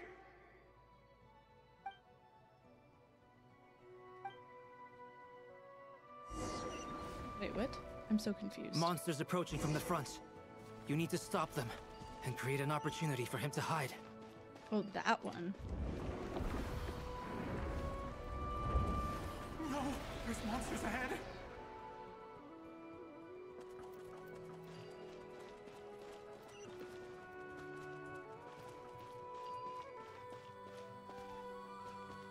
Wait, is that the barrier I saw earlier? Why is it appearing now? It's as if someone's controlling it.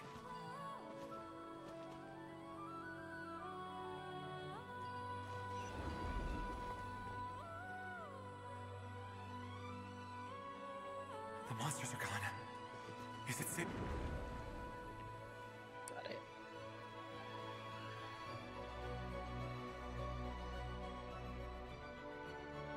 The barrier's gone too. How odd.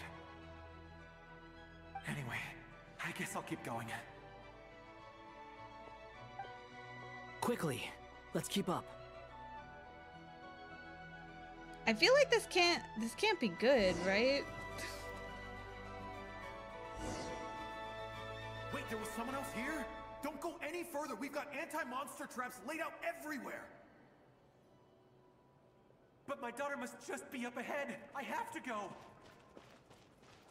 This way's blocked.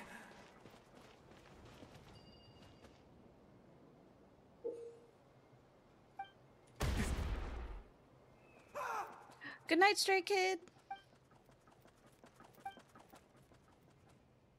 Thanks for hanging out. Wait, there was someone else here? Don't go any further. We've got anti-monster traps laid out everywhere. But my daughter must just be up ahead. I have to go. This way's blocked.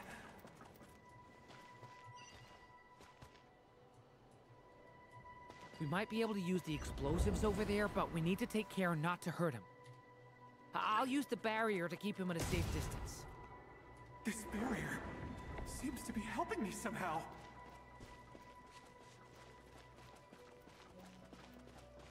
Hey, hey, wake up! Oh, no good. Gotta keep moving ahead.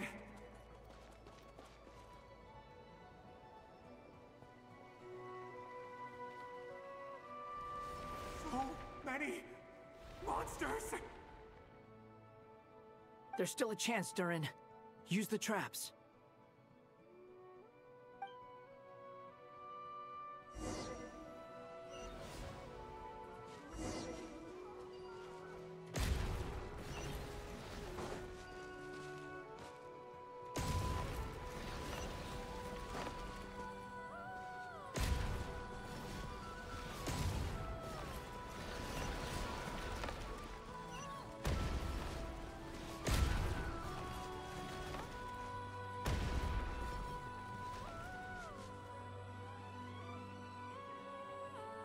This is a new development. I've never seen this happen before. We might just be able to save this person. This is a lot of work to save one person in the past from like 500 years ago. That's gonna fuck up the timeline. Somehow. Hello there. Have you seen my daughter? Spargana's her name. She's carrying a large backpack. Get out while you still can, you fool. You won't find any survivors here. But I can't just leave her here. She must be so scared right now. Sorry. Wish I could help, but I haven't seen her. You'll just have to keep looking. Okay, thank you. If I do find her, I'll get her to shelter and come back for you. Don't bother. I've got nowhere left to go.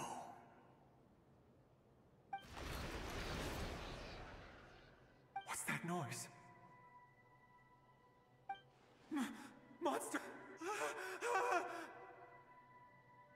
No, if he goes inside, he'll be walking into a trap. Let's try this once more. This time, we have to stop him. The rescue has reached a dead end. All that can be done is to wait for another chance.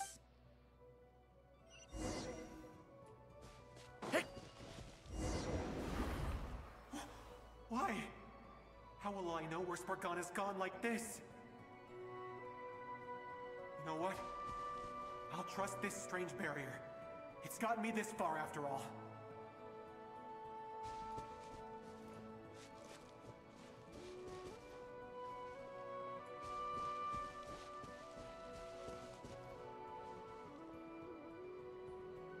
Spargana, are you there?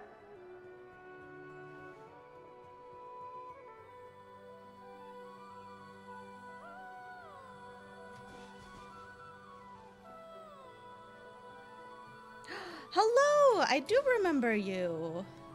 How have you been?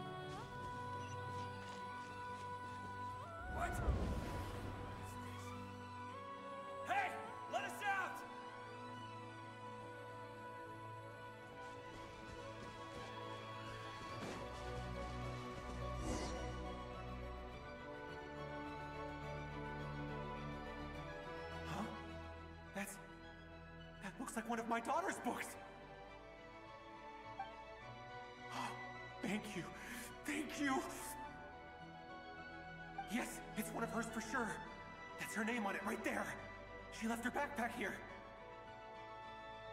Man, what if we do all of this work and then Durin, his just like last time. daughter's dead? Use the explosives. And then he's so far in here, there's like no way for him to get out. Like, what are you supposed to do?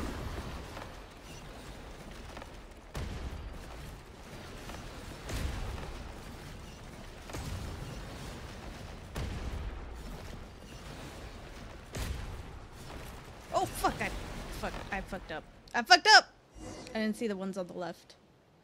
It won't work. I see There's you are not enough playing left. Genshin. If he makes it in, he'll die. I play Genshin But for the story. then this clue could be the key to him finding his daughter. It might not be the only one. Hello. Better he misses that clue I and loses am his doing life. good. I guess so. I don't really agree with what Stop Durin him, is Durin. doing here. We can't let him get any further in. That's my daughter's book. She's passed this way. Why? Why won't you let me go in? I've searched and searched and searched just for this. But how will I find her without any clues? I can't get over how beautiful your model is. Thank you. I appreciate it. I no longer have anywhere else to go. This is what I mean. Like, I feel like we did all this work and he's just gonna be depressed. Like, how do you even save him? I'm sorry. I'm so sorry. He refuses to go anywhere else. Whether he opens this door or not, all that awaits him now is death. We couldn't change his fate. Honestly, if we could have changed his Hat fate, guy, let's try one more time. I would have been more bothered. I don't know how we're gonna do this, but I don't want to give up either.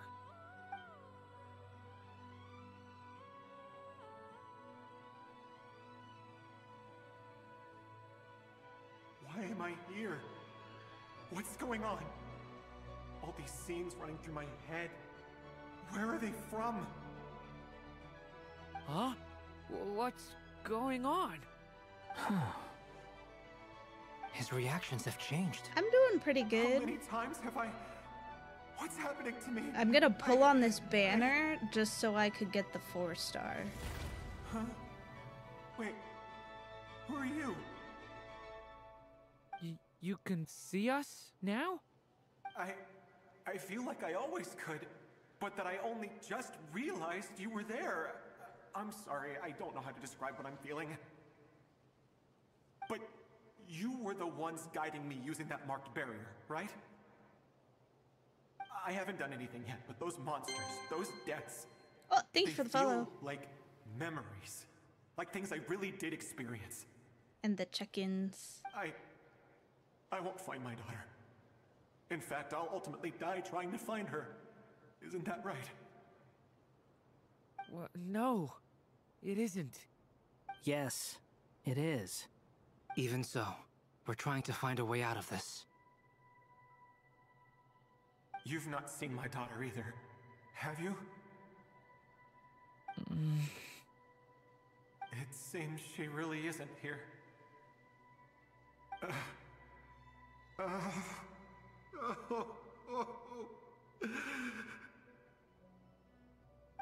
I'm sorry we couldn't help you. I'm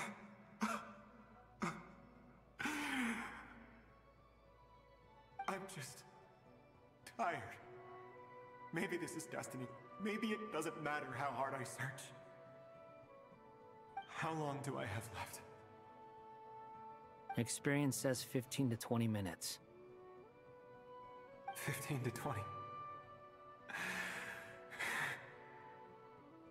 Thank you for all your help. Let's rest a while. You look exhausted too. Now's not the time for you to start pitying us. It's not pity. I'm just realizing that I've only got 10 or so minutes left. You know?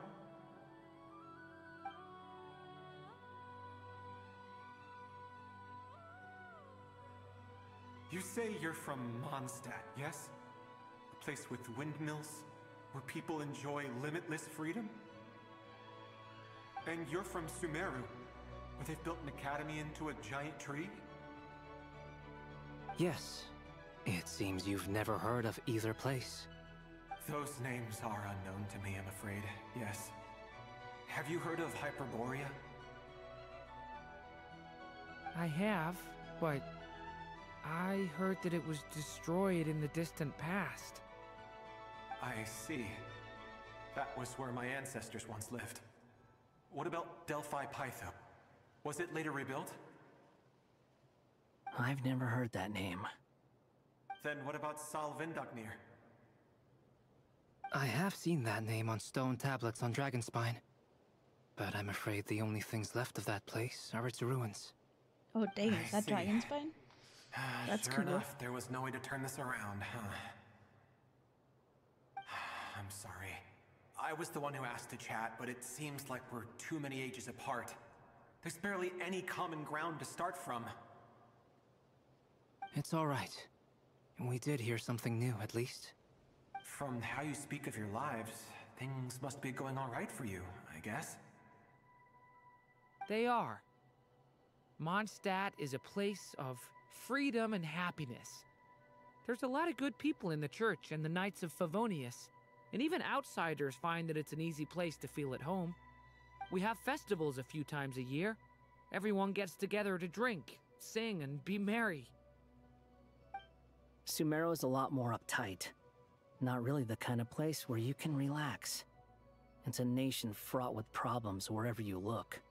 But if all you want in life is to seek knowledge, I guess it's pretty much paradise. That's wonderful.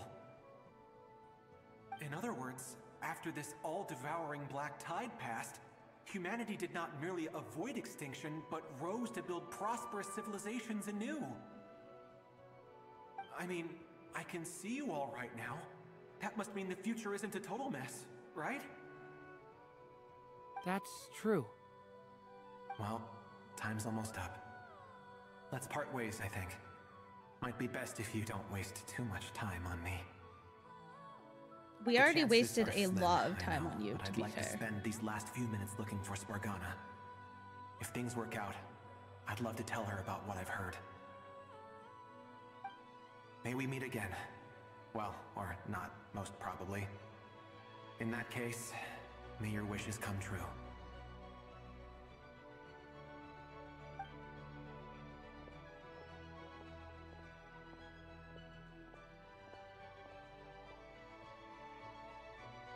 He's gone. In a few minutes, he will meet the end that was his to begin with. The ending of this tale did not change, but I believe that we've just made the most progress we have yet. May your wishes come true. If only it were so simple. Hat guy, could I ask you a question? You've never talked about your past. It seems complicated, and it weighs heavily on you, too. Would you be willing to tell me about it? I mean, sometimes it's better to get things out in the open. Take that guy we try to help, for instance. At least he said goodbye with a smile, right? I know about Albedo's past. Our experiences are very similar, and he created me. As for you, you're my first friend, and you've witnessed every step I've taken. But by comparison, I know nothing about you. Either way, I mean, we're still best friends. But So if I cute. knew more about you, I might understand your thoughts a bit better. I've told you about myself. I'm a student at the academia. And what did you do before that? Prepared for the entrance exam? All right. If you really don't want to talk about it, I won't press you any further. I was a puppet built from the branches of a white tree, using technology left behind by the Conrian schools of mechanical engineering. A white tree? You mean an Irminsul tree? Yes, a branch of Irminsul, that was once connected to the main tree. So you had a human creator too? Yeah, but my creator abandoned me after deciding that I was a failure. After that...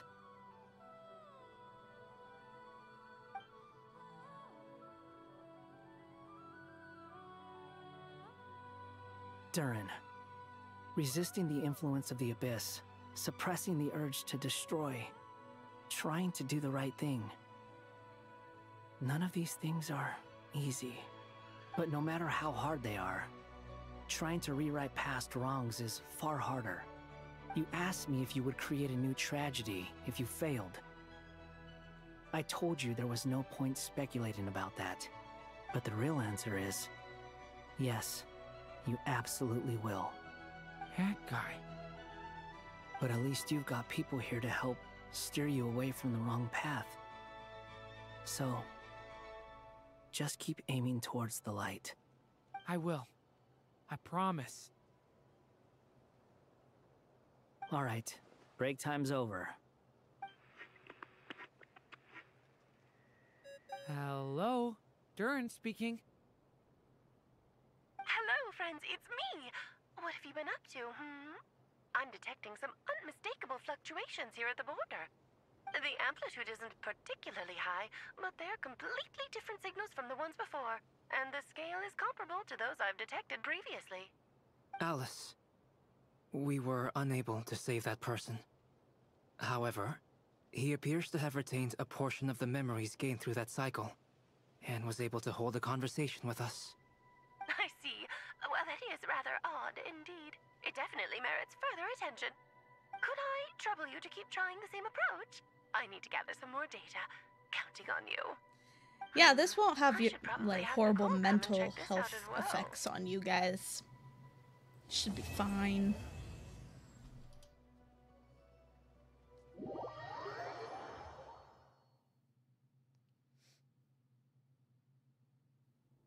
There you are. I was worried you might stop to collect treasure chests opened by the Seelie along the way. It would have taken you so much longer to get here. Another conversation I cannot hear. I am delighted to see that you understand what takes priority, and that your adventurer's instinct has not swayed your resolve. Really, I must applaud you for it. I would You should know. absolutely have opened treasure chests along the way. Okay, I'll try and keep it short.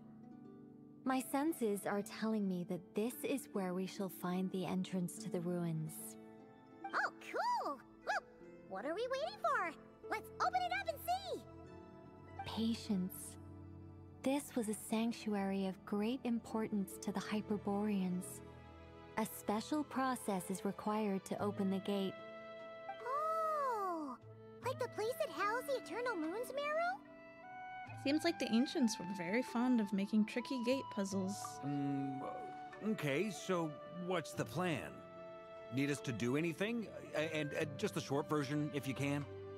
Ah, alright then. I was planning to start with some background on the invention of these techniques. Are you sure you don't want to hear it? It's quite informative. Remember what you were saying about priorities? Fine. Simply put, we need 3 human representatives to successfully undergo a process of Kuvaki resonance. Think of it as a test from the 3 moon goddesses to see if the entrants are qualified, with the most recognizable qualification being Kuvaki.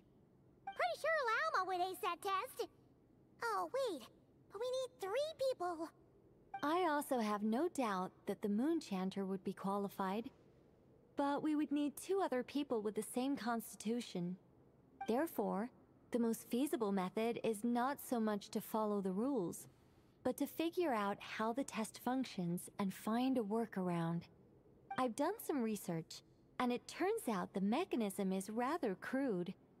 We'll simply need humans to stand before it who have sufficient Kuvaki energy within them. I'm with you so far. How do we get the Kuvaki in them? The easiest way would be transfusion. Take some Kuvaki from Nodkrai's soil, put it into the bloodstream, and get it circulating in the body. So we're going to cheat on the test? Precisely. There are other methods, but this is the simplest one. Cheating the system is much easier than trying to hide from it. Huh? Ah! Sorry? Does the idea of cheating upset you, Miss Lauma? No, that's not it. I suddenly had an idea. Oh, what is it? It's about Moon Prayer Night. I figured out a way for Kutar to join in the festivities. Huh? That was But random. as Paimon said, we need to have our priorities straight.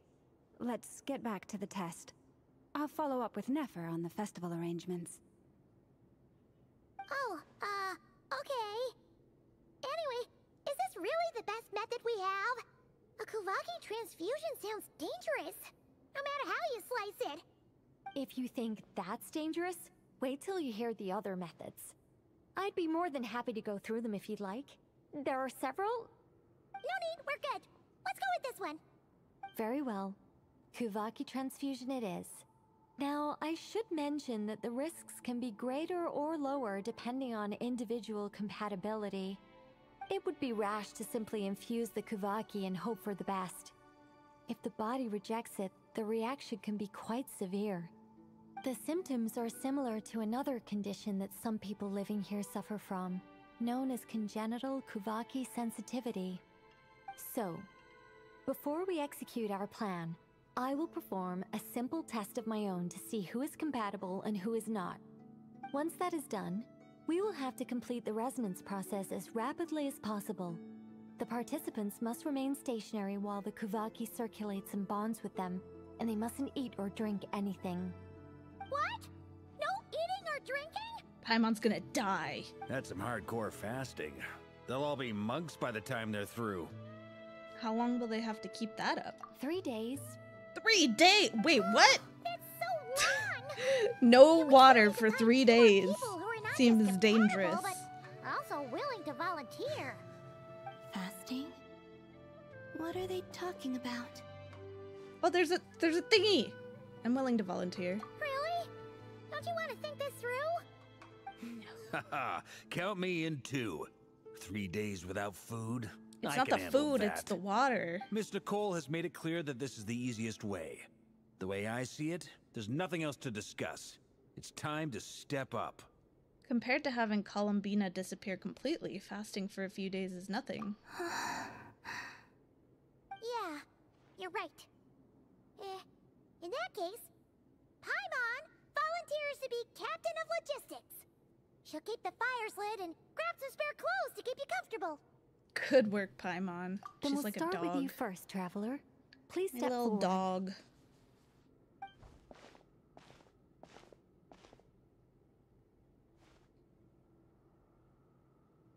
Can Nicole not do it? I feel like she would probably be one of the best people to do it. How's it going? Do you feel anything? No. How about now? No. And now? Still nothing.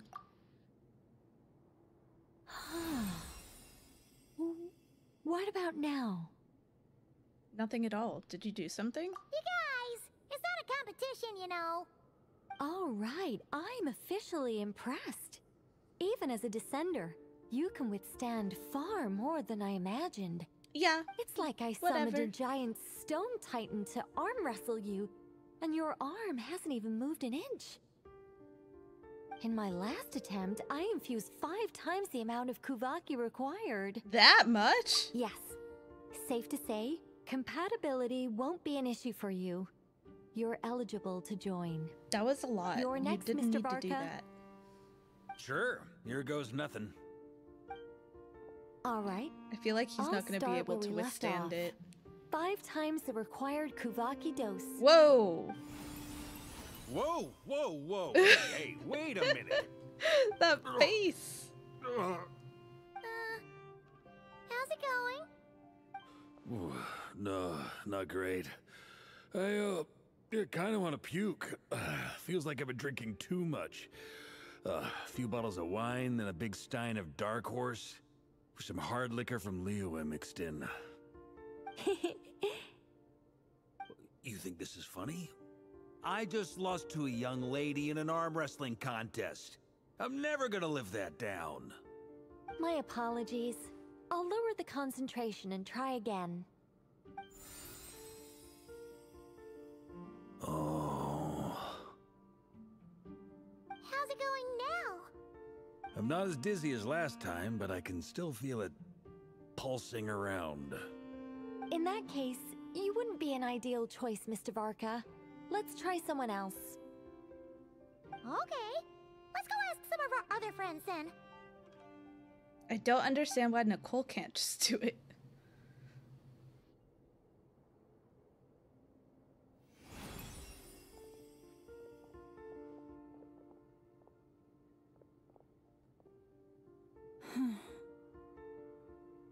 No surprises here, Miss Moonchanter. You're perfectly compatible. You may join.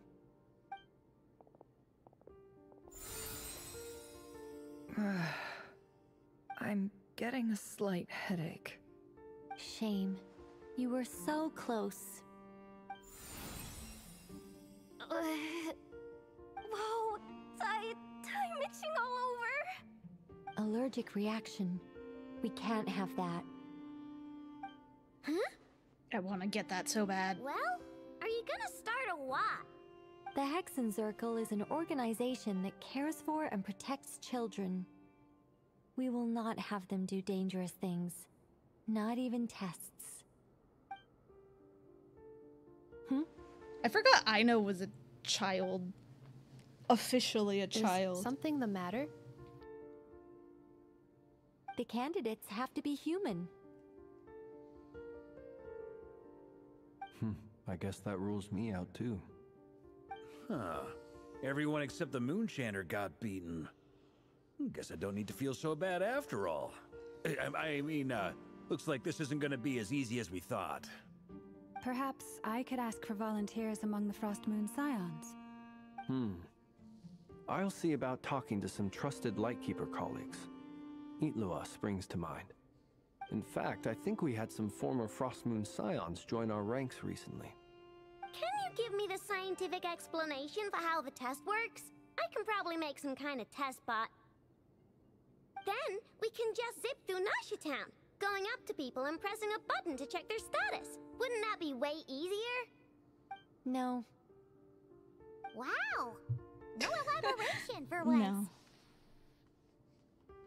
How about I contact the Knights of Favonia's garrison in the Wave Chaser plane? Shame that Lohan's already left. And that guy's even tougher than I am. Strange.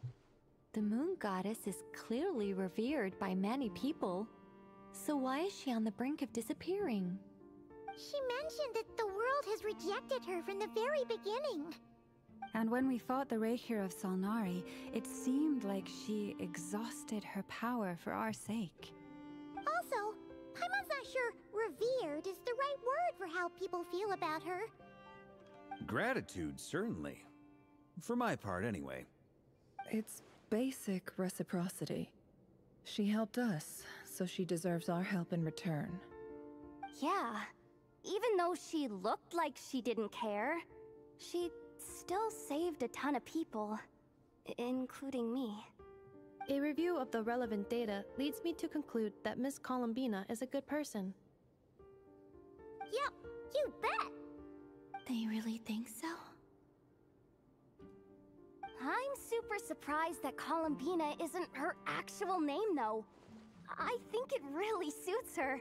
It's light and graceful and... yeah, just a really pretty name. I know, right? Unfortunately, that's not our decision to make. Columbina.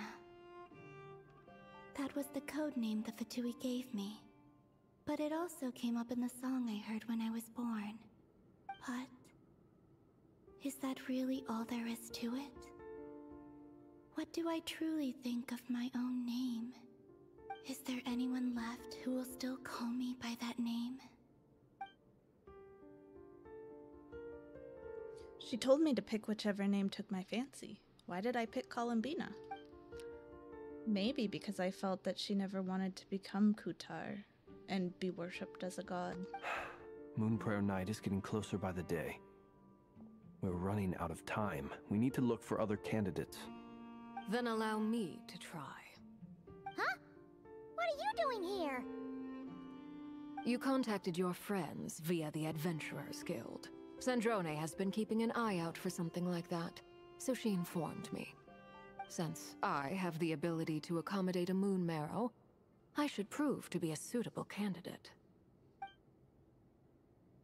Arlecchino. When can we begin?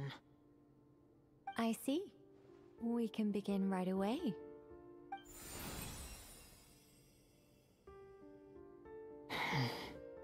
How was it? Did you feel any discomfort? Not at all. Then it seems we shan't need to look for additional candidates after all. Great! Cool. Alright, like Paimon said, the rest of us can take turns making sure the three of them stay warm and comfy. Then, my job is to take care of the caretakers. I will ensure everyone receives food and accommodation. Let's do this. No time to waste. I'm ready as well.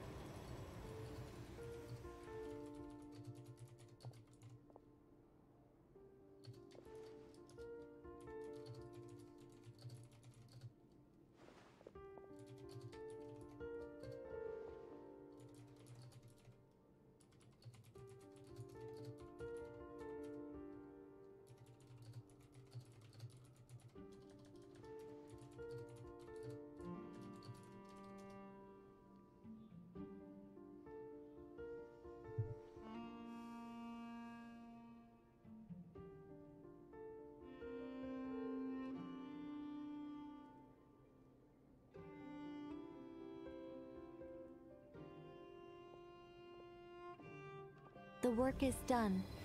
The sacred scroll shut. The stars grow dim, the people silent. The white sun sets, the silver moon rises. O path to the temple, appear now before us.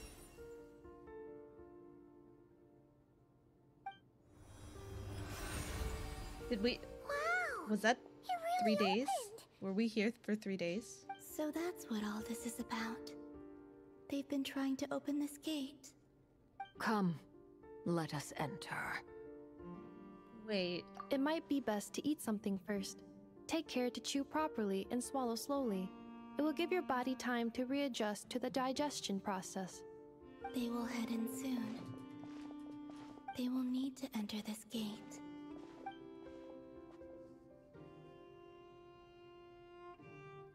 Huh? I cannot pass through. Is it because I have no physical body? It has been 3 days. My strength has all but completely faded. Can I really hold on until Moon Prayer Night?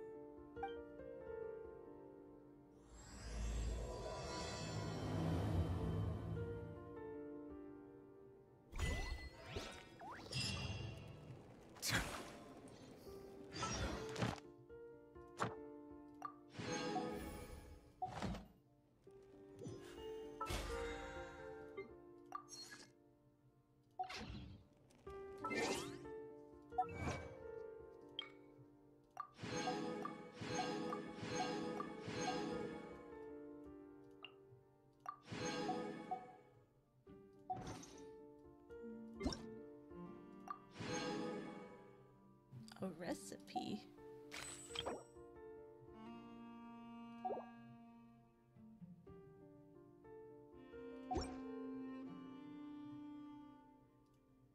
Wait, what the heck?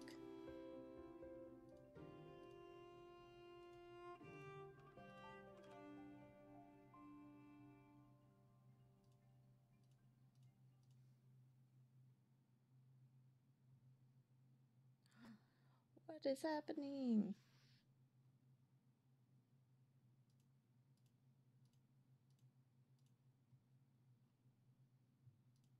It's not auto-claiming them for me right now? Why not?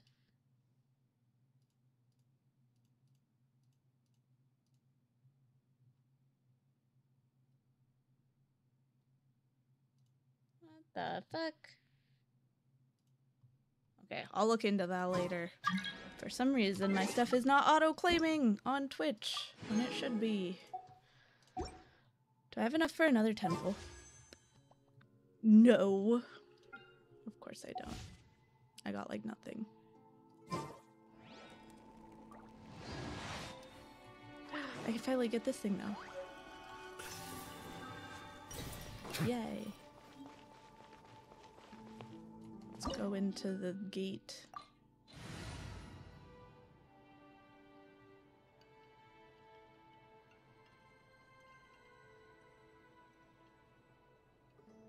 Sure.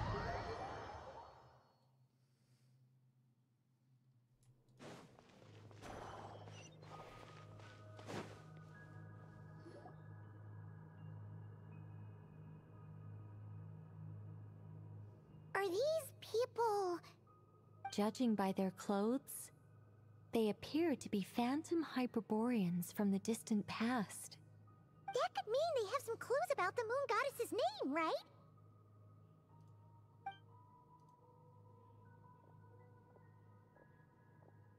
Hey there! Could you tell us what the moon goddess's name is?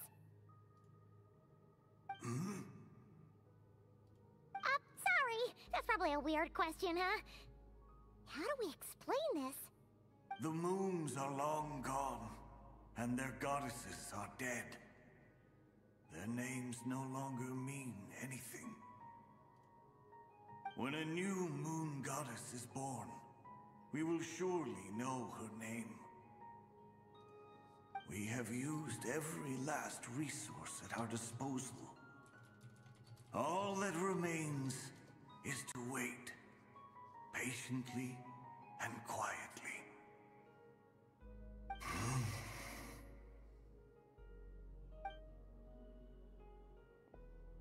Were the people of the past all this devout? It looks like this phantom doesn't intend to converse with us any further. Surely the new moon goddess he speaks of must be Columbina. Alas, Kuthar's birth came long after the age in which he lived. Salvation did not come. But, maybe if we find a phantom from a more recent age, they might know Columbina's real name. True. Keep an eye out. We should be able to tell which era they're from by the clothes they wear. Nicole, nothing to say on the matter? Yeah! You've been pretty talkative this whole time. What changed? Oh, nothing. I'm fine. You all make good points. When the Hyperboreans speak of moon goddesses, they mean the three from truly ancient times. I can't imagine they would know anything about our current moon goddess. There once was a time when the moon goddesses blessed them greatly and protected them from harm. So, when the war between the gods and dragons plunged the world into chaos, it seems they looked once more to the moons for help, praying for a new goddess to be born. Yeah, that checks out. Let's continue on. Who knows what else we may discover?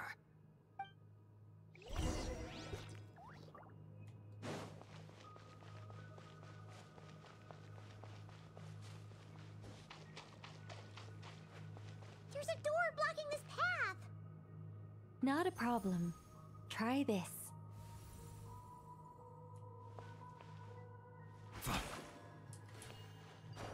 Oh, I'm like, what do I do with it? Whoa! How did that door suddenly collapse? This device was maintaining the door's integrity. Remove the core, and the device stops working. Is this our destination? Impressive. More precisely, this is a device that will help us reach our destination. Let's go. We still have a long distance to cover.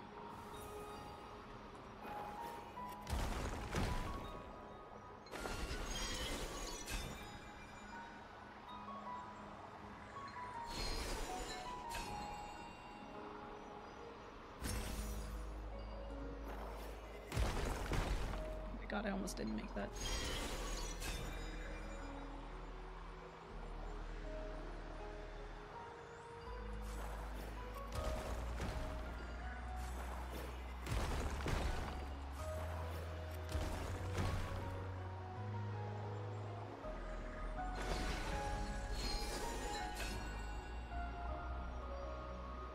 I do like this way of, like, moving around. It is very fun.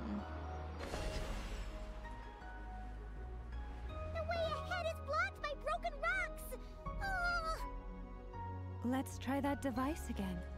Remember the door from earlier?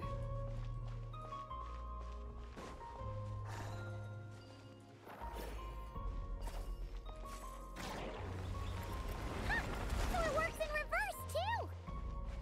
How convenient.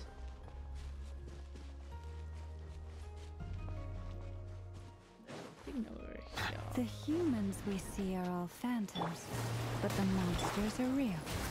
What a fascinating place. There'll be plenty of time to admire it later. Oh no! Upward of icy Bow your head.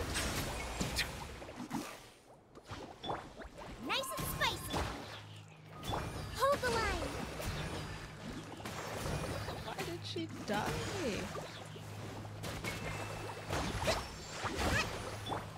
Next up.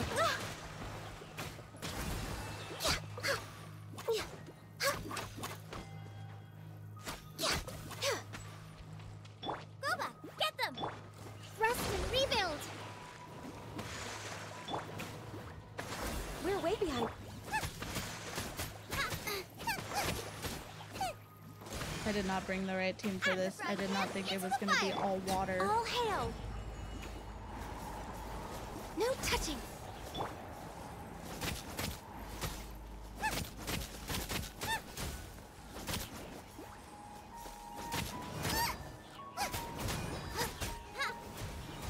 Oh my God, there's more! The tide's Okay, beckoning. wait, it's okay.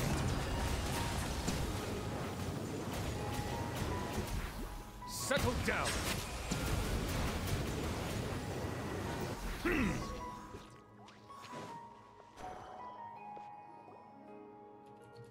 Ooh, there's a whole bunch of artwork in here. Seems pretty old. Nicole, this is probably your area of expertise. What do all these paintings mean? Let me see. To understand these murals requires some knowledge of the history surrounding the War of Funerary Flame. I shared a little of this with Lauma before. Yes. I think I follow. The dispute between the Moon Sisters. The transformation by Nibelung. Sounds like a long story. Maybe it's one to save for when we get back? Oh no, it's no trouble. I'd be delighted to share the tale again. Alright then. Tevat's 3 moons and their goddesses were brought into being by the will of Nibelung, the then ruler of Tevat. But when the heavenly principles came, they changed the world completely, down to its very foundations. The moon goddesses were nowhere near strong enough to challenge this entity. But the heavenly principles did not view them as heretical entities that had to be removed. Essentially, the 3 moons existed to keep this planet alive and operational, which did not directly conflict with the heavenly principles' aims. Nevertheless, the inherent precariousness of this arrangement would soon be revealed. Nibelung returned. Yes. He did, and thus began the War of Funerary Flame, a battle for dominance between Nibelung and the heavenly principles. Discord would soon emerge between the 3 Moon Sisters. One would voice the opinion that they should follow Nibelung, for it was he who first hung the moons in the sky. Another would argue that taking sides in the conflict would only bring the world closer to ruin. There was no telling where it would lead, especially since their creator had returned, bearing the perilous power of the Abyss. Nibelung would eventually discover their disloyalty. He had all 3 imprisoned before transforming the moons into weapons with which to fight against the heavenly principles. What? Weapons? Yes.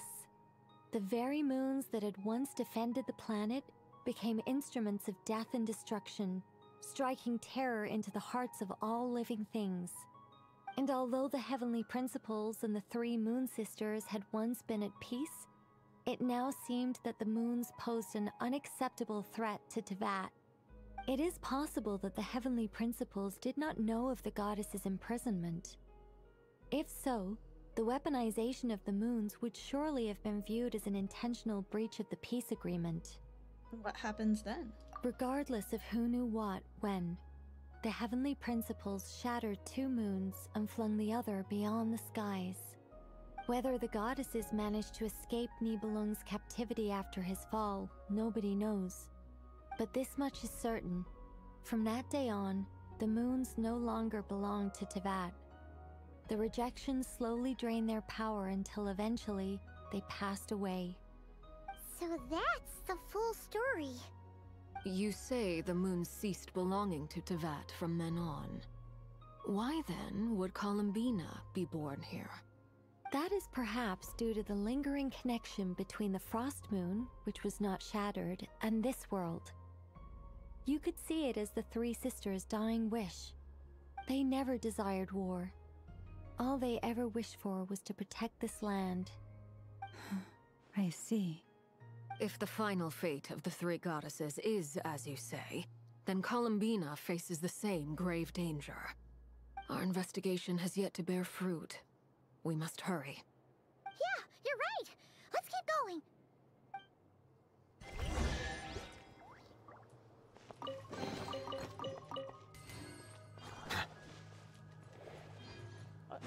I'm stupid. P. Go. I can press buttons on my keyboard.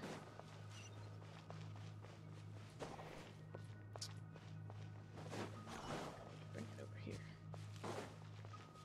Where'd it go?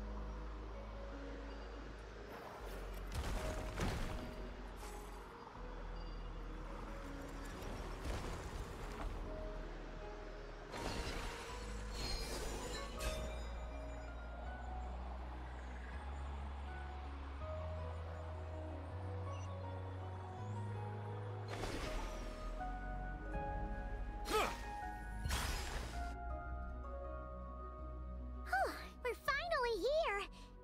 Guessing we'll need to activate this thing? Indeed. I was a little worried about that at first, but as we got closer, I sensed that the Kuvaki within it flows unimpeded. It should be functioning normally.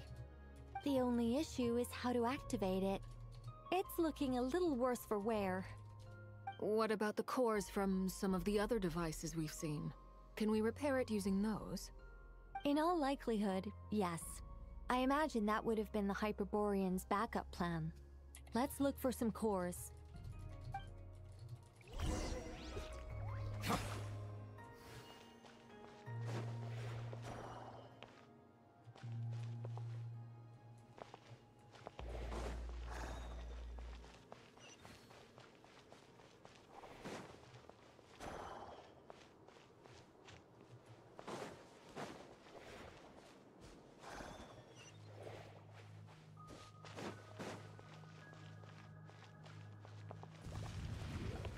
What the heck? Oh.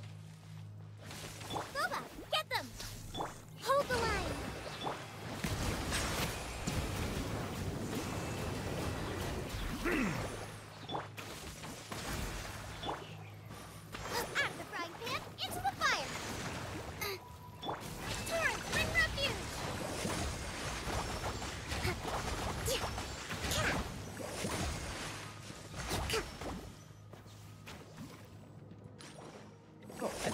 missed it. You're toast!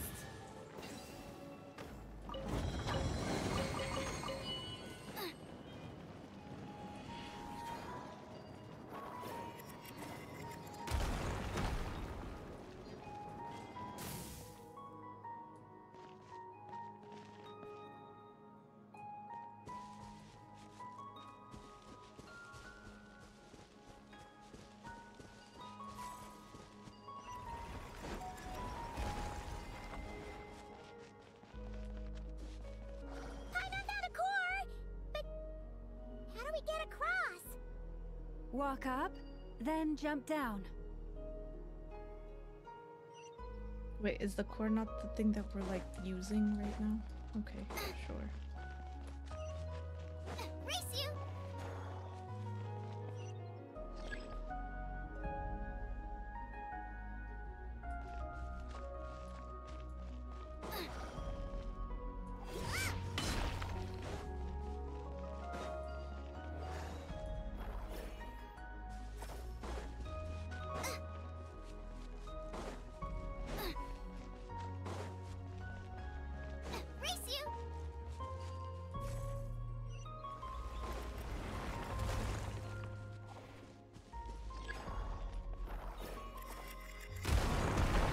Oh my god, that almost crushed me.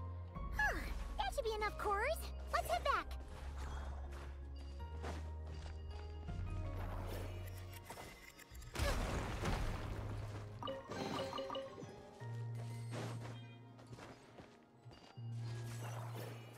How many can I take at one time?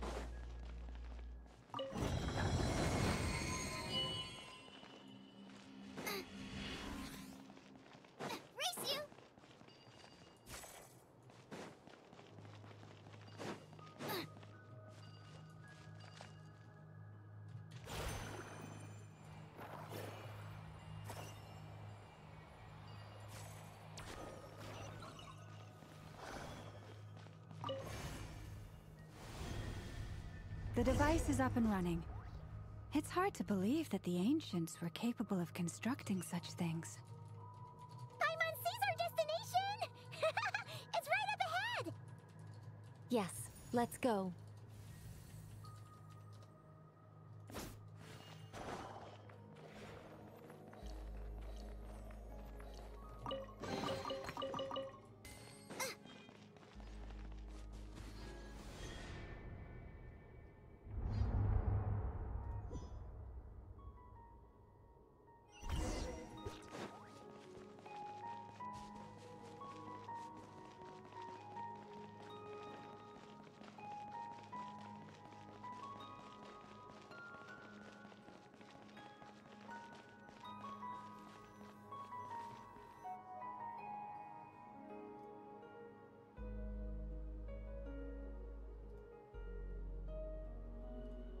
This is where the people of Hyperborea communicated with the moons. We need only place the moon marrow upon this platform on Moon Prayer Night, and we shall be able to open a portal to the moon and send our moon goddess back home. The assumption being, of course, that we can find her first. I've got a question. The moon is beyond the sky, right? That's right. You want to know if it's safe there, don't you? Exactly. It might have been corrupted by the abyss. And yet, she has no choice but to return. You know this.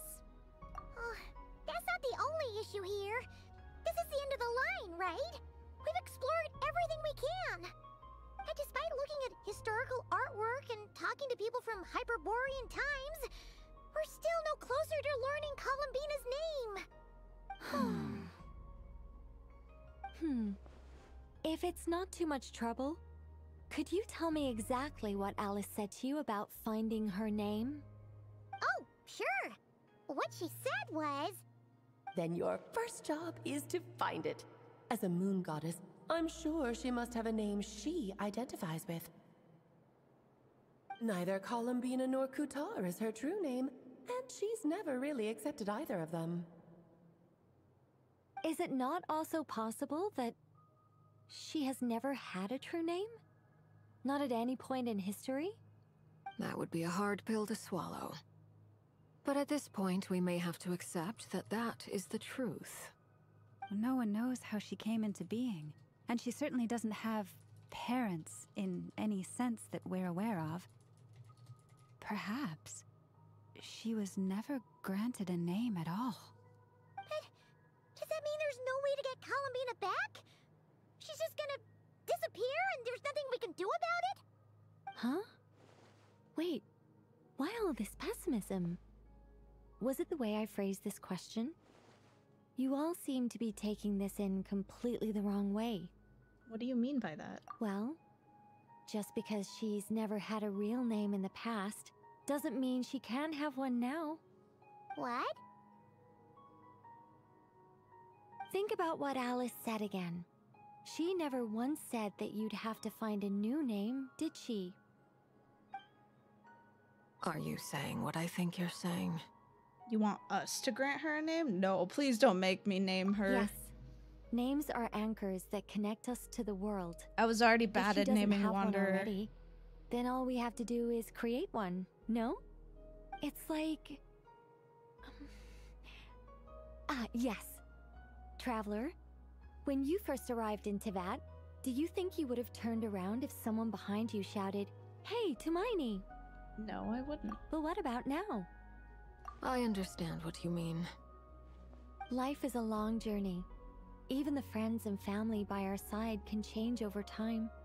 When people call you by different names, what matters isn't so much the words themselves, but what they symbolize. And of course, whether that resonates with you. Ether. So, close your eyes and picture the moon goddess in your mind. If you were to call out to her in this moment, what would you say?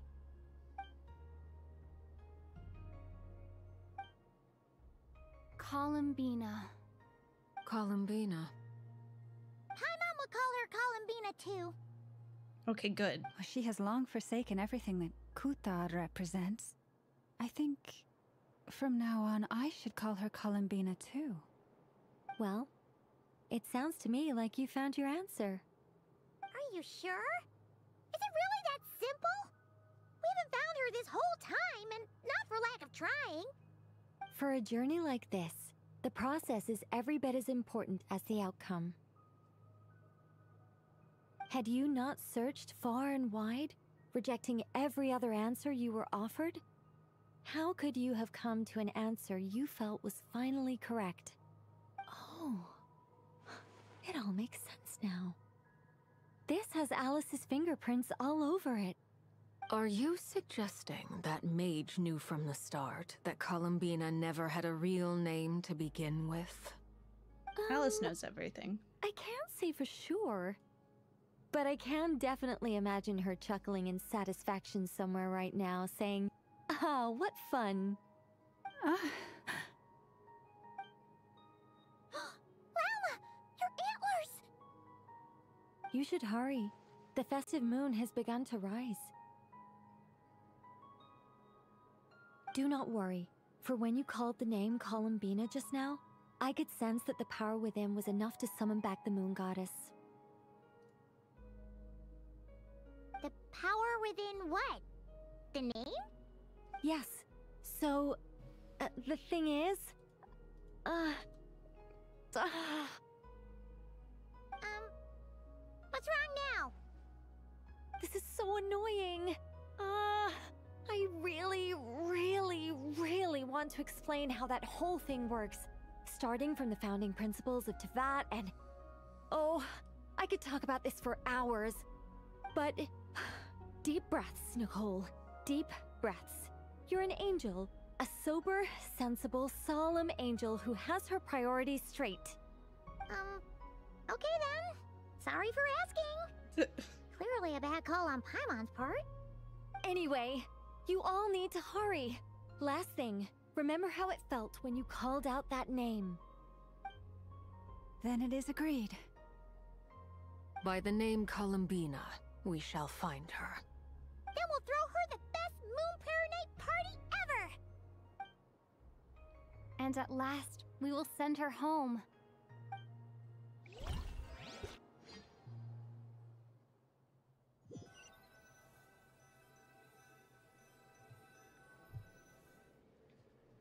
I can barely move anymore. Baby. My consciousness is fading away. Have they come back out? I'd love to see them one more time.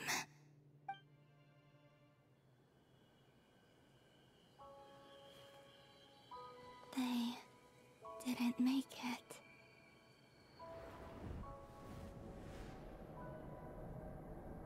Could you tell me your name? My name is... Columbina!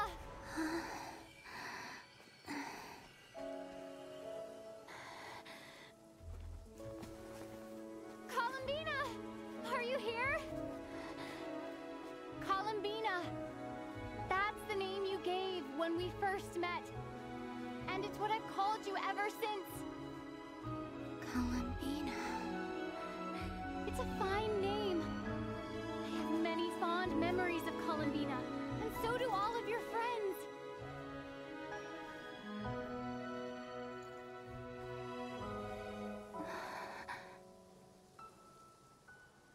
If you like this name,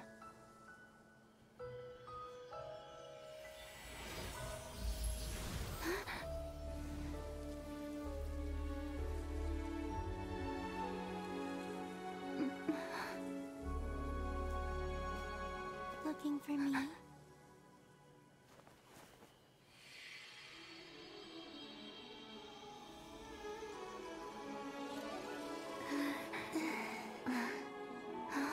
I like it. You can carry on using it. My name is Columbina Hyposelenia. Where did hyposelenia come from? Okay, sounds good, Columbina. Columbina Hyposelenia. That's a wonderful name. I never thought that Columbina would become my real name. But after I met you and my other friends, the things that this name stood for slowly began to change. It went from being a Fatui code name to something my friends call me. How much she's changed since we first met. She never used to share her innermost thoughts. What is it? Why aren't you saying anything? I'm just so happy for you. Thank you. So, where's everyone else? We can go and meet them very soon. Everyone went to different places to try calling your name. Great. I'd like to thank them as well. Everyone's done so much for me. Searching for my name, entering those ancient ruins. Huh? Wait, so you were... Yes, I was there. Not physically, but my consciousness was still holding on. I followed you the whole way. Starting from when? You turned around and called out my name while you were in Nasha Town. Do you remember? Ah, so that's what it was. I could have sworn I felt someone pat me on the back. And deep down, I think I knew it was Columbina. Let's go. We don't want to keep them waiting. Sure.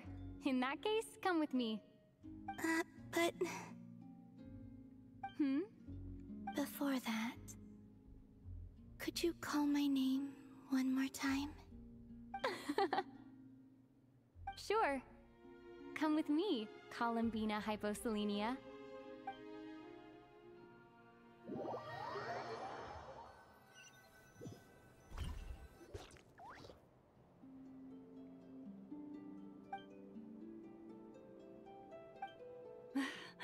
Columbina. Oh, this truly is wonderful. Llama, I can't breathe. She gave her the titty hug. Just in time for Moon Prayer Night. Straight into the Good bosom. to have you back, Miss Columbina. Yeah, we were worried sick. Thank you, my friends. With your help, I now have a name that belongs to me. Columbina hyposelenia. Where's the second half from? You added it yourself? That's right. It means... Born beneath the moon. Yes. And by extension, it can also mean born beneath this world. A fine name. Now, as much as it pains me to interrupt this beautiful reunion, I feel obliged to remind you that the Moon Prayer Night celebrations in Nasha Town have already begun. Don't you want to enjoy the festivities? There's so much to see and do. And some of the ambient lighting and entertainments were sponsored by the kind souls in the Hexen Circle. Nicole? I need these little things. So you're Miss Nicole. Thank you these for little helping us, dodocos and for helping to me find be my purchasable. Name. It's nice as to finally stuffed hear animals. your voice. You're quite welcome. Guiding lost people to hidden treasure is what we Seelie do. And if you ask me, spiritual treasures are far more precious than material ones. Chests are all well and good, but this was what it's all about. Ah, so satisfying. Anyway, I had to go help Alice. It seems like she ran into some trouble. That's why I couldn't be here in person. But don't worry, we're with you in spirit. I We'll be require celebrating right Alice's along with you. Dodoco as a Keep an eye plushie out because for it the looks Hexen like Circle's festive a stalls in cute Nasha ass Town. fox. I think you'll like what we came up with. Alice said she even managed to rope B in this time. The Frost Moon Scions have also prepared various attractions. I believe Aino, Nefer, and their crew are setting things up as we speak. On that note, Nefer, about that request I made. It's all in hand. Yehoda is on site to ensure that everything goes off without a hitch. Wonderful. In that case, Traveler? Got it. Huh? Come on, Columbina. It's time to celebrate the best Moon Prayer Night ever.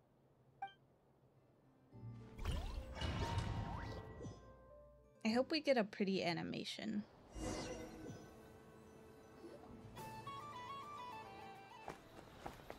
Yay! Animation!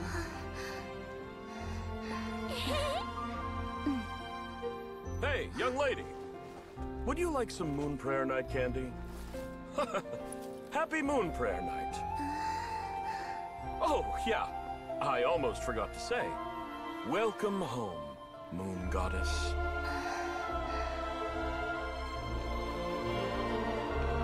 So pretty.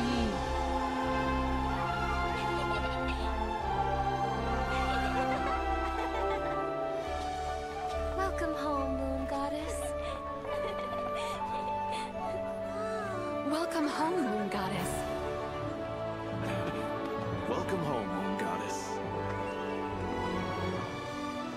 Turning Nasha Town into her home is a festive gift. A rather brilliant idea.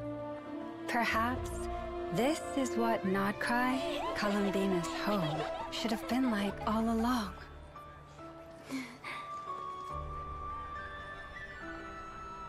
Thank you for the gift. I like it a lot. Oh, it's so sweet.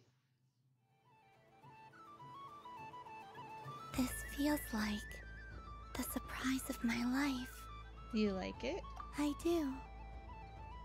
I never imagined I'd ever get to enjoy Moon Prayer Night with everyone so freely.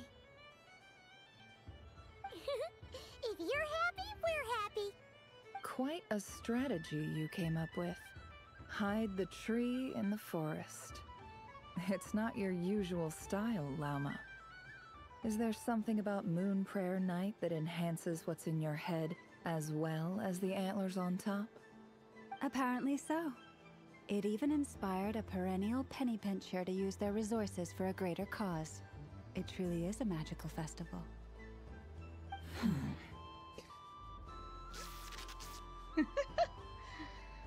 They're gonna see it fuck now. later. This bickering is actually a sign of a strong relationship. Huh? What's everyone doing here? Oh, Miss Columbina, you're back. Yes, I'm fine now. Thanks for your concern. How's your progress with Alice's assignment? very well indeed. I've never heard her sound so excited. Isn't she always quite excitable? Not like this. This time, her excitement seems more serious. Seems like she's had a major breakthrough. She said she'll contact us once she knows more. In the meantime, we're free to relax and have some fun. Enjoy the time off while it lasts. I have a feeling that our next task won't be so simple.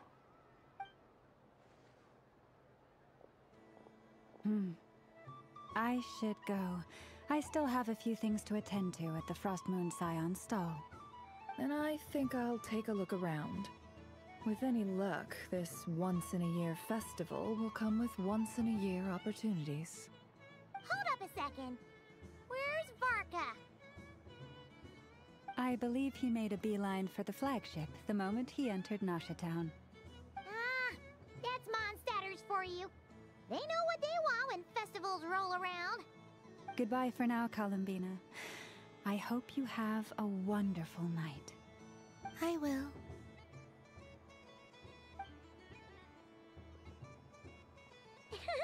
Well, in that case, don't just stand there.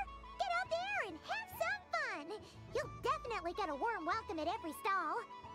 Oh, also, take this map with you. It's a guide to the festival.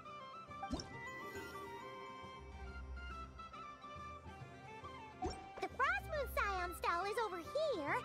Lauma's invited a whole bunch of cute animals to celebrate too. Over there is the Hexen-Circle section. Alice seemed more excited than anyone about this festival, so she insisted on making it a grand affair. The Alice one is right here. And then there's the I need it. Nasha Town local I need it to be specialties, real. including...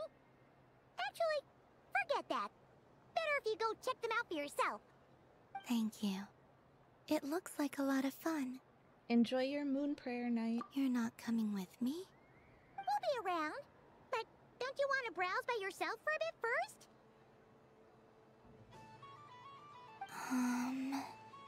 It's fine, don't worry. We'll be nearby. Yep. If you find something you like and want to try it out together, just give us a shout. We'll be right with you. Otherwise, just relax and enjoy yourself. There's so much on offer, so try to experience as much as you can. And don't forget to stuff yourself with all the delicious festival food. We'll probably run into each other while we're browsing. All right then. Off I go. Have fun. Where should I go first? Oh, I have to be her. Okay. This must be the mage's stall.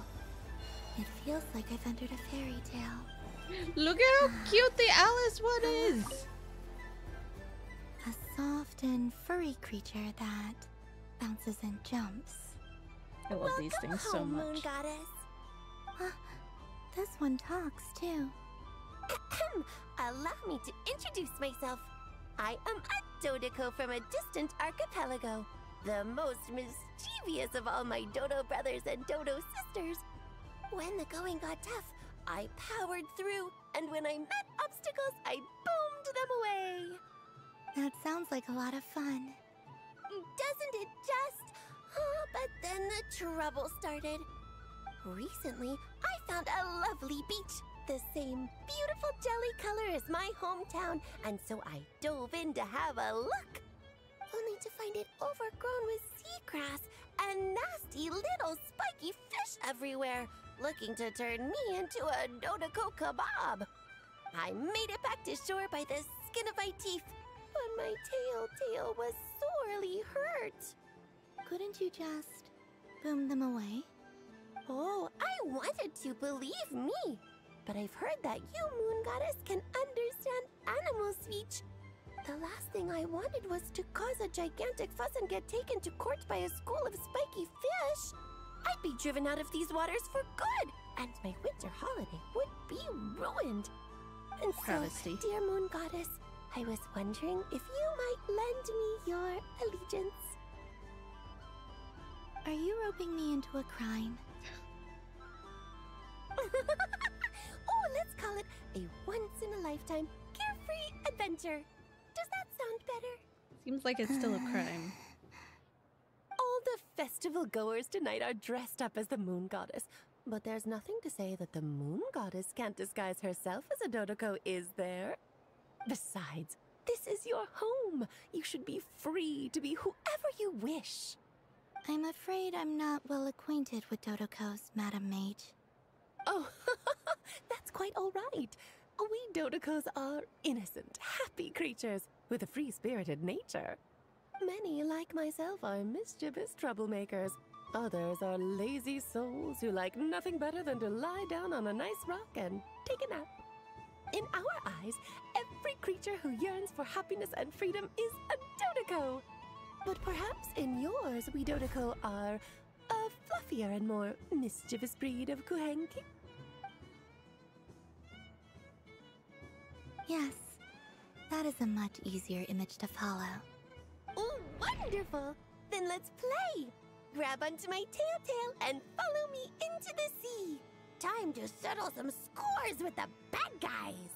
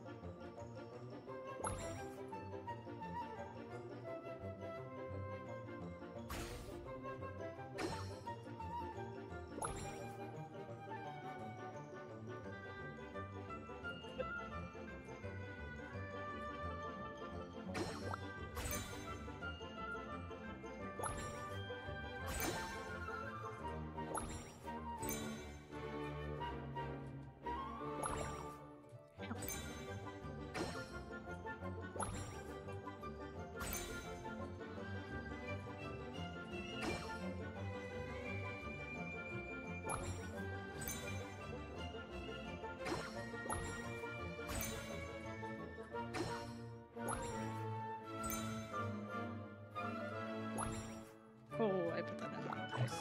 Anyway.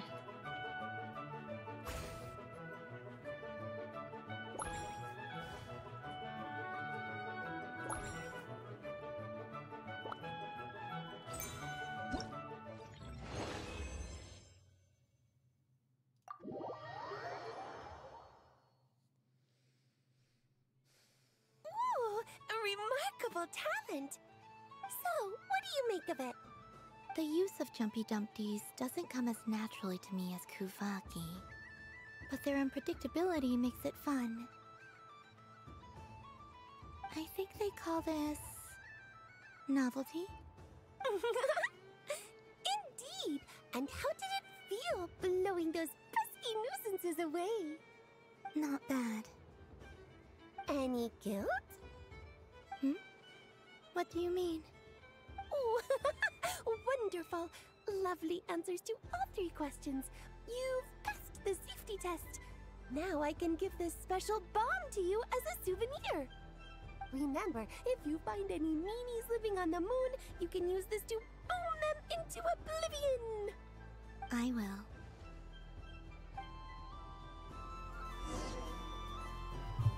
To do this with everybody? Oh my goodness gracious, okay.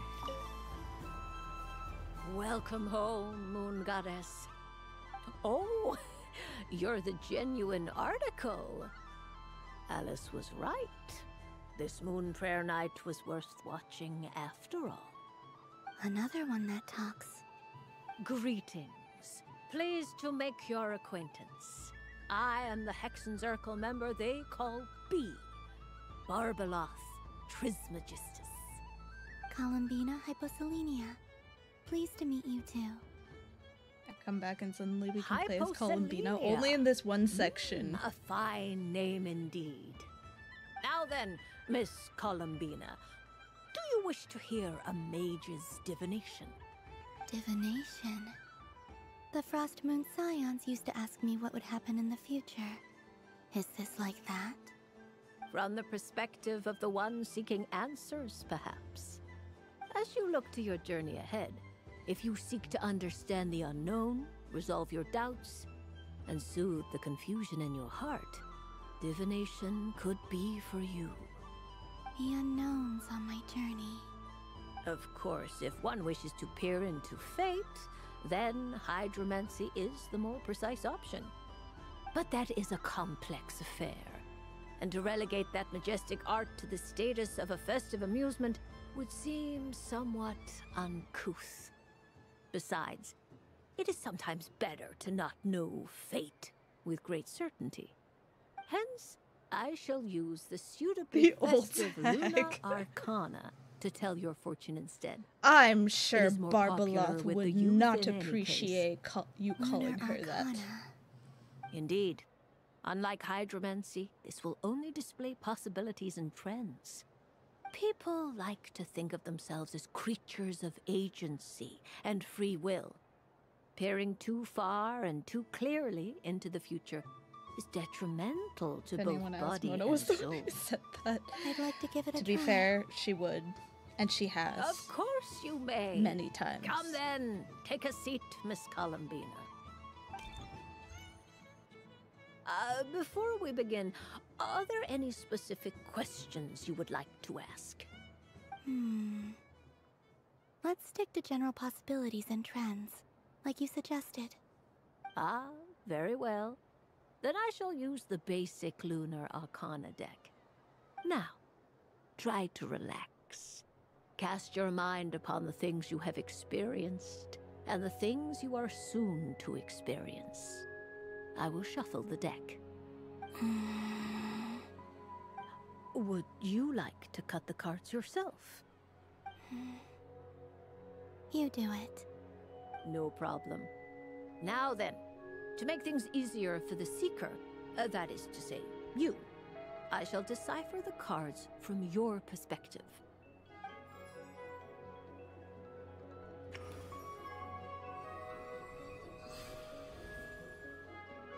Please, draw the first Lunar Arcana. I hope this means that This Mona's gonna come represents back destiny again soon. and is the foundation for the divination as a whole. Now, draw your second card. This will stand for the past, the sum of all your experiences that have come before. And now the third arcana. This is the present, your interpretation of the current moment. Finally, the last card. This shall speak of the future, which... Oh, Kuvaki Pulse? fascinating. I've never encountered this before in my role as a diviner. Something has exerted an influence upon this card, causing it to leave its designated position. What do you make of this, Miss Columbina? Perhaps this is the guiding hand of fate in action. Of course, if you wish, you can choose to deny the validity of this card and draw the future for yourself. No, it's fine. Let's go with this one. A bold decision. I must say I'm looking forward to the results. Me too, Well I then, love tarot card reading. Let us flip the Lunar Arcana in sequence and see what emerges. Sure. First, Destiny. No surprises here. The card that represents yours is the moon. The moon. Indeed. The moon can represent the truth at some times, but deception at others. False peace, destructive calamity, and the world-changing power that lies within. When the moon is placed on the destiny tile, it indicates that your destiny is not what it may appear on the surface. Instead, it may yet have a hidden side. It symbolizes a journey through the fog, fraught with uncertainty and deception, where one must face inner challenges head-on. I don't understand. Patience, my dear. I wonder if those This are the is same but the cards we had in first theater. card, which serves as a basis for the interpretations that follow. I don't think so. Our divination will only But grow maybe. clearer from here on out. Now then, flip the second card, the one that speaks for the past. Ah, the Hermit. but inverted. Inverted? Yes. The hermit symbolizes solitude, introspection, and the pursuit of truth. When inverted, it represents isolation, truth out of reach, and a path that leads one astray. Combined with the moon as one's destiny, the hermit inverted represents a choice you made to stand alone in the past. It was a choice made not out of fear or arrogance, but for reasons that others could not perceive.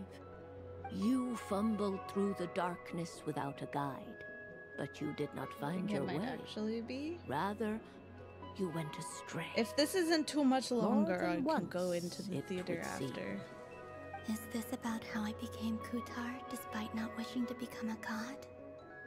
And how I joined the Fatui because I yearned for a place to belong? I suspect only you know the answer to this question. All is not lost. The past is in the past, and so it shall remain. Shall we look into the present now? Oh my. The lovers. One of the most interesting Luna Arcana. What does this one mean? This means that you have had an unprecedented emotional experience. The joy of finding your soul becoming intertwined with that of another. I'm actually in there right now. I can check if I have Wonderful any that thing correspond. indeed. Hell yeah. It's true. I'm curious. I've made a lot of friends recently, and they are very good to me. I like them a lot. That sounds lovely. I am most delighted for you. The lovers can also represent important decisions, perhaps related to a parting of ways. Now, if I were to guess... Yes. My return to the moon. I understand. Parting with friends is never easy, Columbina. But rest assured, this is not the end of your journey. There is always another story waiting to be told. The future always lies ahead. The future. Well now, it's finally time to flip this most mysterious of cards. Why did it appear? And what does it wish to tell you? I'm ready. Very well. Flip this card and see what lies on the other side. Oh. Miss Barbeloth? What is it? This card is death. That doesn't sound very good. It depends on how we interpret it. It is true that it can represent an agonizing death, a complete and utter end, but at the same time, it can also represent rebirth. Do not forget that your destiny card is the moon. That lends your future many different potential meanings. If death spells the end, is it unavoidable? As There's I no have way it's said, death. Divination can only display We literally general just went through trends. 4 hours trying to It is a find your rough name guide, so that you could but stay it does alive. not show predetermined outcomes. Allow me to summarize it for you. In the past, you may have lost your way, but It's okay. now No worries. you have gained new connections. I would and be new so down strengths. if they like You came now out with face an important decision. with the One tarot that may deck bring that about you a could great buy. change in what is yet to But I be. want these Dodecos. This change might, in turn, be the end of all things, or their beginning. I require But remember, Dodecos that I can buy. Everything is subject to change because of the moon present in your destiny. You must see the truth clearly and face your innermost thoughts. The truth. My innermost thoughts. Thank you, Miss Barbeloth.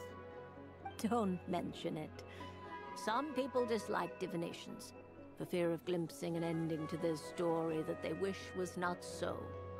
But I can see that you're different. The result of this divination will not sway your decision, This is a rare quality, and one that diviners always hope to see in the seeker. We are here merely to guide, not to exert undue influence. I understand. Go then and illuminate your future, Miss Columbina. The moonlight that shines from you now is most captivating.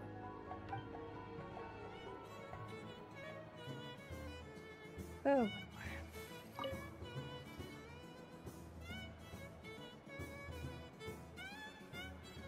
I wouldn't say it's unfair, exactly. I mean, your voice goes right into people's heads. How would you explain that to the kids? You can't just explain it away as magic. Is something the matter? Ah, Miss Columbina! No, nothing you need to worry yourself about. Ah, impeccable timing. Stick around for a second, Miss Columbina. I need your input on something. This self-proclaimed Knight of Justice has yet to give me a satisfactory answer. I, for one, would like to hear your verdict on the matter. Her voice sounds a lot I like... left the flagship just to help you out, Miss Nicole. What's going on? So Alice and I are both using long-range remote control spells that work on similar principles, allowing us to attend this festive fair in Dodeco form. Sorry, let me backtrack a little. While similar, there are some key differences. Alice, being a great mage, wanted her Dodeco to reflect something of her own charm and mystique. So she adjusted the way its tail moves when it spins around. An entirely gratuitous move, in my opinion. I hardly see how anyone is going to notice that. If anything, I'd say that anyone who stares intently enough at a Dodeco's tail to notice such a small detail is someone we ought to be highly concerned about. I only say this to emphasize that my question has nothing to do with tails. Now that we're clear on that, why is Alice's Dodeco permitted to interact directly with the children celebrating Moon Prayer Night, while mine is not? Your voice speaks directly into people's minds. See? Exactly what I said. Freaks people out, that's what happens. Miss Nicole? Ugh, I can't stand it. I know that probably makes me sound like a whiny child acting out in front of their parents. And it's a little embarrassing now that I think about it. But hey, I've said it now, I can't take it back. That would be even more embarrassing. Also, don't go reading too much into that analogy. It was off the top of my head. I'm actually an awful lot older than either of you. Miss Nicole, are you saying that you'd like someone to play the game you've prepared? I'm not so invested in that. It's just something cobbled together using items I borrowed from Alice. She probably didn't even make them herself. The point is, I want to know everyone's thoughts after they receive their prizes. But as you've said, I can't just ask. I've been biting my lip for so long, and I've had no one to vent my frustrations on. I thought this was going to be a nice, straightforward festival where I'd get the chance to guide people to treasure. Well, can I play? I can't guarantee that I'll win a prize, but... You will? I'd like to try.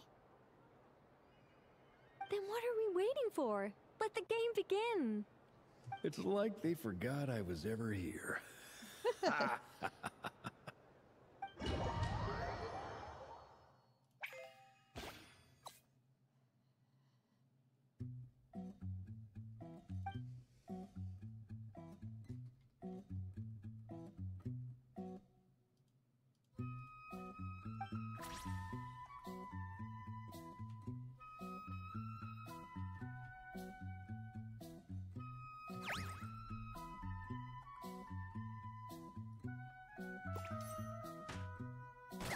Oh, this is just ping pong.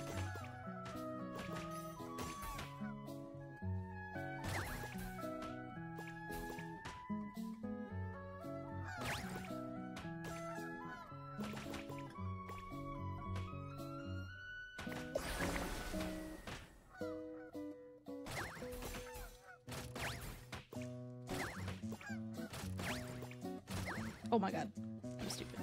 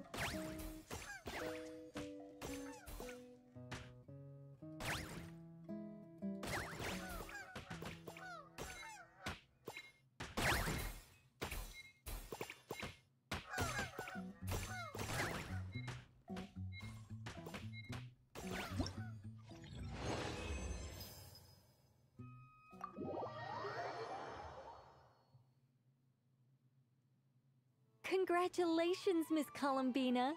With your great wisdom, you have overcome every obstacle in your path and conquered the great challenge posed to you by fate. Fate? Well, something to that effect. If you'd prefer something more poetic, it could be the icy winds or the dawn. Anything you like, really. You could even go with the challenge posed to you by Dodeko, if that's what you're into. Anyway, you can take or leave my suggestions. Moving on. All my hopes are now resting on this. Can I open it now? Stop teasing me. Please, I'm begging you. No more talk. Just open it. Wow. What a lovely sculpture. Classic and cute at the same time. Thank you, Miss Nicole. I'll always treasure it. Ah, there we go. Music to my ears. You have my sincerest gratitude, Miss Columbina. Thank you for sharing your precious time with me and fulfilling my wish. Don't mention it. You've all done much to help me. And still, I'm the one receiving all these gifts.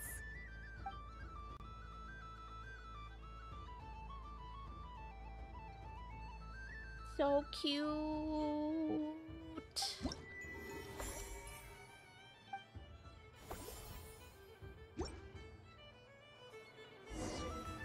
Please don't make me go through all of them. I will. I'll die.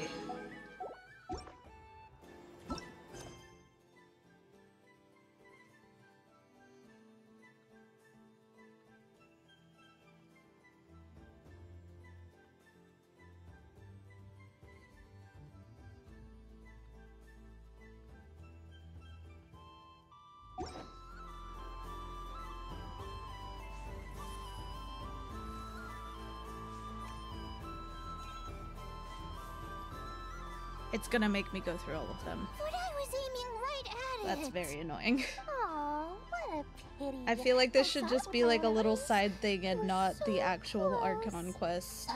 So very close. That's not true. It dodged out of the way right as I was about to snag it.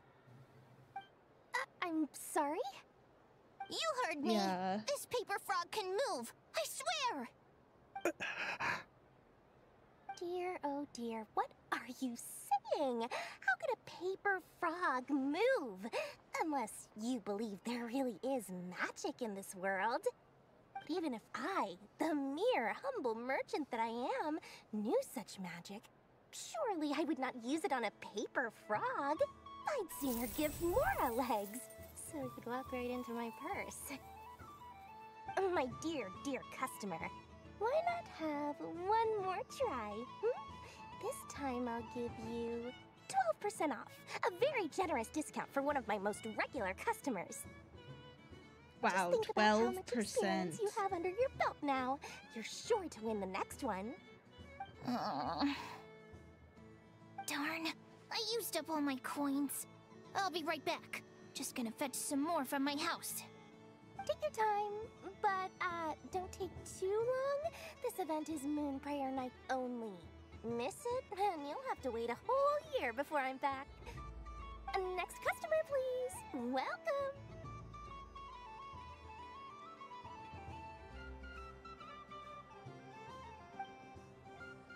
Hello. Whoa! What's this big one doing over here? How do I tell my employees not to go running around this time? Shooting them a glance won't work. I haven't known them long enough. Dory? Why, hello there, Miss Columbina. Would you like to play my ring toss game? The rules are very simple, and it's easy to get the hang of. How much for a round? Oh, first time's free. Not a single mora.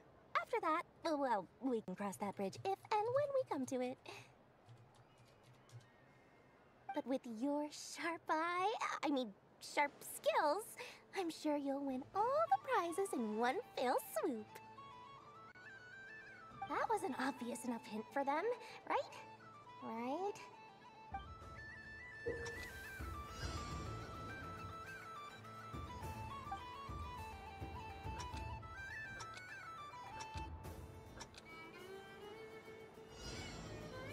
Here comes the ring! Oh, peanuts.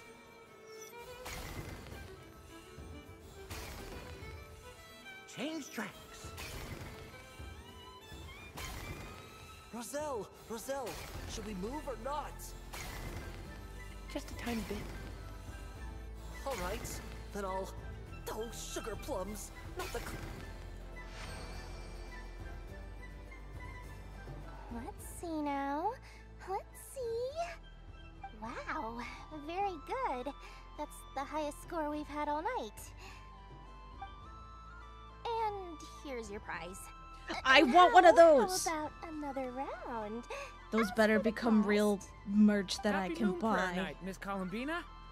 Happy Moon Prayer Night, Durin and Hat Guy. Are you here to play the game? I can't believe that they just legitimately call him Hat Guy, man. You said we were just coming here to say hello. I did, but then I recognized a few more people as I got closer. Do my eyes deceive me? Is that... It's our little dragon. He's all grown up. Someone's popular. Well now, since you came all this way, why don't you try out this lovely game we have going? First try is free. He'll have a go. I'll pass. It's only one free try per customer. You can't give your try to him. I'm aware. How has Elder Almond been lately? He's in great shape. He goes for a run in the forest every morning to stay fit and healthy. He tried to go boat racing with Firecracker a while back, but he couldn't even make it onto the Lotus Leaf. Firecracker was in fits of laughter. How about you, little dragon? Can you still fly? Yes, I can. But you've become less chatty. Has growing up been tough on you? We call that maturity. You know, the thing people sing about. The knight wields a sword of stone to defend those hearts that are made of gold. Stone is very heavy. That's what keeps them from talking too much. That's awesome! I want to be a knight when I grow up too. Ring, here I come!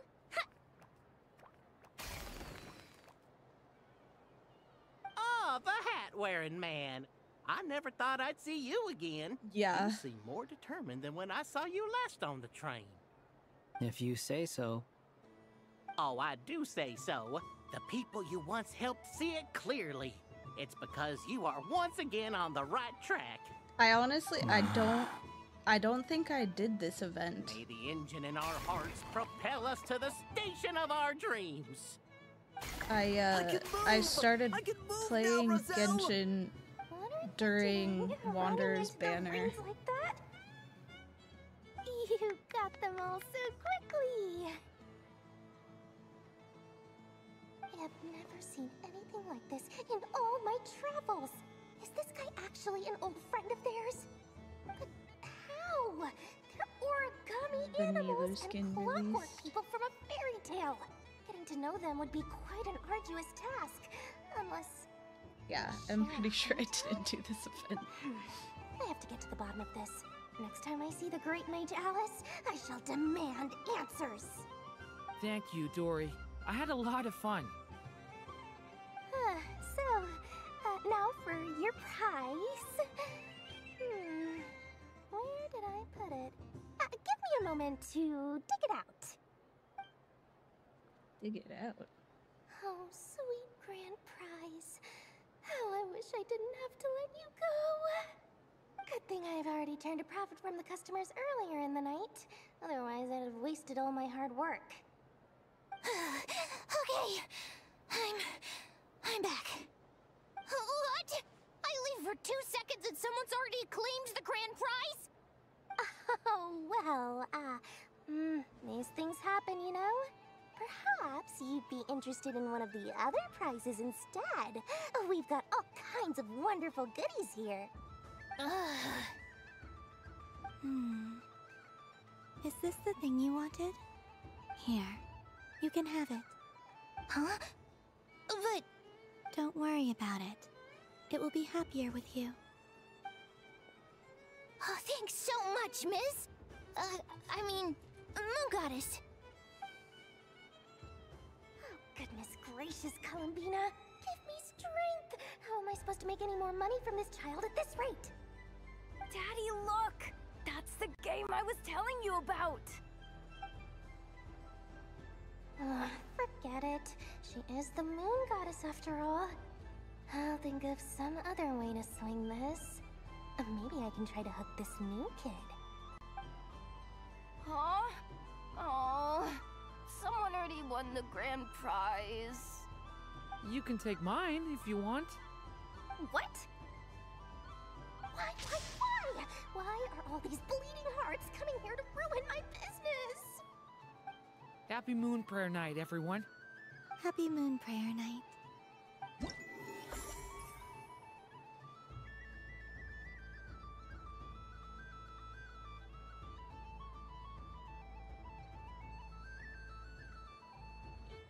She loves taking money from anyone she can. Hi. I'm gonna come sit.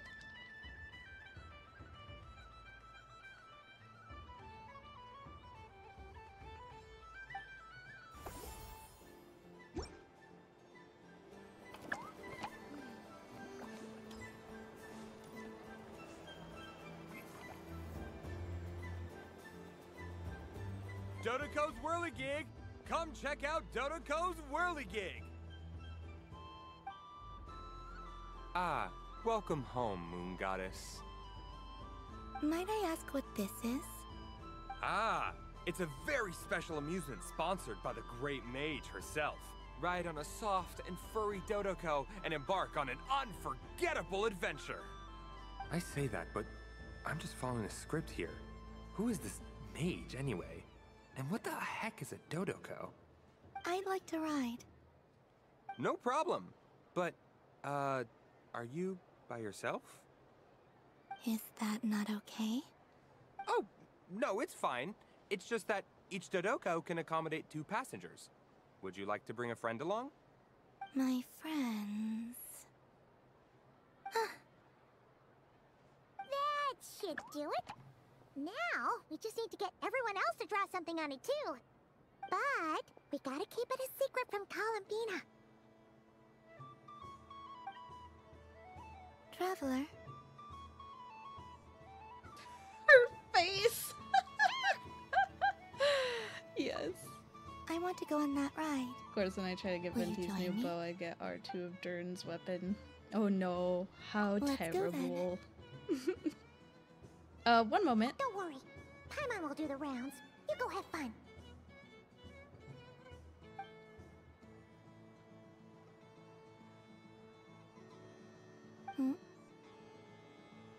Nothing, let's go. All right.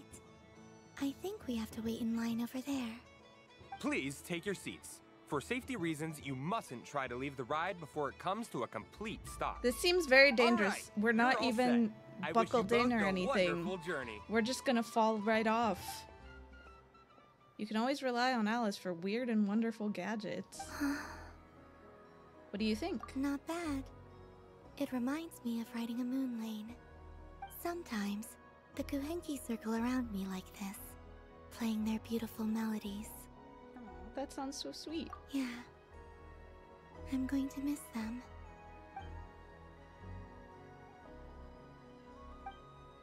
I wonder what Columbina will find on the moon. Perhaps even she doesn't know. Does it scare you at all? It does. I've felt scared in the past, too. But this is a little different. You know something? I got to see a lot of fascinating things during my disappearance. I saw how the Frost Moon Scions act around their families. So different than how they used to act in my presence. And I also saw how they interact with their friends. It made me curious at first.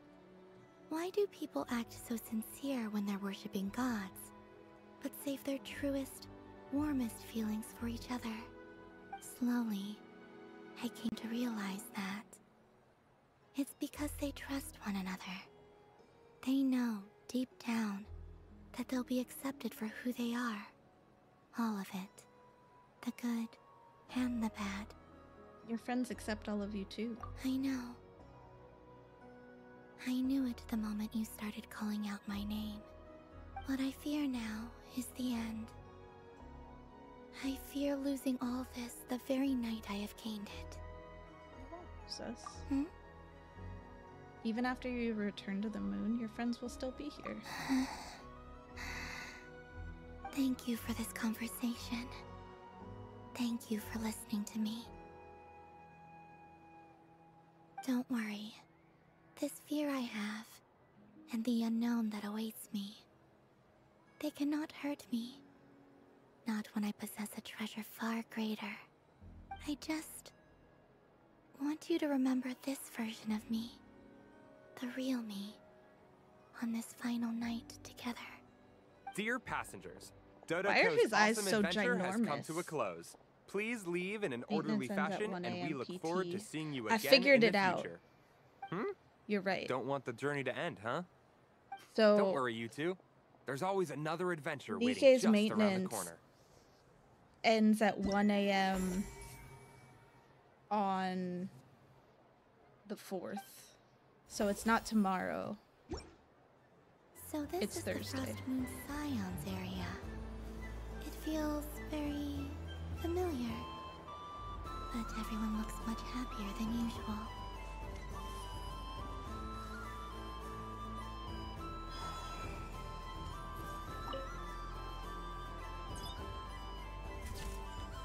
And done! Here, take a look! I think it looks quite funny. Well, Paimon thinks it's super cute. It looks like a silly chic badger and a rhyme-horn deer that's about to fall asleep. Silly? In what way?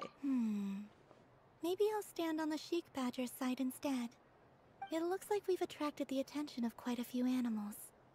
Let's make room for them.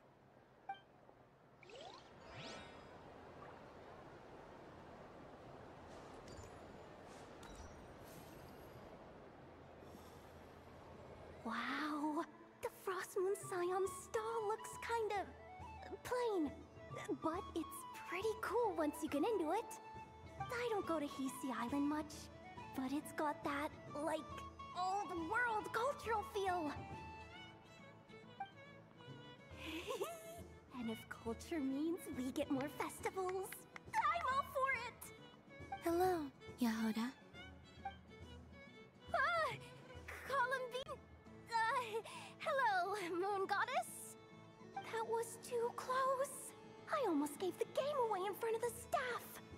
Oh, wait, what's the deal with her shoes? They don't make a sound when she walks. Those are not I shoes. could do with a pair of those.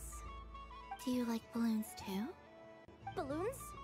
Oh, you mean those? What's so fun about balloons? I'm not a kid anymore. They're probably more up Aino's alley. Yes. The animals seem very curious about these strange flying objects. I was drawn here by their voices. I recently learned a fun new game you can play with balloons, so I decided to come and give it a try. It's literally just a heal.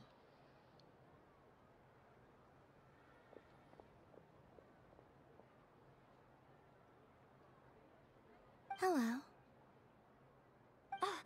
Welcome home, Moon Goddess. Here to buy some balloons? Yes. Could you give me a few that haven't been inflated yet? One that we have no idea how it sticks on the, Are you the heel of sure? her foot. I guess it's not a problem, but... Yes, please. Thank you. Uninflated Also balloons? unrelated to Genshin at all, but pouches. tomorrow What does she want with those? is when the new Would you like to play TFT the set balloon game, Yahoda? drops. Huh? Sure. I guess. How do you play it? Wait here a moment.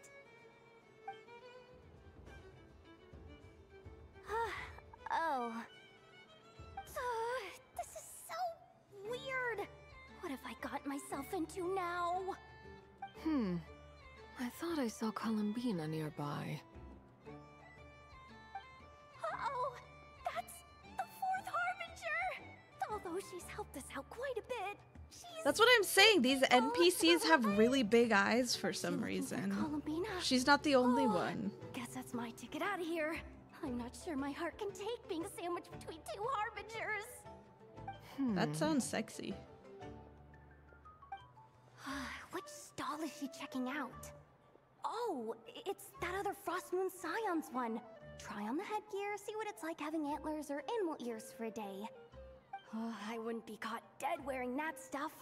So embarrassing. I have enough gear to carry as it is. Wait, what? She put it on? So How peculiar. This would take some getting used to. Oh my god. I wonder if this is Oh my what god, it's like Cat when- Arlecchino. Cat Arlecchino! It really suits you, man. Peak! What is this? She was so intimidating a moment ago, but now, damn. Yeah. Really I'm taking all the screenshots. How does she make him look so cool? She looks so I suppose good. I may as well keep them on for now. All part of the She festive wants to experience. bond with her children.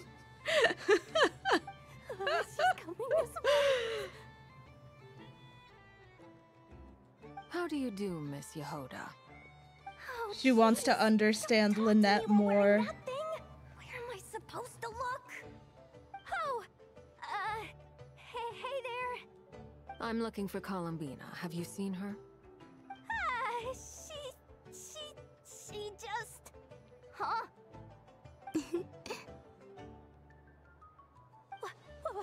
Wait, is that what she meant by balloon game?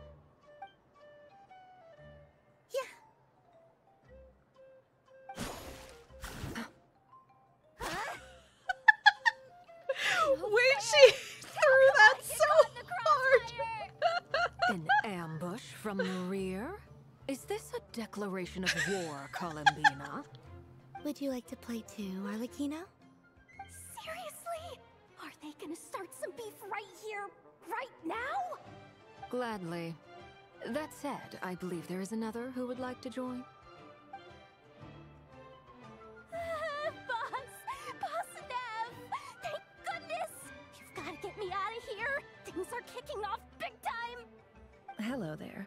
I'd like 10... no, make that 20 balloons, please. Uninflated. What? Miss Moon Goddess, I hope you're prepared to pay the price for assaulting my employee. Amazing. Welcome to the game, Nefer. Just to be clear, let's keep this a fair fight, okay?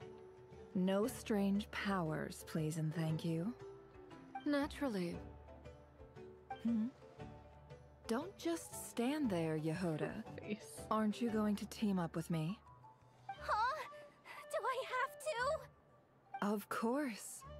Don't forget, the Curatorium has a reputation to uphold.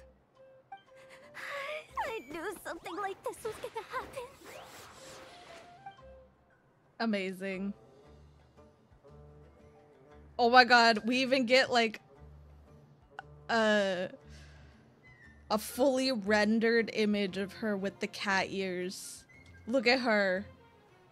Amazing.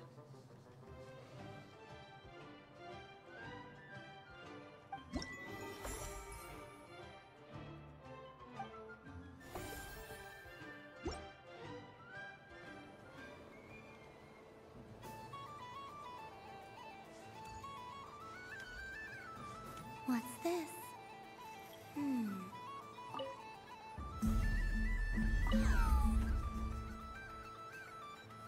I'm confused. What are we doing?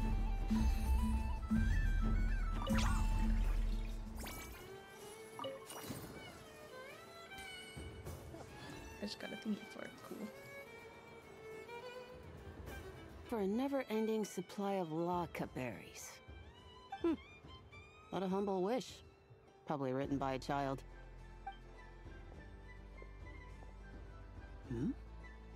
Is that Lauma the Moon Chanter?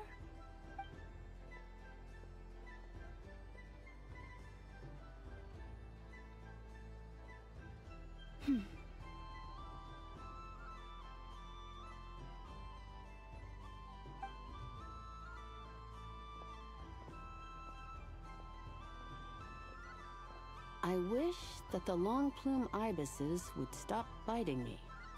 Oh dear, poor Lauma. Lauma, honey, you should probably put pants on then. All right. I'll write that one down for you. Oh! Oh, she's... Mm-hmm. I got it. She's While writing everyone them else is down celebrating for the Moonfire, animals. You're as busy as ever. I don't mind. Lauma's so rewarding work. cute. A good kind of busy. My antlers are at their heaviest tonight, and the Kuvaki waves are especially strong. But as I help these dear friends hang their wishes up, I feel a great peace within myself that is hard to describe. You see, they are all such beautiful wishes. Is that a and they are beautiful ones wish? that we can fulfill by our own strength. Do you blame me, Llama? I want to hear your honest answer. It is by the help of so many people that I can return to the moon. But I feel as though I've hardly done anything in return. You've done plenty, Columbina. I say this in earnest, both as someone who knows your history, and also as a friend who has seen what you've been through. What about as a moon chanter? I feel proud to honor our moon goddess's wish. And I'm sure any moon chanter in history would have felt the same way. Wishes aren't the only thing that are beautiful. For your kind words, Mama. But it's the hips. Since you asked for my honesty, I won't lie to you. My feelings are mixed right now. Besides pride, I also feel, I suppose it's a reluctance to let go. Once you return to the moon, we will be far apart and separated by a false sky. I'm sure those of us curious left what behind we're planning on will doing gaze about up at this that false sky. yearning for the moon once in a while, just as you used to do. I will miss you, Llama. I will miss you all. I hope to stay in touch. I will try and find some way to send messages down from the moon. Perhaps you could use Kuvaki. I've heard Yehoda say that signals can be sent using long and short waves, or strong and weak lights. That sounds a little complicated. What if we forget what the signals mean? We could prepare a codebook beforehand, but... You're right. It wouldn't really suit you. Still, whatever happens, I believe that you will find your own unique way of communicating with us. Didn't and you now know that I do the think same about thing, that, or did I trust Twitter my too heart much feels more lighter. Because you trust Wait. in me? Which what? Yes. Same what I thing? have faith in you, and in the power of truth. In my experience, the truth tends to be difficult. But that's what makes it stand out from what is false.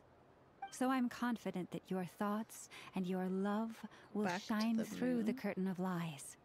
We will know it when we see it. Thank No. you.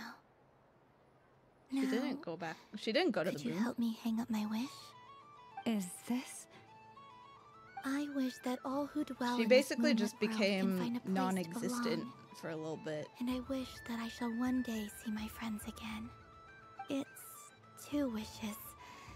I hope that's not too greedy of me. Not at all. And I think you speak for us all with the second one.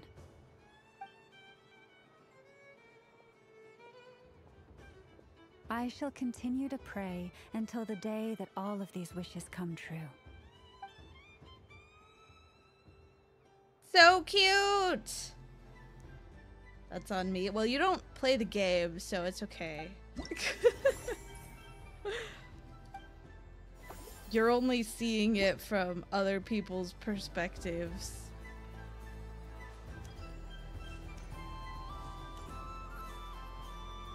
Sunny days! I prefer sunny days. I like rainy days. Well, you are as warm as the sun itself, Moon Goddess. Very well. Flins. I believe your spirit animal has to be this most adorable You keep seeing sheep her with the badger. moon because that's her, like, Wow! That's her like fighting style. She has she like summons the moon in one of her moves in the same way that that what's her name summons like a sun. Isn't it? It's The only our things little I should secret, trust my on dear Twitter are how traveler in hot the fan Paimon. art are so real. Okay, sure, but Yeah, her and Augusta create an eclipse if you do it Everyone correctly. celebrates in their own way. I After realized you gazing actually into you the have to do abyss it and correctly spending though. time around gravestones It doesn't all automatically year, happen. What better way to But it relax is really than to fucking see sick sunny when you do it. smiles on the faces of the living? Because Besides they're that, also I like to lesbians. think of myself as a fair judge of character. I dare say matching personalities to confection suits me rather well. that's not what Paimon was talking about. Aren't you afraid that your true identity might be exposed? Should I be? There is all manner of magic in the air this moon prayer night, thanks to the work of the great mages. I see Miss Columbina is hiding in plain sight. Why should I not do the same? Why miss this rare opportunity to enjoy a special evening in my true form? Fair enough. You got a point there. People who don't know you will probably think you're just a talking lantern. We love Well, now that Chongli we see eye Contarella. to eye, what brings you here? Not a search for your spirit animal, I presume? Chongtarella. Well, actually, here, see for yourself. Oh, this is... How wonderful. A beautiful idea. That's you, but the Barca, thing and that's shaky he said isn't the having coke. everyone draw their own section was kind of boring. So, he did your bit for you. Ah, Varka. Ever the maverick. I see his artistic skills are truly one of a kind. In that case, I shall paint something on Mr. Albedo's behalf in a short while. What? Why not now? Ahem. Welcome home, Moon Goddess. Whew, that was close. Hello, Flint. She recognized you right away! What keen eyes you have, Miss Columbina. Especially considering they are shut. I did not see you. Rather, I sensed you. I can sense the fluctuations in Kuvaki all around me. One would Also, why is expect no Flynn's less gender of the Moon fluid? Goddess. You know what? Might I interest you in can't some answer candy? that. Yes, please. He's not even a person. Excellent. He's just I a shall make some lantern. for you right away. Hmm? Something the matter, Miss Columbina? What about my spirit animal? All the other children carrying sugar sculptures are talking about it. Wait, is she taking the test seriously? Ah, my apologies. How could I neglect that? You are quite right, Miss Columbina. Every one of us has a magical creature living in their heart. Would you permit me to help you find yours? Mine is a fox. Yes, please. I don't know if you guys know this. Do you prefer the day but mine is a fox. or the night? Night.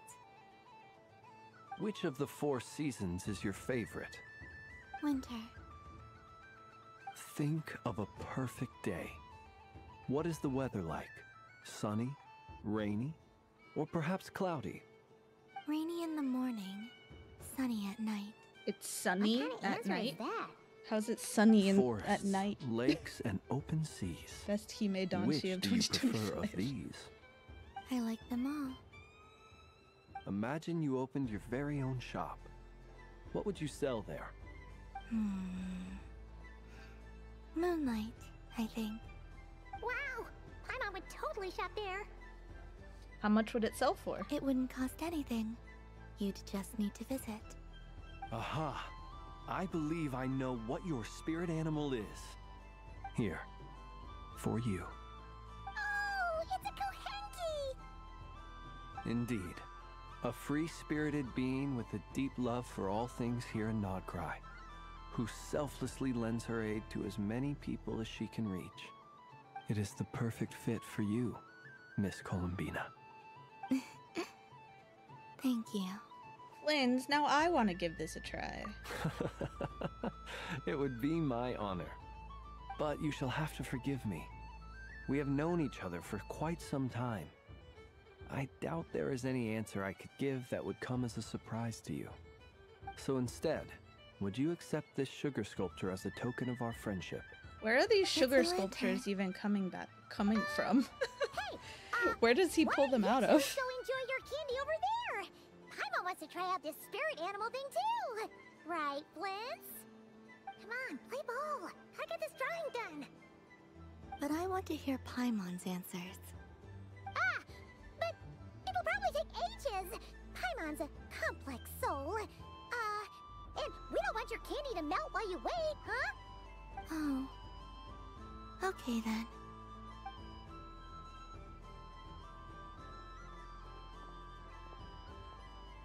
Phew.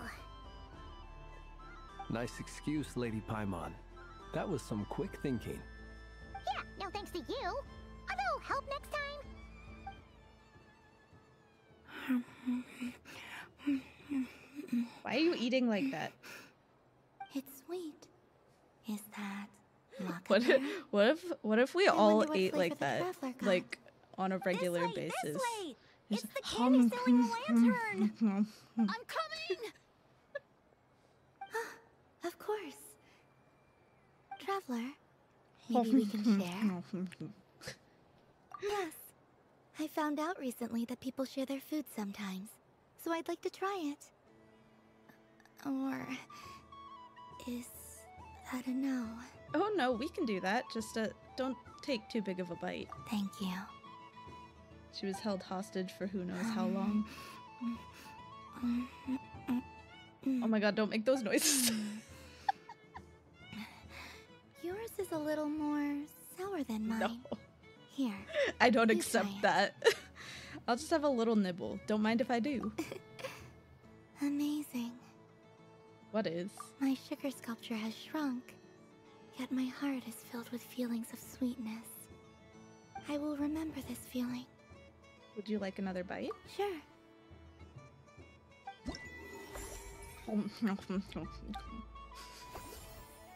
Oh my god, 3 more stalls, you guys! I don't know why they're making us do this whole thing.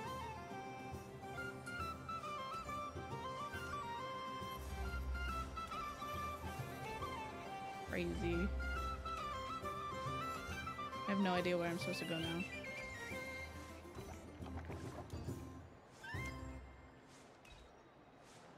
Yes, this is still MSQ. There are so many attractions here. Since I rarely get out, I might as well make the most of it. I don't know why they didn't just make this like an event.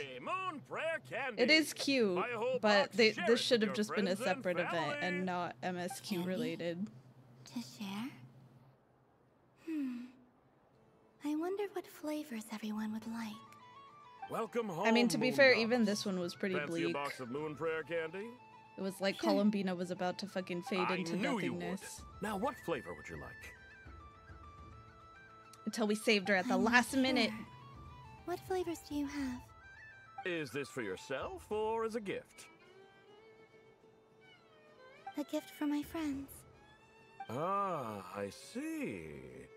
In that case, I'd recommend apple, lockaberry, or midsummerberry. Those are the most popular. Do you have nocturnal blossom flavor?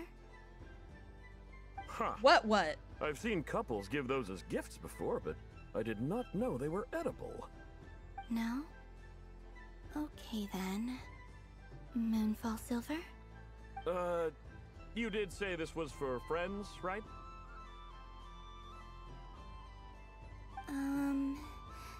Maybe Smetana then.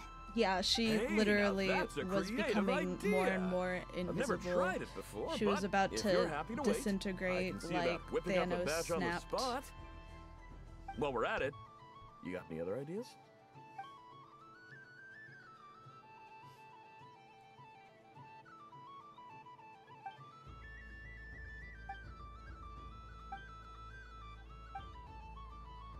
Here you go.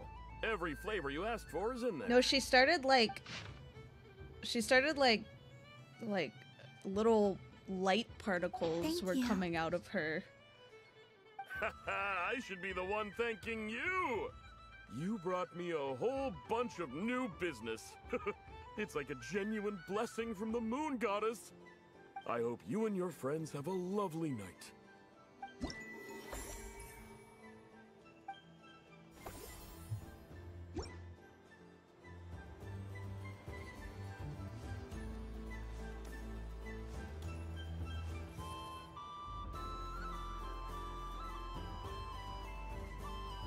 What is going on over here? It looks like fun. Hold it right there! You can't run away from me, Moon Goddess. Hmm? Are you talking to me? Of course. Do you see anyone else here dressed up as the Moon Goddess besides me and you? Hey, come on! Call me by my title. Happy Moon Prayer Night, Moon Goddess. And the same to you. Anyway, there's no time to waste. Get ready for the duel of a lifetime. Duel? Meet my partner, Stacko. Come on out, Stacko. Stacko. Well, don't just stand there. Let's see your partner. Partner?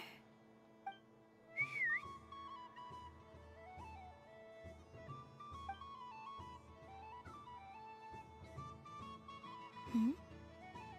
So I need to select a partner and command them in battle. Partner. I need a partner.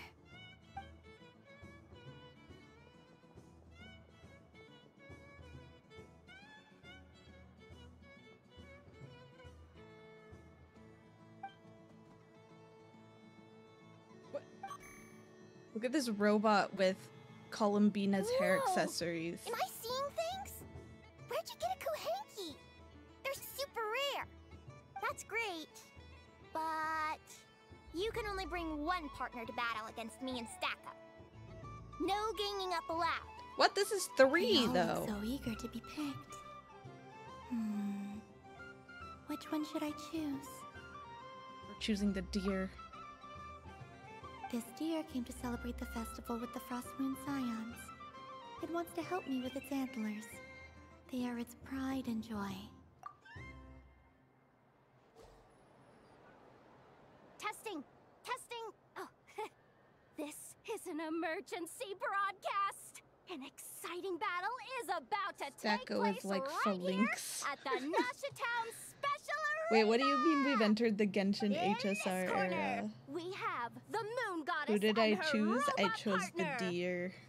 And in the other, we have the Moon Goddess and her Rhymehorn deer partner.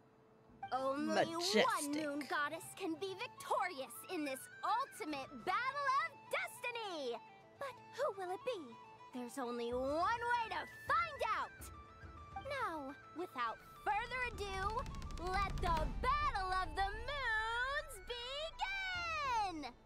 I don't care who we're up against. Stacko and I ain't gonna lose.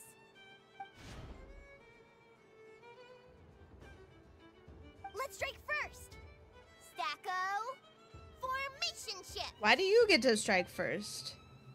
Oh my god, they're so anky now. Ho! The robot has kicked things off with a change of formation. But how will this affect the battle? Nobody knows. Cautious play from the opposing team. This Moon Goddess is No, it Where should would be go an from event, here? but it's Okay, actually then. part of the MSQ. Stacko, maintain formation and enter your empowered state. Empowered state! There we go! Now we're talking! Absorbing the immense Kuvaki present on Moon Prayer Night! This lean, mean Here it comes! A Lockaberry! Oh, what could the Moon Goddess be planning now? Frankly, I don't also have, a clue, have no so idea, your so guess it's is okay. as good as mine. The battle is heating up fast! I'm about to start sweating machine oil over here! Go for it, Stacko. Set Kuvaki to maximum! Can their opponents withstand this blow? And what will this moon goddess do? Don't be afraid. Fight however you wish. What the? The Rhyme-horn deer's antlers are glowing! It absorbs the Kuvaki from its opponent and uses that same power to deal a devastating counterattack! I don't get to see it? There goes the robot's formation! Stacko! Oh, Stacko is down for the count! Rip. Our winner is... I didn't have to do anything. Moon Goddess! The slightly taller one, I mean. You did your best, Stacko. I'll take you to Ainos for a checkup right away, don't you worry.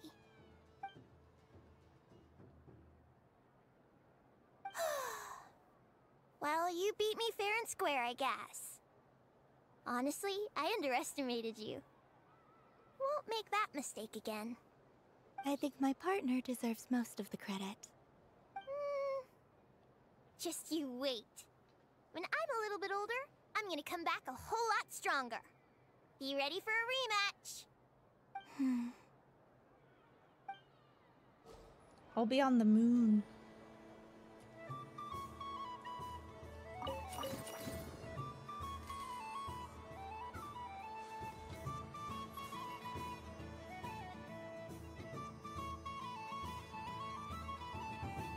Well, well, look who it is. I heard someone went and disappeared on us the moment we let her out of our sight.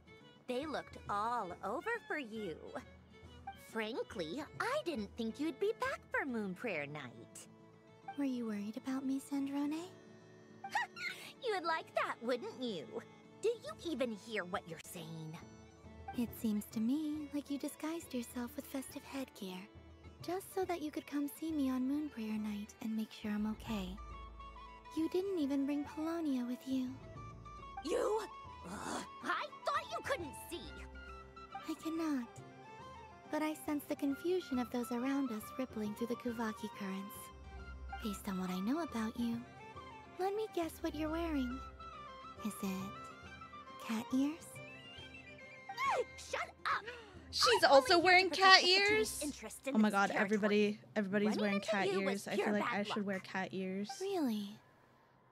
But you were the one who asked Arlecchino to help everyone find my name. Columbina! Ugh! Just one more word, and I'll unscrew your vocal cords. It's Columbina Hyposelenia now. Tell someone who cares. I've missed you, Sandrone. The whole time I was gone, I was thinking. I hope I get a chance to say some ugly words to you. She's so honest. Is that supposed to be a joke? Anyway, let's go play that game. What? You mean that frostfin whale? Yes. It's some kind of game where you get bitten if you step on the wrong tooth. Seems like fun. Who in their right mind would wanna... Because you're not a scaredy cat. Fine! You wanna play? Let's play. Don't complain when I kick your sorry butt. Lovely. You old geezer! I'm gonna beat the pants off you! Just you watch! I almost forgot. Sandrone?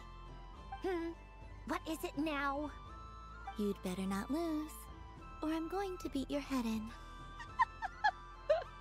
Oh my god. Allow me to demonstrate since I'm feeling so nice. You just step on the teeth, like this.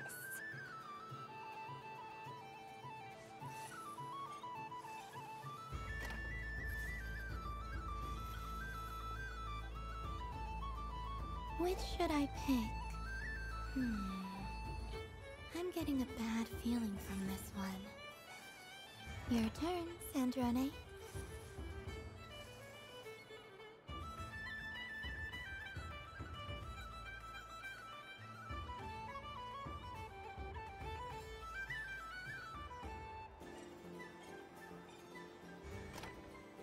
don't come crying to me if you get bitten.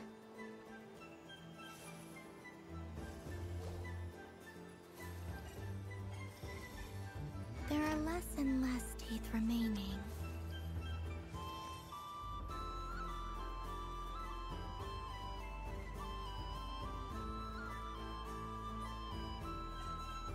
Huh? What's that noise? Oh.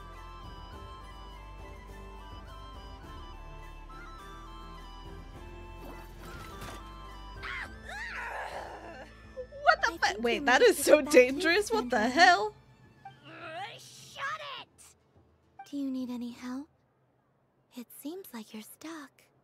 No! It's just a blasted toy!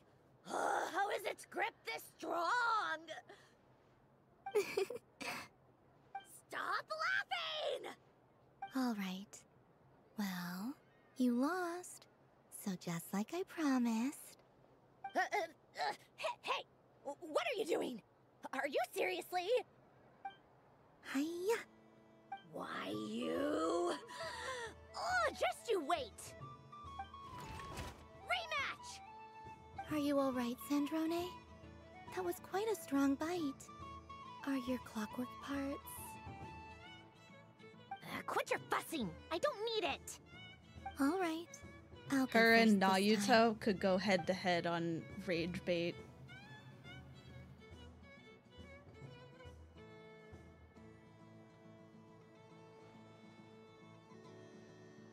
I see it now. She can sense which teeth are rigged. So I just need to avoid the same ones that she does.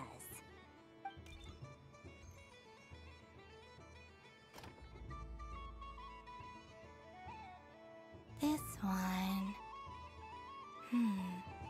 Seems fine. She avoided that one then? Now I've got you. All right, my turn.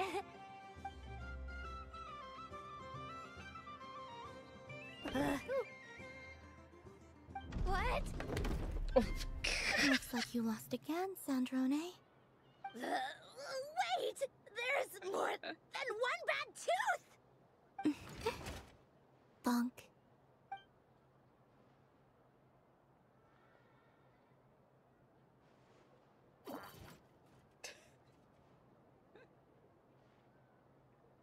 Oh man, how many times are we playing this?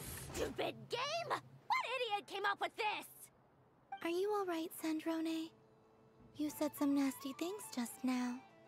Oh, I'm peachy. Should I let you bonk me on the head as well? Ah, forget it! Come on, bonk away. It can be your consolation prize for losing so badly. I told you, forget it! Gah, you've always been so annoying. Singing right outside my door and inviting yourself to my tea parties, going AWOL. And now you're off to the moon or something. Of all my days with the Fatui, the times I spent with you, Arlecchino, and Rosaline, they were my favorite. Who's Rosaline? I will not forget them. Just as I shall not forget this moment. We'll always be friends, no matter where we are, right? Who'd want to be your...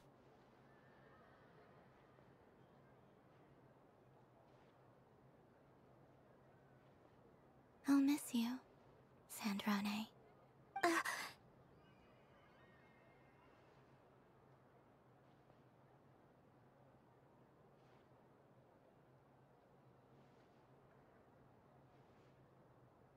Goodbye, Sandrone. It's Senor. Oh! Dude, what? Since when has her name been Rosaline? I had no idea her name was Rosaline. R.I.P. though. I'll miss you too, Columbina. Sorry, Remember when people thought she'd be playable? Yeesh! No need to freak out. What's wrong? We've been looking everywhere for you. What do you want? Oh, Nice ears. They don't match your vibe. What do you want? This. Huh? It's your turn to draw something. You're one of her friends too, aren't you?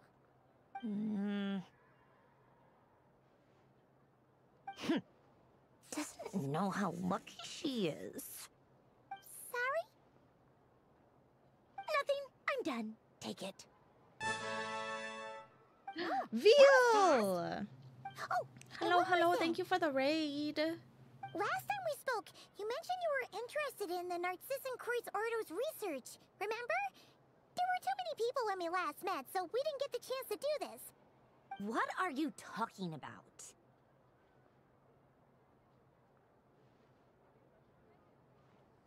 I hope you had a good stream. Did you win? Did you win in Arc Raiders? This is... Oh. Alan, Renee, and Marianne. Huh. The Holy Blade. A savior's plaything. You don't approve of their goals? It's not about whether I approve or not. These people, they would sacrifice themselves for the sake of the world. Especially Alain Guillotin and Renee. That is something I would never choose to do. Still, You got your butt slapped? I didn't know they had any Damn. pictures left from that time. That's rough, buddy. If I'd have thought to bring a camera, I'd have... It's okay, we snapped a photo. What? Yeah, of you being bitten by the frostfin whale and Columbina bonking you on the head. Tear it up! Now! Beast. Oh my god, I have one more. And I didn't no! That's awful. I'm so sorry. This doesn't make any sense. How am I losing every single time? Wait, Inefa, you're cheating, aren't you? Yeah, that must be it. I am not cheating, I know. Uh-oh, sounds like Inefa's turning into a big baloney bot. I think it's time for some serious maintenance. Moon Goddess, help me. Miss Columbina, I know, is attempting to cheat. What the? I'm not the cheater. You're the cheater. How dare you throw it back at me?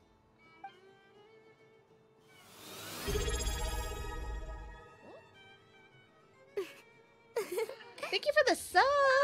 I don't know why it didn't show up on my thing, but thank you. Because I'm gonna make a game bot that I can appreciate win it. 100% of the time. Let's see you laugh when I come back and beat your butts. You'll all have I'm your heads attempting covered in really stickers hard when to I'm get with through you. this Everything story. was okay after all that yelling. And for some reason, they decided to put an entire event in the MSQ. Thank you for the 100 biddies, too. Whatever it is, it sounds like cheating is allowed. Kuhenki concentration. Each player starts with differently colored Kuhenki. Each round, they draw one Kuhenki from their opponent. When a player has two Kuhenki of the same color, they make a pair and can be discarded. Any that can't form a pair must be kept. So we're playing The Go round ends Fish, when basically. a player can't form any more Kuhenki pairs, and that player gets a sticker.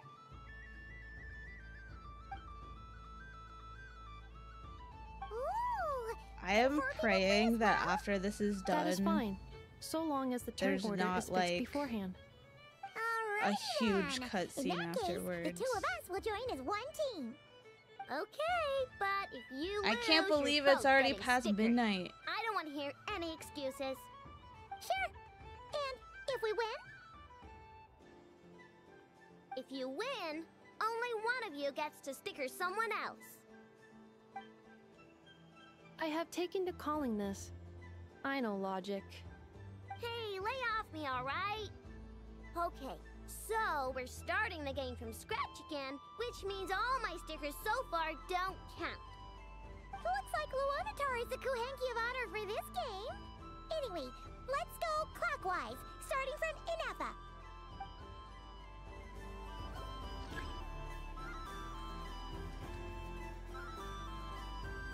We've played so many games.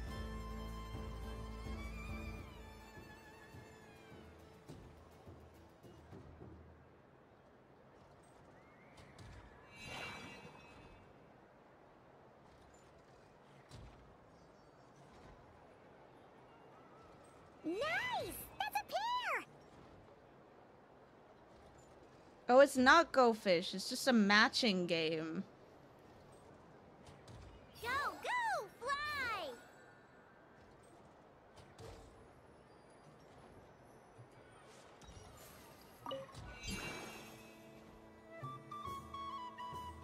Go on.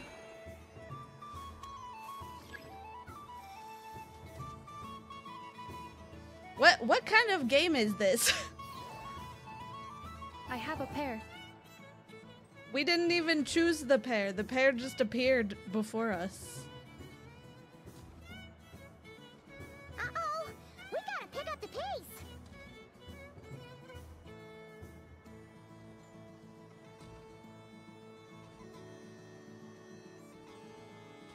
Why did she hide her in a box?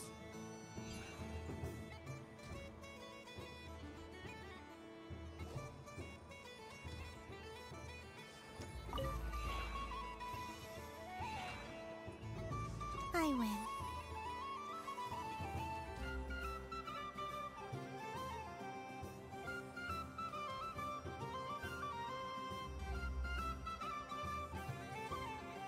Phew, that was too close. I thought I was gonna lose. Good luck, everyone. Aw, we're out!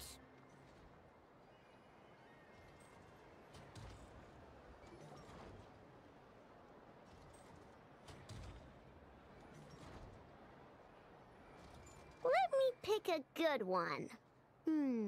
What's it gonna be? You're looking very pleased with yourself there. What happened to being a huge Grumposaurus? I won. Duh.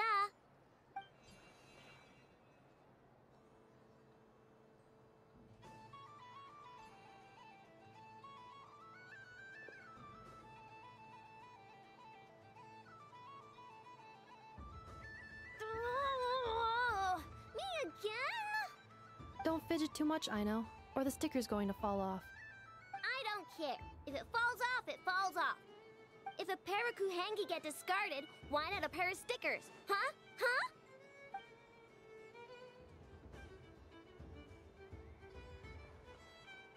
So many stickers.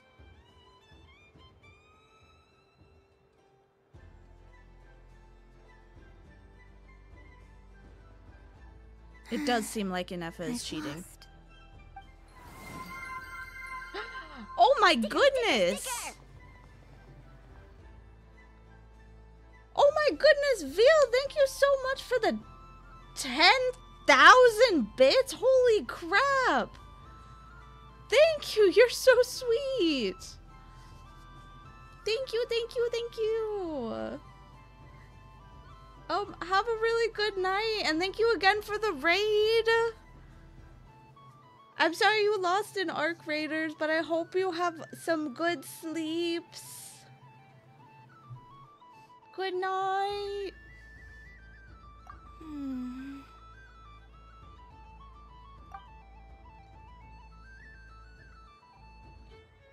Cute! You think so? Shame. I can't see it for myself. I'm giving you hearts. I know you can't see it, but I am giving you many hearts. She said it looks so cute that she wants me to lose a few more rounds.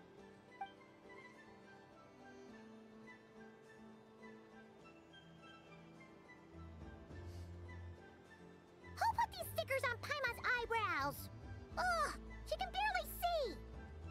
Alright, now, I think we got enough evidence to prove that there's a serious problem here. Yes, I agree as well. The culprit is... Enough! Culprit? What did I do? You're so sweet. Quit acting dumb, I hope you have a Nappa. really great rest of your Way out night. of this one. I've been watching you. Not only did you remember whose side Luanatar started at, but every time someone drew a Kuhenki, you were logging it and calculating every last possibility. Which Kuhenki pairs were gone, who had what color Kuhenki in their hand, even our facial expressions. You were keeping track of it the entire time. Exactly! What I know said! Putting aside the fact that running calculations is not against the game rules, do you have any evidence to support your allegations? The evidence is your eyes were shining. But that's not against the rules either. So she admits it. She certainly does. Alright, everyone grab a sticker. It's time to get Nefa back. But... Take that! Yeah. As much as I don't like that this event was part of MSQ, it's extremely cute.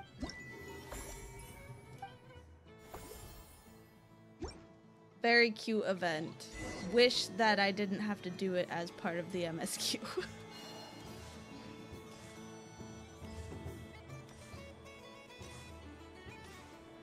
Alright, let's see how long this is. Traveler.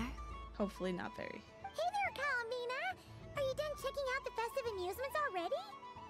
That took me like an hour, You Paimon. wanna look around some more? You might not get another opportunity like this for a while. Right now, what I'd like to do is... Thank you. But I think I've had enough fun for one night. I've made plenty of precious memories. Really? You're sure you don't want to have a little more fun out there? Yes, I am sure.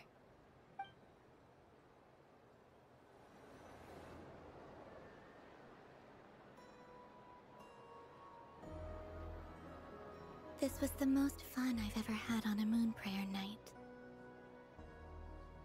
Everywhere I went, people were saying, "Welcome home," and there were friends at every turn. I only wish it could last longer than one night.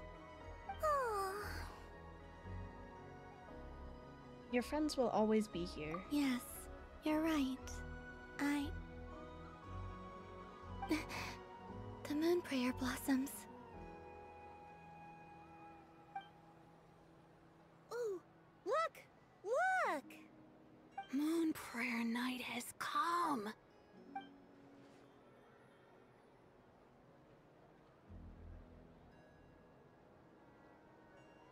The moon.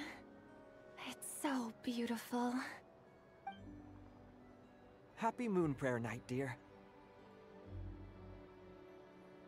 Happy Moon Prayer Night.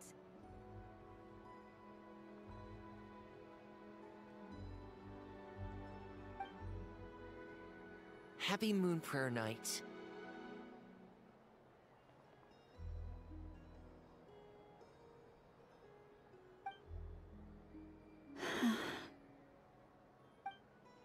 Aww. Huh.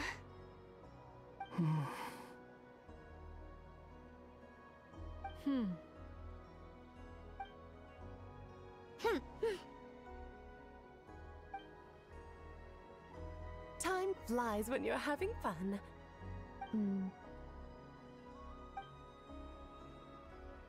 Oh. Looks like the time has come. Columbina. You're heading off, then? Yes, to the ruins you mentioned. And from there, back home to the moon. Wait! I know? At least... Take one of our craft shop's crumb cookies up to the moon with you. You know, for a snack. Sure, why not? The Curatorium of Secrets believes in proper farewells. No story should be left without a satisfactory endnote. Nefer. farewells are an important affair for the Ratniki, too. We never know when we might meet again. Haha! And here I thought grand farewells wouldn't suit tonight's mood. But I suppose friendly passion is not to be stopped, eh? We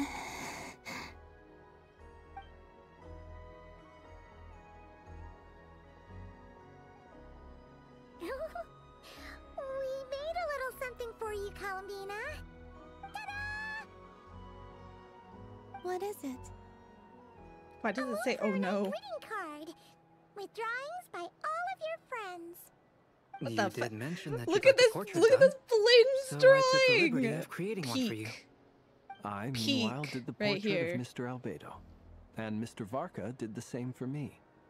I mean, I think my work was pretty true to life, don't you think? The picture of Ashru was my doing. The two of you seem to get along rather well. Wait, was I the only one who did a full body picture?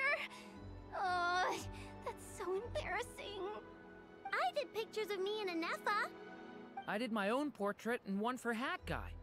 Plus, there's the two mages, Arlecchino and Sandrune.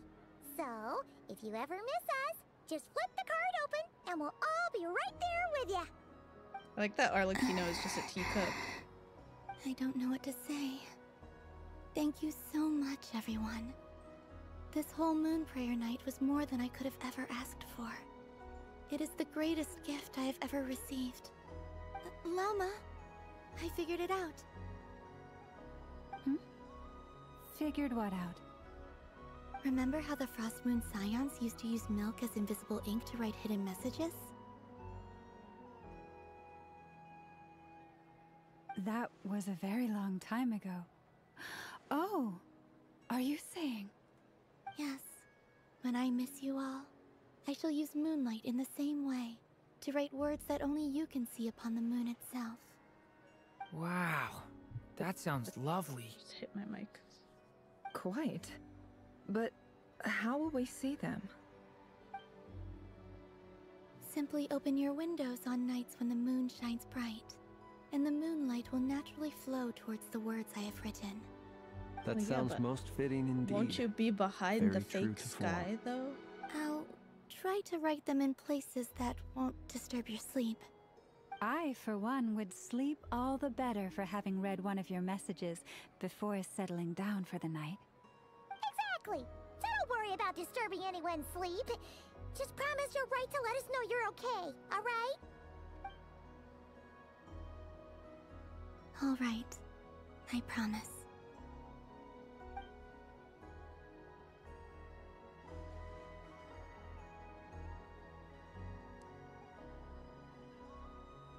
In that case, Columbina. I'm ready. Let's go. Very well. Let's go.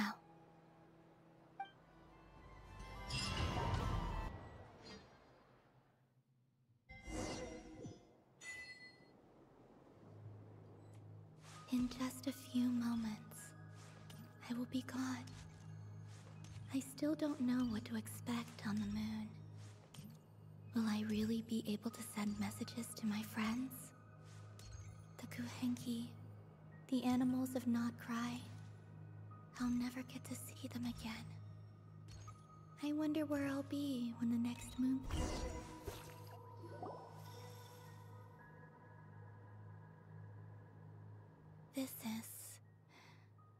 This is where the people of Hyperborea used to communicate with the moons.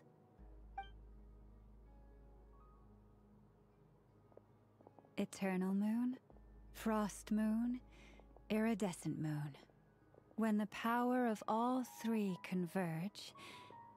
The gate to the moons shall open. Moon marrow preparations are complete. Only the final step remains. I'm sure Nasha Town is livelier than ever at this moment. Yeah. It's a shame you couldn't be there for it, but it's now or never, right? It's fine. I'm more than happy with this. My last piece of luggage. My only piece of luggage.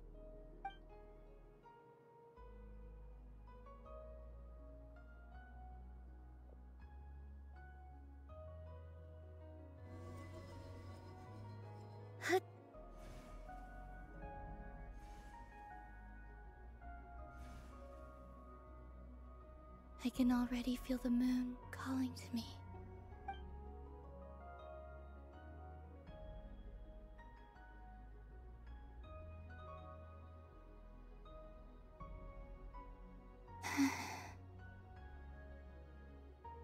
Your home lies on the far side of this light, Columbina.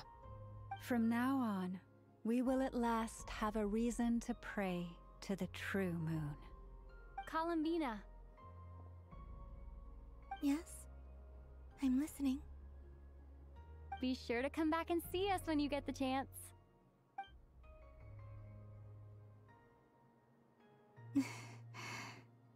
Of course. But if that chance doesn't come, then remember that you have friends on this planet. People who will miss Columbina. Yes, I will. Thank you for everything you've done for me. And remember, come night or day, the moonlight shall always connect us. Well then, farewell, my friends.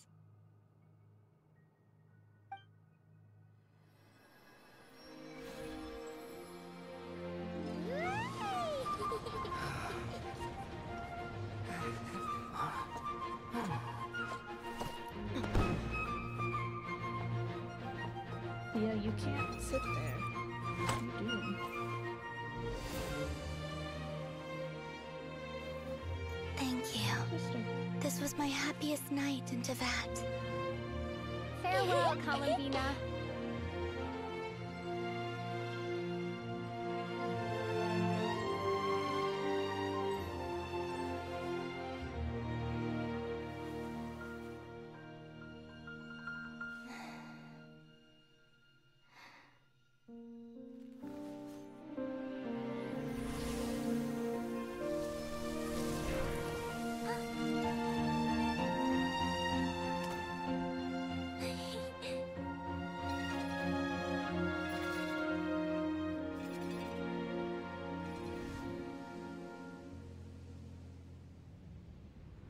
The moon really is closer than ever tonight.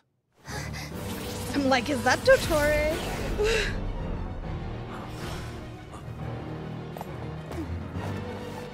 Columbina. All 3 moons in one place. Time for one final experiment.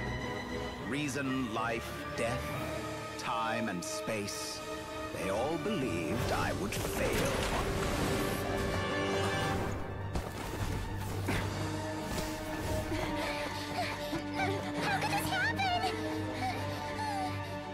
But Teyvat's primordial power never did belong to the throne of heaven.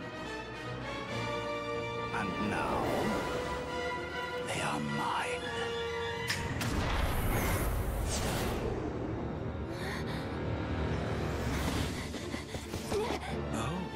Oh, I forgot I'm not from this planet. Fuck you.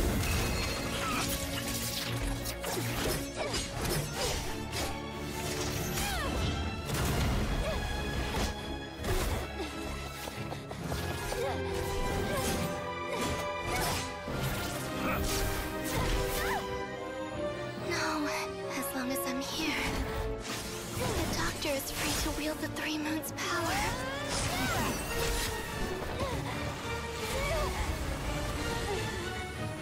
It's the only way.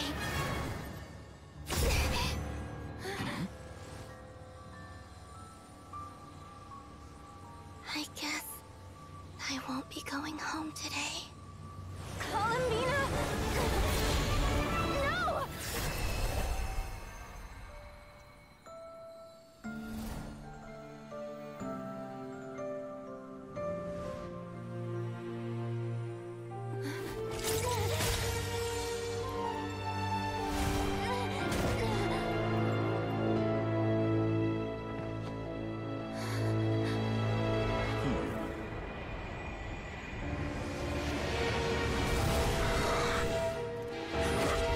Stubborn world, do not try to control me.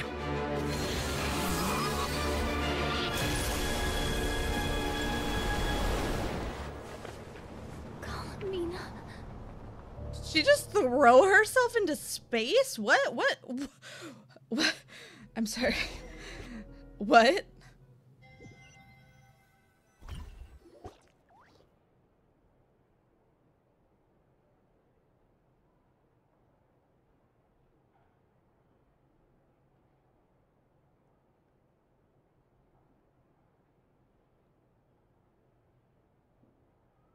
Are you all right? Do your wounds still hurt? I had someone prepare a little medicine that could prove effective. Take it if you need to.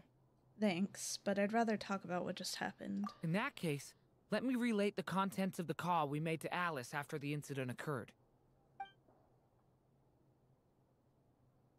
That Dottore is a crafty one. He distracted the Hexenzirkel by creating a huge fuss at Tevat's borders. I'd assumed that the cause was an abyssal intrusion from the outside world, which in fairness is a rather common occurrence. But after learning that you managed to influence the phantoms in Nodcry, I realized that perhaps this interference could have come from within Tevat instead. But we weren't able to change their fates. True, you couldn't change how their stories ended, but you did build some variables around yourself.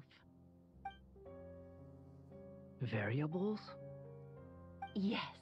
Things you heard that you could not otherwise have learned. Ideas that would otherwise have never crossed your mind. All these things are variables. Of course, most variables usually pale into insignificance with the myriad of possibilities floating around. But the moment you start treating them as building blocks and intentionally stacking them, that changes things. That's what Dottore did, and it's how he created the necessary conditions so that when you activated the portal tonight, it played right into his plan. However, we have no way of knowing exactly what he did. Yeah, we also need to ascertain Columbina's status. And that about sums it up. As I So suspected, nothing. Basically Dottore nothing. has disappeared completely.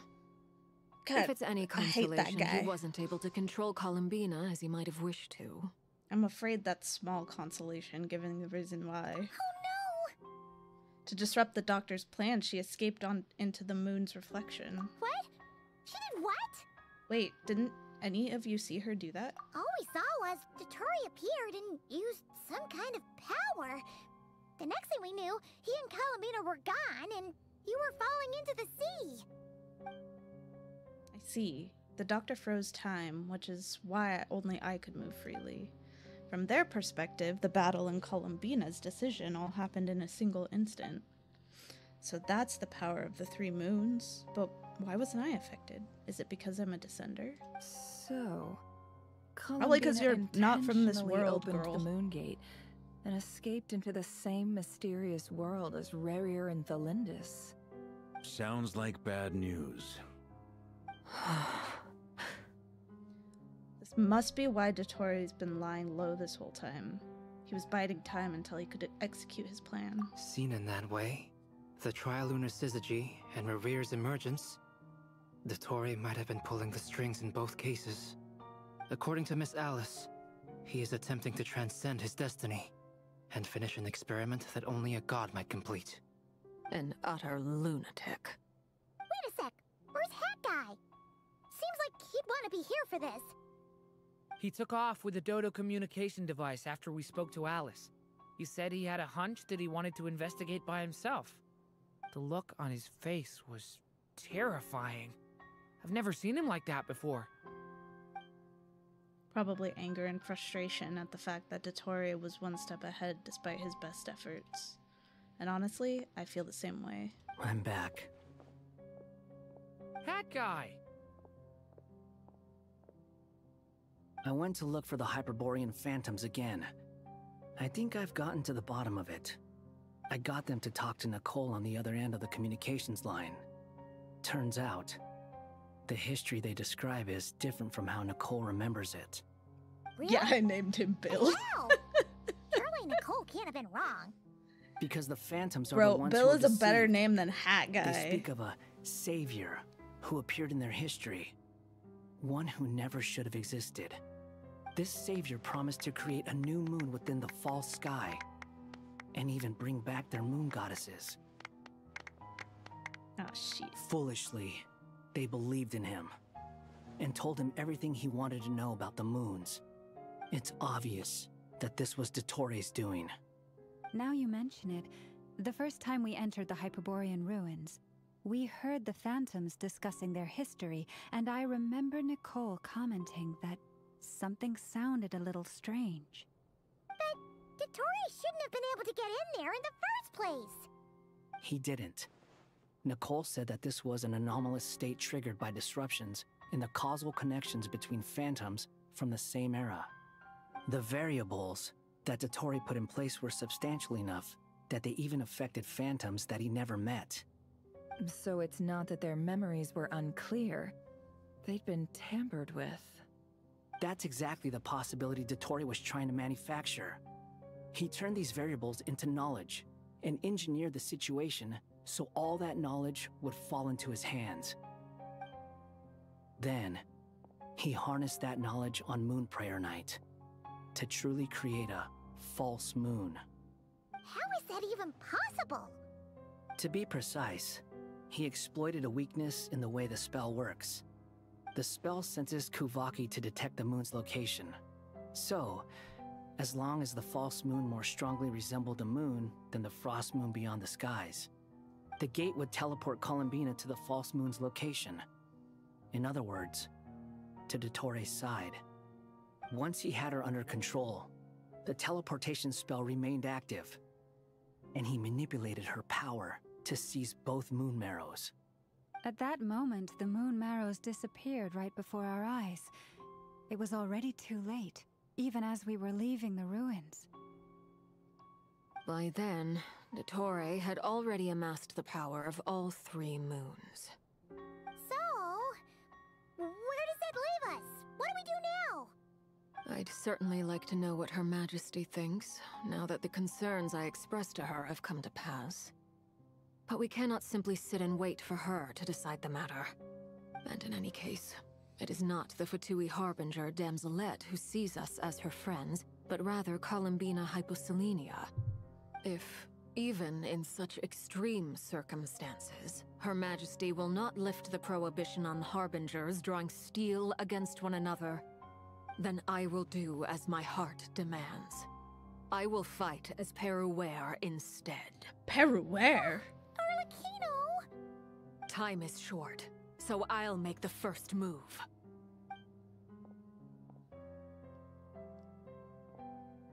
Yes, sir, boss lady. Even Arlecchino seems to be losing her cool now. I mean, understandably so. I'm sure she feels partly responsible for this, and so do I. Wait, what did you name Wanderer? Mel? All right. Lose those dejected looks for a moment and let me get a word in. It looks bad, I won't lie. Very bad, in fact. So Dottore's pulled some real dirty tricks to gain the upper hand. For now. And yeah, it's to the point where even the mages say that his variables have affected destiny. I'm not so sure, though. Many have told me that Tevat's destiny is fixed, and that does appear to be the case. Oh, well, you gave him a cool what makes name. Dottore so sure he'll be the exception? And since he was able to stack these variables up, who's to say we can't do the same? You, of all people, should not be discouraged, traveler from afar. This isn't over yet. Still, I can't help but blame myself. And you're not alone in that. Everyone here does, whether they've spoken thus far or not. But none of us are the type to sit back and wait for the sun to shine again. That's exactly how a knight should roll. If they knock you down, you get back up and get back in it. Don't forget, Honorary Knight, you're a legitimate member of Mondstadt too.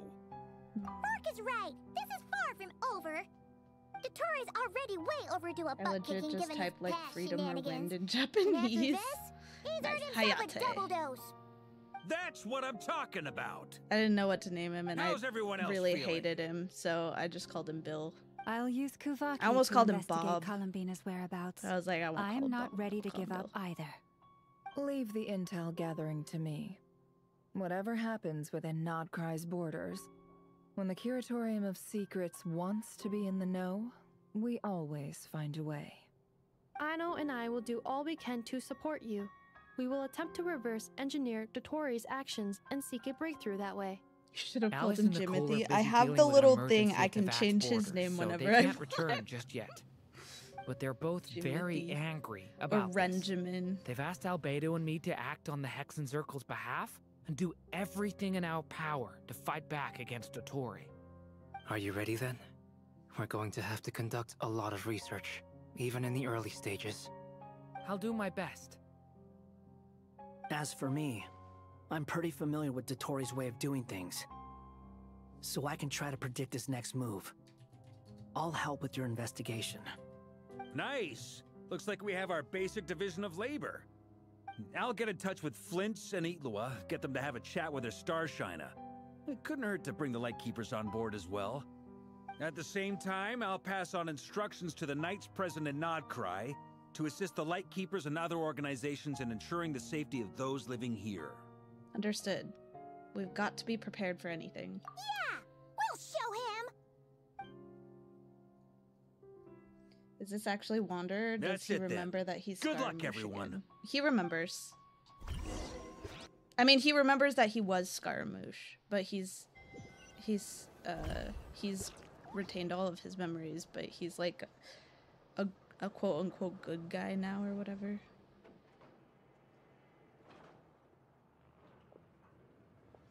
I never thought that Columbina would become my real name. It went from being a Fatui code name to something my friends call me. And remember, come night or day, the moonlight shall always connect us.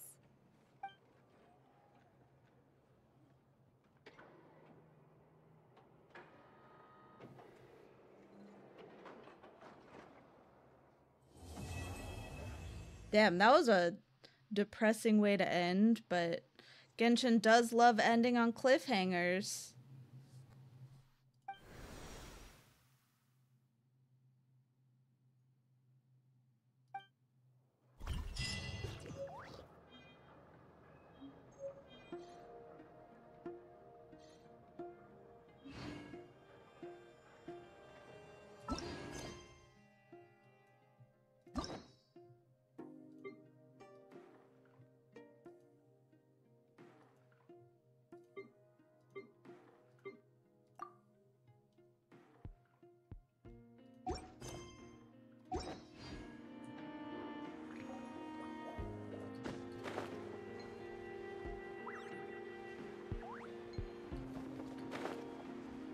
That was a good story, though. It went from being kind of sad to being really uplifting to being really depressing. Ad Astra Abyssoth.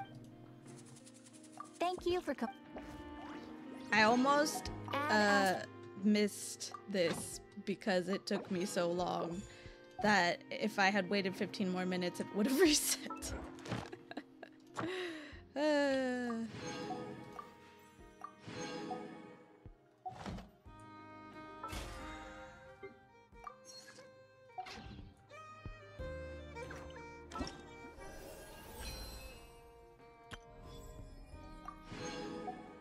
Alright, I definitely have enough now to do one more 10 pull. So we'll end the night with our last 10 pull. Are you guys ready after that depressing story that just happened? We're gonna do a 10 pull, I think. I mean, I did the 10 pull. I have 20, about 20, yeah. Whatever it's called, pity. Alright, here we go.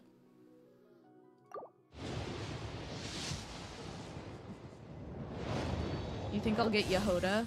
Yay! Does this mean I stop pulling? Because I got Yehoda. Do I stop pulling now?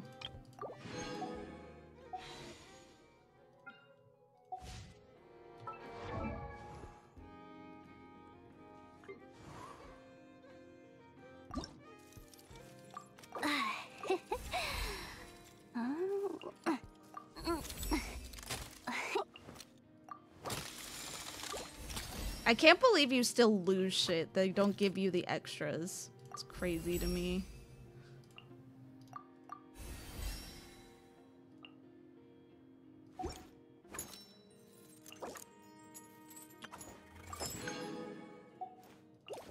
You skipped her introduction? I did. The introductions in this game are too long, Mel.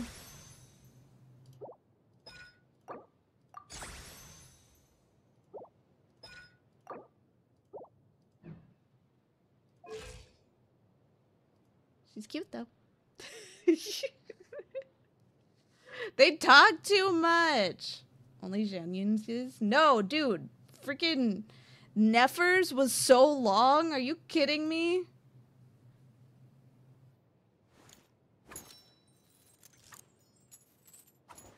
Two or 3 minutes, that's too long.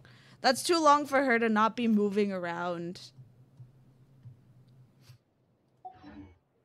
Alright, I'm probably gonna stop pulling now that I have her. I don't care about getting, like, more than one copy.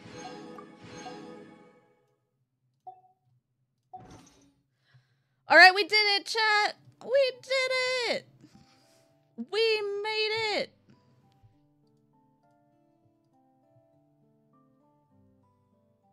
Oh, Dean forgot to end his stream.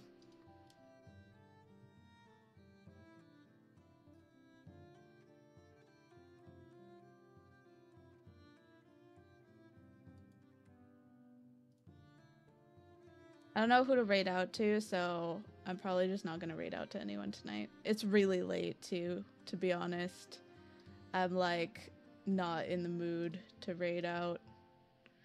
I will raid out when I stream tomorrow. So tomorrow